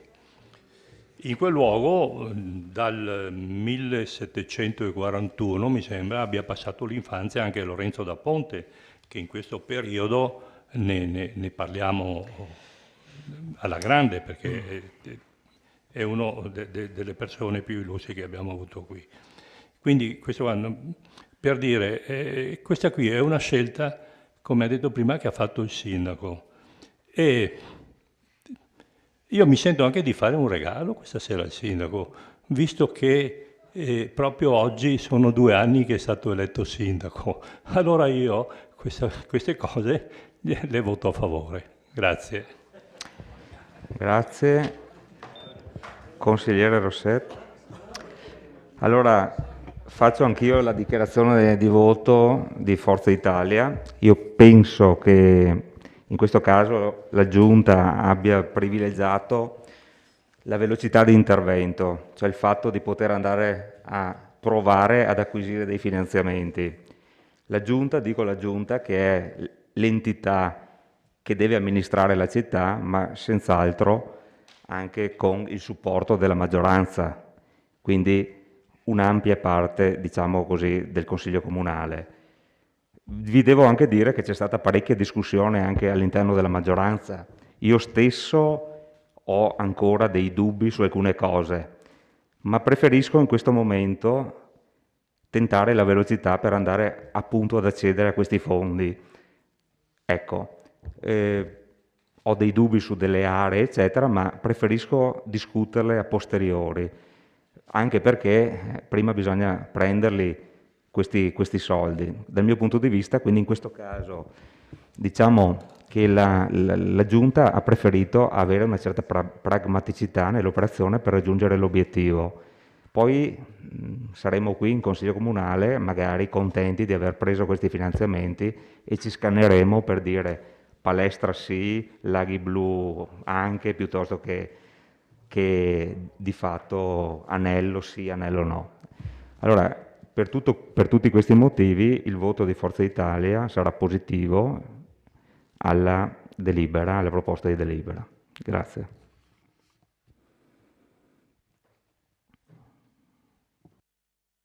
Bene, se non ci sono più altre dichiarazioni di voto passiamo... Ah, prego. No, dicevo, se mi chiarisce il punto, io faccio la dichiarazione di voto. La domanda.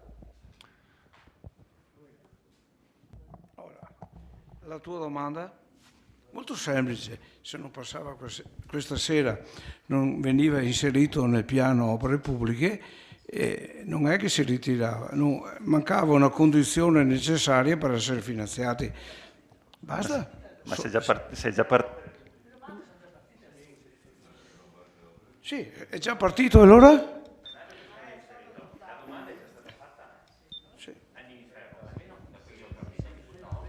Per i due asili sì.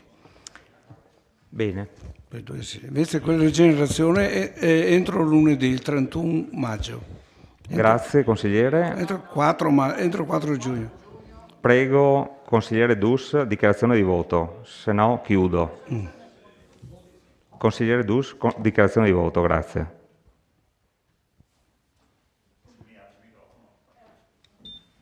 Giusto? Sì. Bravo. Segretario, io non ho capito se il voto alla fine sarà legittimo oppure no, nel senso che sì? Buon, sì, è legittimo, ecco, perfetto. Allora, dato che ritengo che votare una cosa che è già stata inserita non abbia alcun senso, per cui noi ci asterremo da questa votazione. Grazie consigliere. Penso che siano finite le dichiarazioni di voto. Passiamo alla votazione. Per la delibera in oggetto, favorevoli? Allora, 1, 2, 3, 4, 5, 6, 7, 8, 9, 10. 10 favorevoli, contrari? 0. No, astenuti? 1, 2, 3, 4, 5, 6.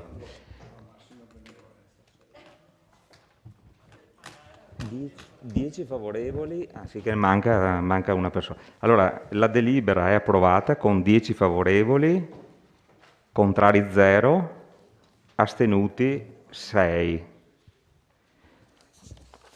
Vediamo se c'è l'immediata eseguibilità, sì. C'è l'immediata. Votiamo per l'immediata eseguibilità. Favorevoli? Sempre 10. Contrari? 0. Astenuti? Sempre 6. La delibera è immediatamente eseguibile con favorevoli 10, contrari 0, astenuti 6. Passiamo al prossimo punto. Mozione presentata dal consigliere comunale Alessandro De Bastiani, gruppo De Bastiani Sindaco, Rinascita Civica ad oggetto appartamenti ERP in Borgo Meschio. Prego, consigliere De Bastiani, illustri la proposta. Leggo testualmente la mozione.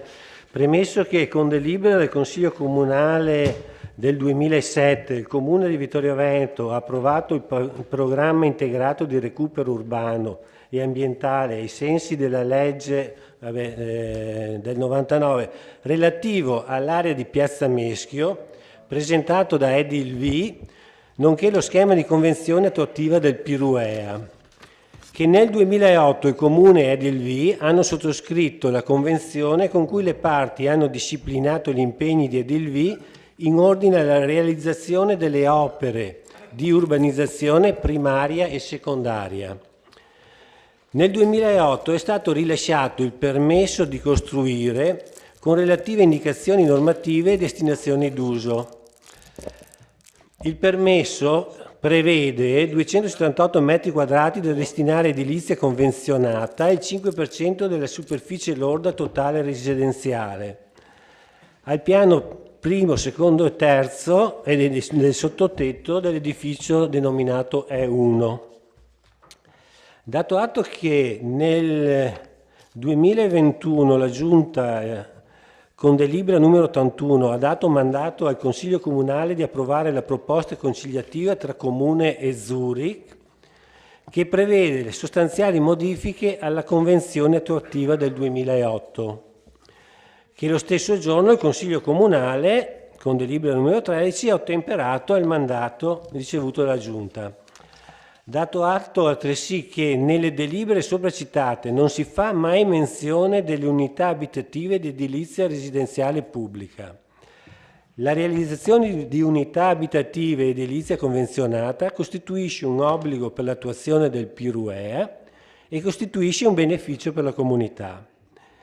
Per evitare che in futuro si vengano a creare malintesi riguardanti le 3 unità abitative, propongo di deliberare di dare mandato alla Giunta di adoperarsi per verificare che vengano realizzati gli appartamenti in ERP in Borgo Meschio e che essi vengano assegnati agli aventi diritto secondo le procedure previste dalla legge.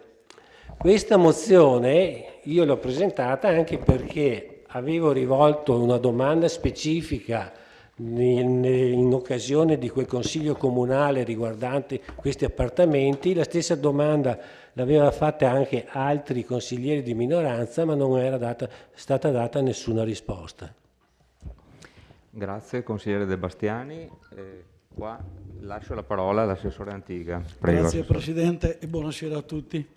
In riferimento alla mozione posso dire che l'articolo 2 della convenzione sottoscritta nel 2008 prevedeva la realizzazione di una percentuale di alloggi ERP, quindi corrisponde al vero anche perché è per legge, non inferiore al 5% della superficie residenziale Piruea, ai sensi per l'appunto l'articolo 3,5 legge regionale 1999.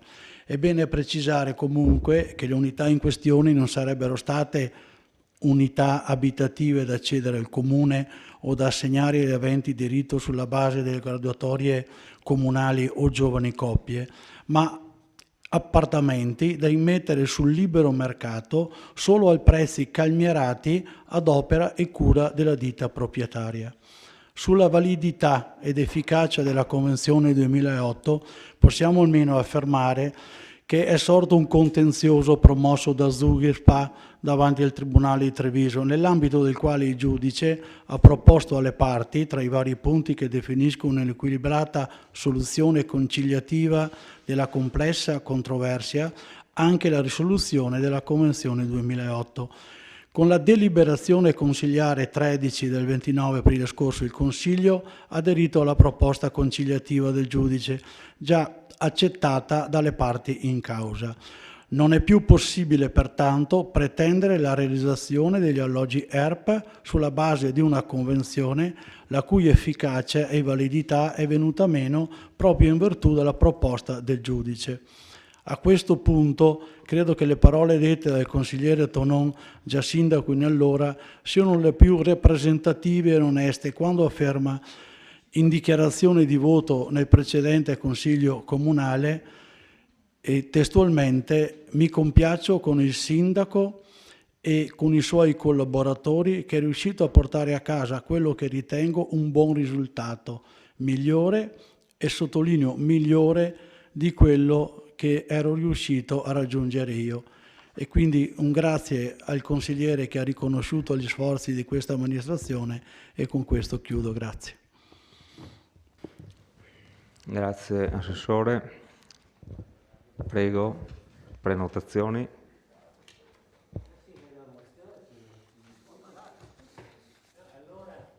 Posso? Sì, prego.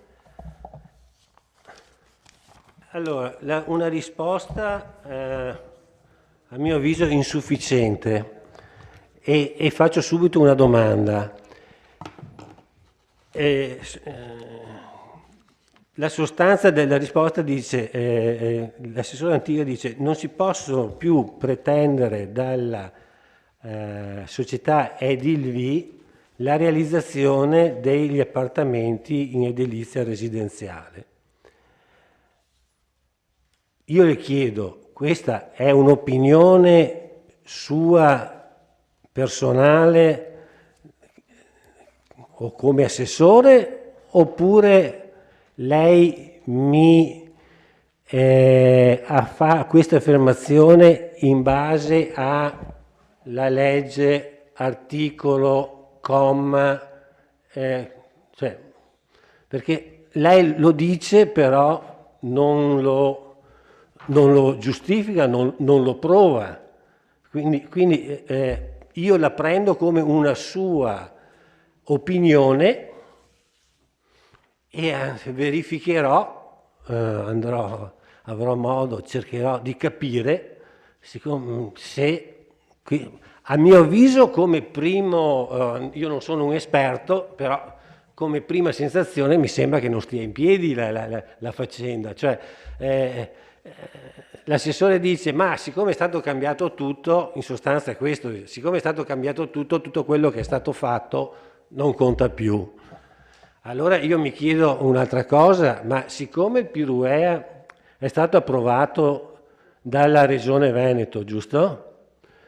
E chiedo, non so se qualcuno è in grado di dare risposta o mi informerò, e la variazione del Piruea richiede un parere della Regione, ma se lo richiedeva prima è cambiato tutto, vabbè. È cambiata la normativa, ma allora me lo cita, allora quando mi dà una risposta l'assessore mi cita anche in base a quale norma gli appartamenti di edilizia residenziale non sono più in obbligo di essere realizzati.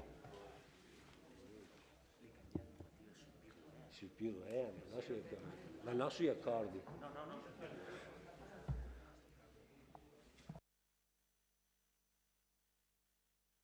Consigliere Balliana. Sì, rispetto al Piruea, se deve essere sottoposto o meno alla giunta regionale, alla regione, e quando eravate in minoranza il gruppo della Lega Nord aveva chiesto a un avvocato, all'avvocato Merazzo, che aveva fatto una relazione molto corposa che avete letto in aula, in cui dichiarava che assolutamente ogni variazione del Piruea doveva essere sottoposto alla giunta regionale. Quindi o sono passati un anno, non lo so, 2 anni di elezione, 3, 4, 2 e mezzo? No, ma qualora 2 anni e mezzo, 3, e in questi 3 anni forse da verificare se questa normativa è cambiata, perché l'avvocato, appunto, ripeto, Merazzo, diceva tutt'altro da voi interpellato, quindi sarà da verificare anche questa cosa qua. Poi per quanto riguarda gli appartamenti di edilizia convenzionata, innanzitutto bisogna evidenziare che c'è una grande necessità di avere questi tipi di alloggio, perché in questo momento veramente delicato per tante persone, soprattutto per le giovani coppie, dobbiamo cercare di pensare e di promuovere questo tipo di residenzialità, insomma, ecco, questo secondo me va portato avanti. Il fatto che sia stato proposto dal giudice un nuovo tipo di accordo, secondo me, secondo me l'amministrazione comunale poteva avanzare una richiesta di tenere il punto fermo su questi 3 alloggi. Come vi siete messi d'accordo, immagino, interloquendo anche su altre questioni che poi sono state approvate nel testo di accordo, secondo me se c'è stata praticamente una rinuncia rispetto a questi 3 alloggi. Quindi questa è stata, secondo me, un'ulteriore scelta politica. Grazie, consigliere De Bastiani. Consigliere De Antoni. Sì, nel corso del dibattito che si è tenuto nell'ultimo Consiglio Comunale, anch'io avevo evidenziato il mancato rispetto da parte dell'azienda Edilvi di numerosi impegni che erano stati assunti con la Convenzione del 2008, perché c'era la questione del parcheggio che doveva essere realizzato nei pressi di Piazza Meschio, c'era il discorso degli edifici di edilizia economica popolare, c'era il discorso della servitù di passaggio sul cortile interno e il discorso della canonica. Avevo chiesto, ma avete verificato che queste cose siano state realizzate? Io sono andato recentemente a fare una passeggiata da quella parte, ho visto che la canonica in effetti c'è una bella targa fuori e quindi penso che dentro ci sia anche il parroco. Ho visto... Non c'è neanche il parroco, ogni tanto passerà, però ha una bella sede con una bella targhetta fuori. Poi la servitù di passaggio nel cortile interno è possibile, ma ci sono vari cartelli di divieto di accesso. Però sul discorso delle unità abitative di edilizia residenziale pubblica e sul discorso del parcheggio, alle domande che abbiamo fatto l'altra volta nessuno ha dato risposta. Il fatto che la convenzione venga adesso nella transazione non si parla e che non si dice che gli impegni che erano stati assunti dai Edilvi nella stipula della convenzione siano stati abbonati, cioè quegli impegni dovevano restare e quindi anche secondo me è giusto verificare che ci siano quelle 3 unità di edilizia residenziale pubblica e che siano messe a disposizione di chi ne ha bisogno.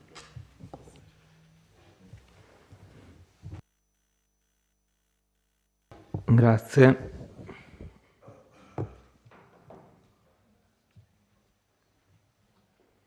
Altre prenotazioni?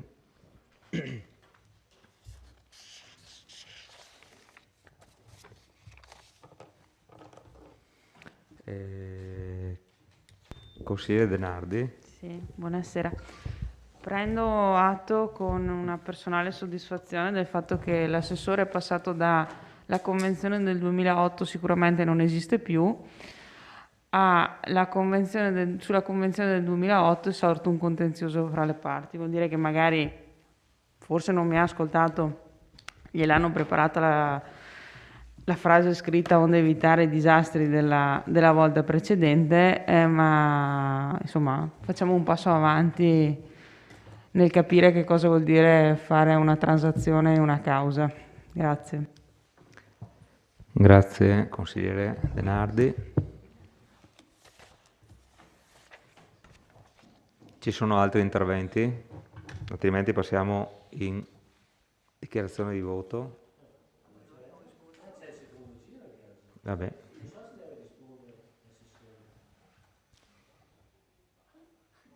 Qualche prenotazione?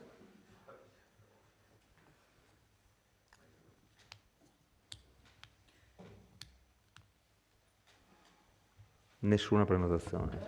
Sì? Assessore. Si fa il primo intervento, poi qualcuno del banco della giunta risponde e dopo si fa il secondo intervento. Cioè, mi sembra che funzioni così. Se non c'è nessun intervento facciamo, io vorrei fare un altro. Sì, beh, certo che si possono fare gli interventi. Allora chiediamo se non mi sembrano, nessuno prenota, quindi possiamo passare al secondo intervento. Se non rispondono. Non capisco se mi state prendendo in giro. Prego. Sì, no, veramente, o mi stanno prendendo in giro, o qualcuno si è addormentato, oppure non ci sono le argomentazioni. Probabilmente il caso è questo, insomma. Voglio dire, abbiamo posto dei quesiti, delle domande.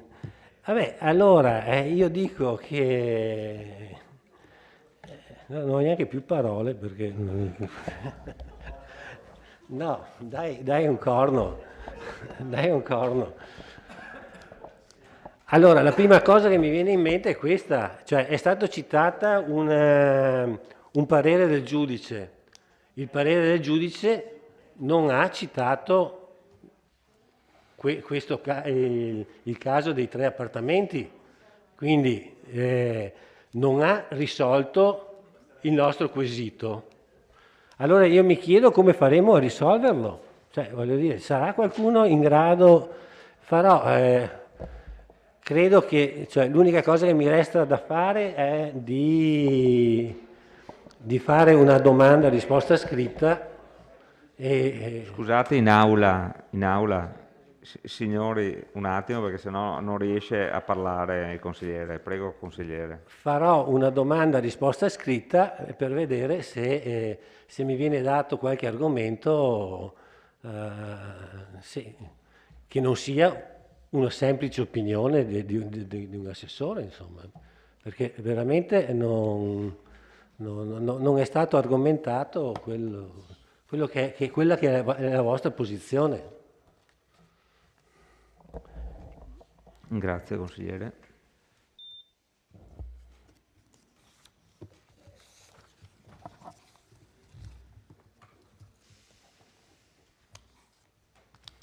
Consigliere De Antoni.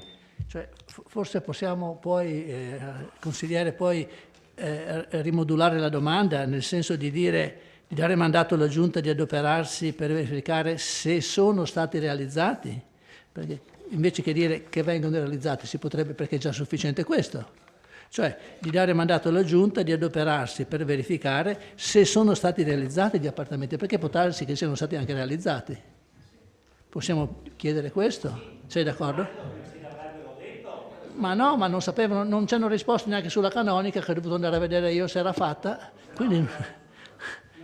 Cioè, però perché l'altra volta vi ho chiesto e non mi avete risposto? Perché non ci rispondete quando facciamo le domande? Cioè, ma la canonica, per esempio, non mi avete risposto, assessore. No, l'altra volta no, andiamo a cercare i verbali, andiamo a leggere i verbali, non è vero. Anch'io ho detto un'altra volta che qualche volta facciamo tante domande, ma non sono domande pretestuose, sono domande per avere una risposta. E voi neanche ci rispondete, ci guardate e andiamo avanti. Mi sembra che sia un modo... Anch'io mi sento qualche volta preso in giro, per dire la verità. Ecco. Ad ogni modo, vuoi che possiamo modificare la cosa così? Non volevo fare l'intervento e vi spiego perché. Perché l'altra volta sono stato ripreso per essere poco furbo. E non vorrei mai comparire diversamente furbo, che è una cosa diversa. L'altra volta avevo detto a lei che la canonica era stata fatta e potevo andare a controllare. E in riferimento invece al parcheggio non è stato fatto quello che era al di là del mescolo. Si ricorda anche il motivo? E allora glielo ridico volentieri, perché quei soldi, quando hanno fatto i ritrovamenti al di sotto della piazza, c'erano necessità di reperire delle risorse e il Comune ha messo a disposizione quel quantum che aveva per fare il parcheggio a disposizione per fare tutti gli scavi archeologici e tutto quello che era l'indagine. Sono carte scritte e fatte, quindi non stiamo parlando di cose che non esistono. Dell'ERP non possiamo parlare perché nel 2016 non c'era l'ERP. Non esiste una delibera che dice quello che hai detto adesso. Allora fidati delle mie parole. Nel 2016 non c'era l'ERP e l'oggetto della discussione in causa si stava parlando di quella bozza di convenzione che noi abbiamo visto, e dirò la prima o la seconda giusta, abbiamo vinto quella bozza di convenzione che era già stata vagliata e approvata dal Consiglio Comunale e che bisognava andare a firmare. È venuta a spiegarcela in giunta l'avvocato Piva. L'avvocato Piva è l'avvocato che ha seguito la causa, ma che era stato nominato alla presente amministrazione. Non ci ha mai parlato di ERP. Questo Consiglio nel 2016 non ha mai parlato di ERP, ha dato mandato al sindaco di eseguire una convenzione con tutti i contenuti che ci sono. Quella era la base della discussione, null'altro. Dell'ERP nessuno ha mai parlato. Noi abbiamo tentato di parlare. Gli ERP non ci sono. Gli ERP non ci sono. Chieda al sindaco di allora se gli ERP c'erano e se erano oggetto della delibera del 2016. Non ci sono. Come non c'era, perdonate, come non c'era la servitù De Antoni, come non c'era la servitù degli spazi pubblici, non c'era, come non c'era la servitù dei parcheggi, è stata modificata al meglio con degli sforzi. Questo è quello che è stato fatto. Grazie. Grazie Assessore. Consigliere Balliana. Sì. Allora, un attimo all'Assessore Antiga. Lei fa sempre riferimento alla Convenzione 2016, ma non è mai stata alla fine adottata, cioè nel senso, quindi facciamo riferimento alla 2008. Cioè, voi avete abolito, tra virgolette, superato la 2008 in teoria. Se non ricordo male i passaggi, adesso li ho qua, ma comunque. Perdonate la botta e risposta, sì. Ma io dico, mio Dio, o non riesco proprio a farmi capire o c'è veramente difficoltà in questa cosa. Nel 2016 no, con lo stesso principio, con lo stesso principio che si difende che la 2016 non ha invalidato la 2008 perché il Consiglio Comunale ha disposto che, ma non è mai stato firmato, potremmo dire per lo stesso principio che rivale ancora la 2008, perché questo Consiglio ha approvato ma non è stato sottoscritto. Se vuole intenda così, nessun problema. Il 2008 sarà stata sottoscritta? Se vuole la 2008 è ancora valida, perché quella del 2021 non è ancora stata sottoscritta. Bene. Se lei pensa che è allora così... ancora c'è ancora margine. Se lei pensa che è così, continua a pensare così. No. Va bene. Allora, consigliere Dus. Non ha finito, però evitiamo di fare i botta e risposta cortesemente. No, quindi, allora, pure. Preso per buono che forse c'è ancora un po' di margine di accordo. Allora, lei ha detto però che per legge nei Piruea il 5% dell'edilizia convenzionata è obbligatorio. Assessore Antiga, aspetto che così lei pecca dopo. Signori. Assessore Antiga, lei nella premessa ha detto che nei Piruea c'è un 5% di edilizia convenzionata che è d'obbligo, quindi ecco, obbligo è d'obbligo. Quindi io penso, comunque, al di là adesso del fatto che siamo in procinto di firmare una nuova convenzione, dal mio punto di vista è mancata la forza, la volontà, eventualmente, se non andasse in porto, di portare a termine la realizzazione di questi 3 alloggi, cioè che non sono alloggi che il proprietario regala alle persone, cioè vengono pagati, sono prezzi calmierati, però voglio dire non è che li regala, sono messi sul mercato e quindi voglio dire non c'è un grosso danno, un grosso onere da parte insomma del costruttore.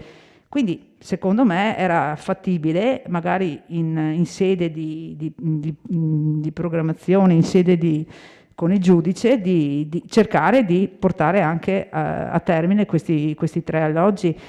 Ultima cosa, stiamo chiedendo se ci sono ancora gli estremi per poter verificare se, no, ma magari se ce li porta con...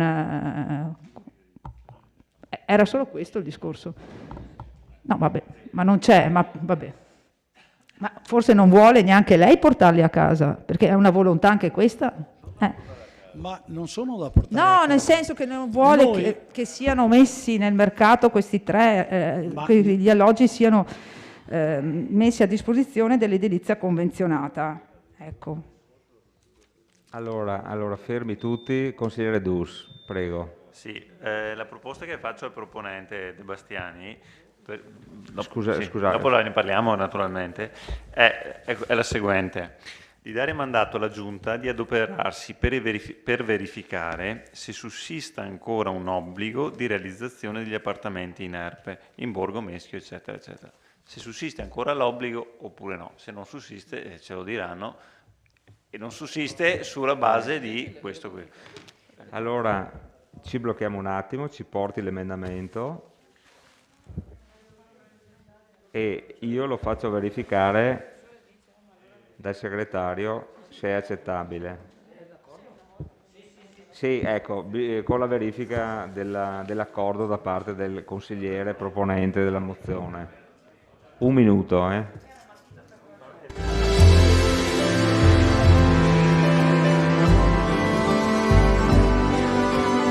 facciamo le cose formali. Il consigliere De Bastiani è d'accordo sulla proposta dell'emendamento, ok?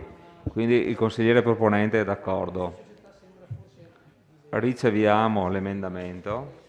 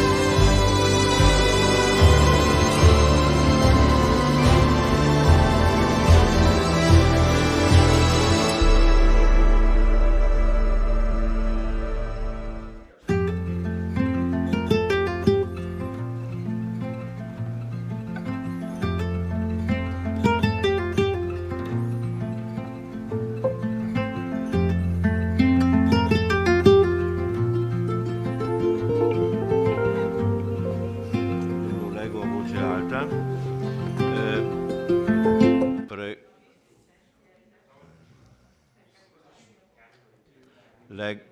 Leggo il testo. Sì. Di dare mandato alla Giunta di adoperarsi per verificare se sussista ancora un obbligo di realizzazione degli appartamenti in ERP in Borgo Meschio e che essi vengano assegnati agli aventi diritto secondo le procedure previste dalla legge. Va bene, ma assegnati deve essere venduti. Si può togliere Si può togliere la parte successiva, dice, perché noi assegnati.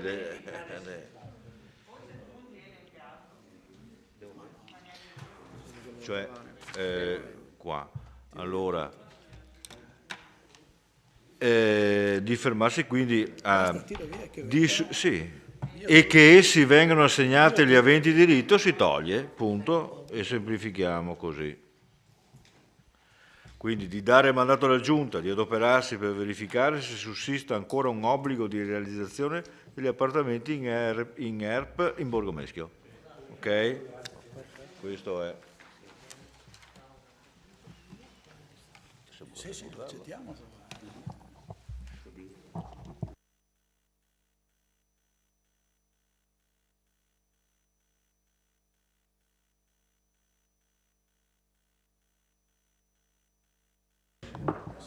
Allora,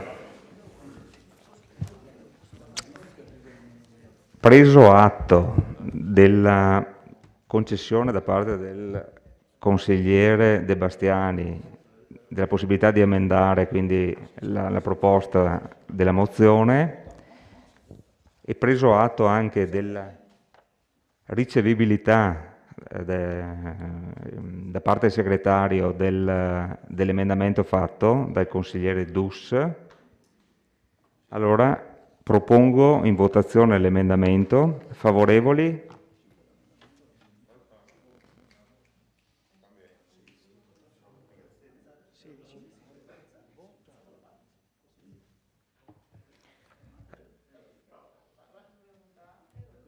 Uno, 2, 3, 4, 5, 6, 7, 8, 9, 10, 11, 12, 12. Favorevoli. Contrari? 0. Astenuti? 4. Allora, l'emendamento, questo è il voto dell'emendamento.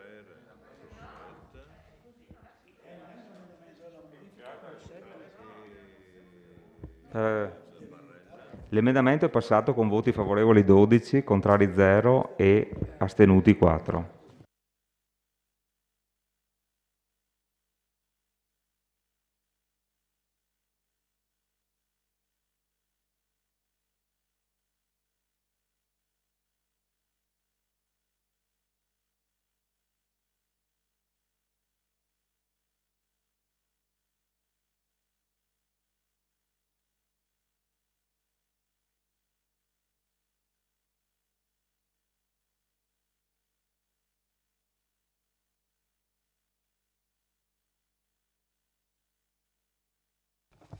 Ora votiamo la mozione emendata. Favorevoli?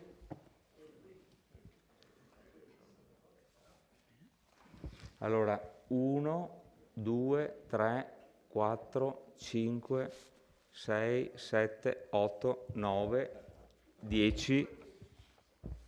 10 favorevoli.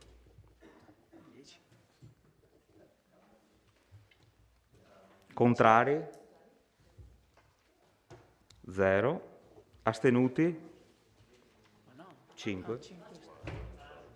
No, aspetta, 10. 10 e 5.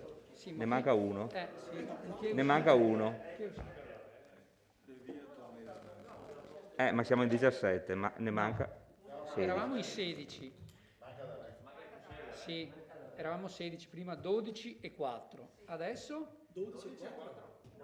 No? Qua sono 10 e 5 adesso. Chi è che è uscito? No, ripetiamo la votazione. Allora, ripetiamo la votazione. Ripetiamo la votazione. Favorevoli? Su. 1, 2, 3, 4, 5, 6, 7, 8, 9, 10, 11. Eccolo, mancava. Contrari? 0. Astenuti? 5. Quindi la mozione è accettata, approvata, con favorevoli 11, contrari 0, astenuti 5. Buonanotte a tutti.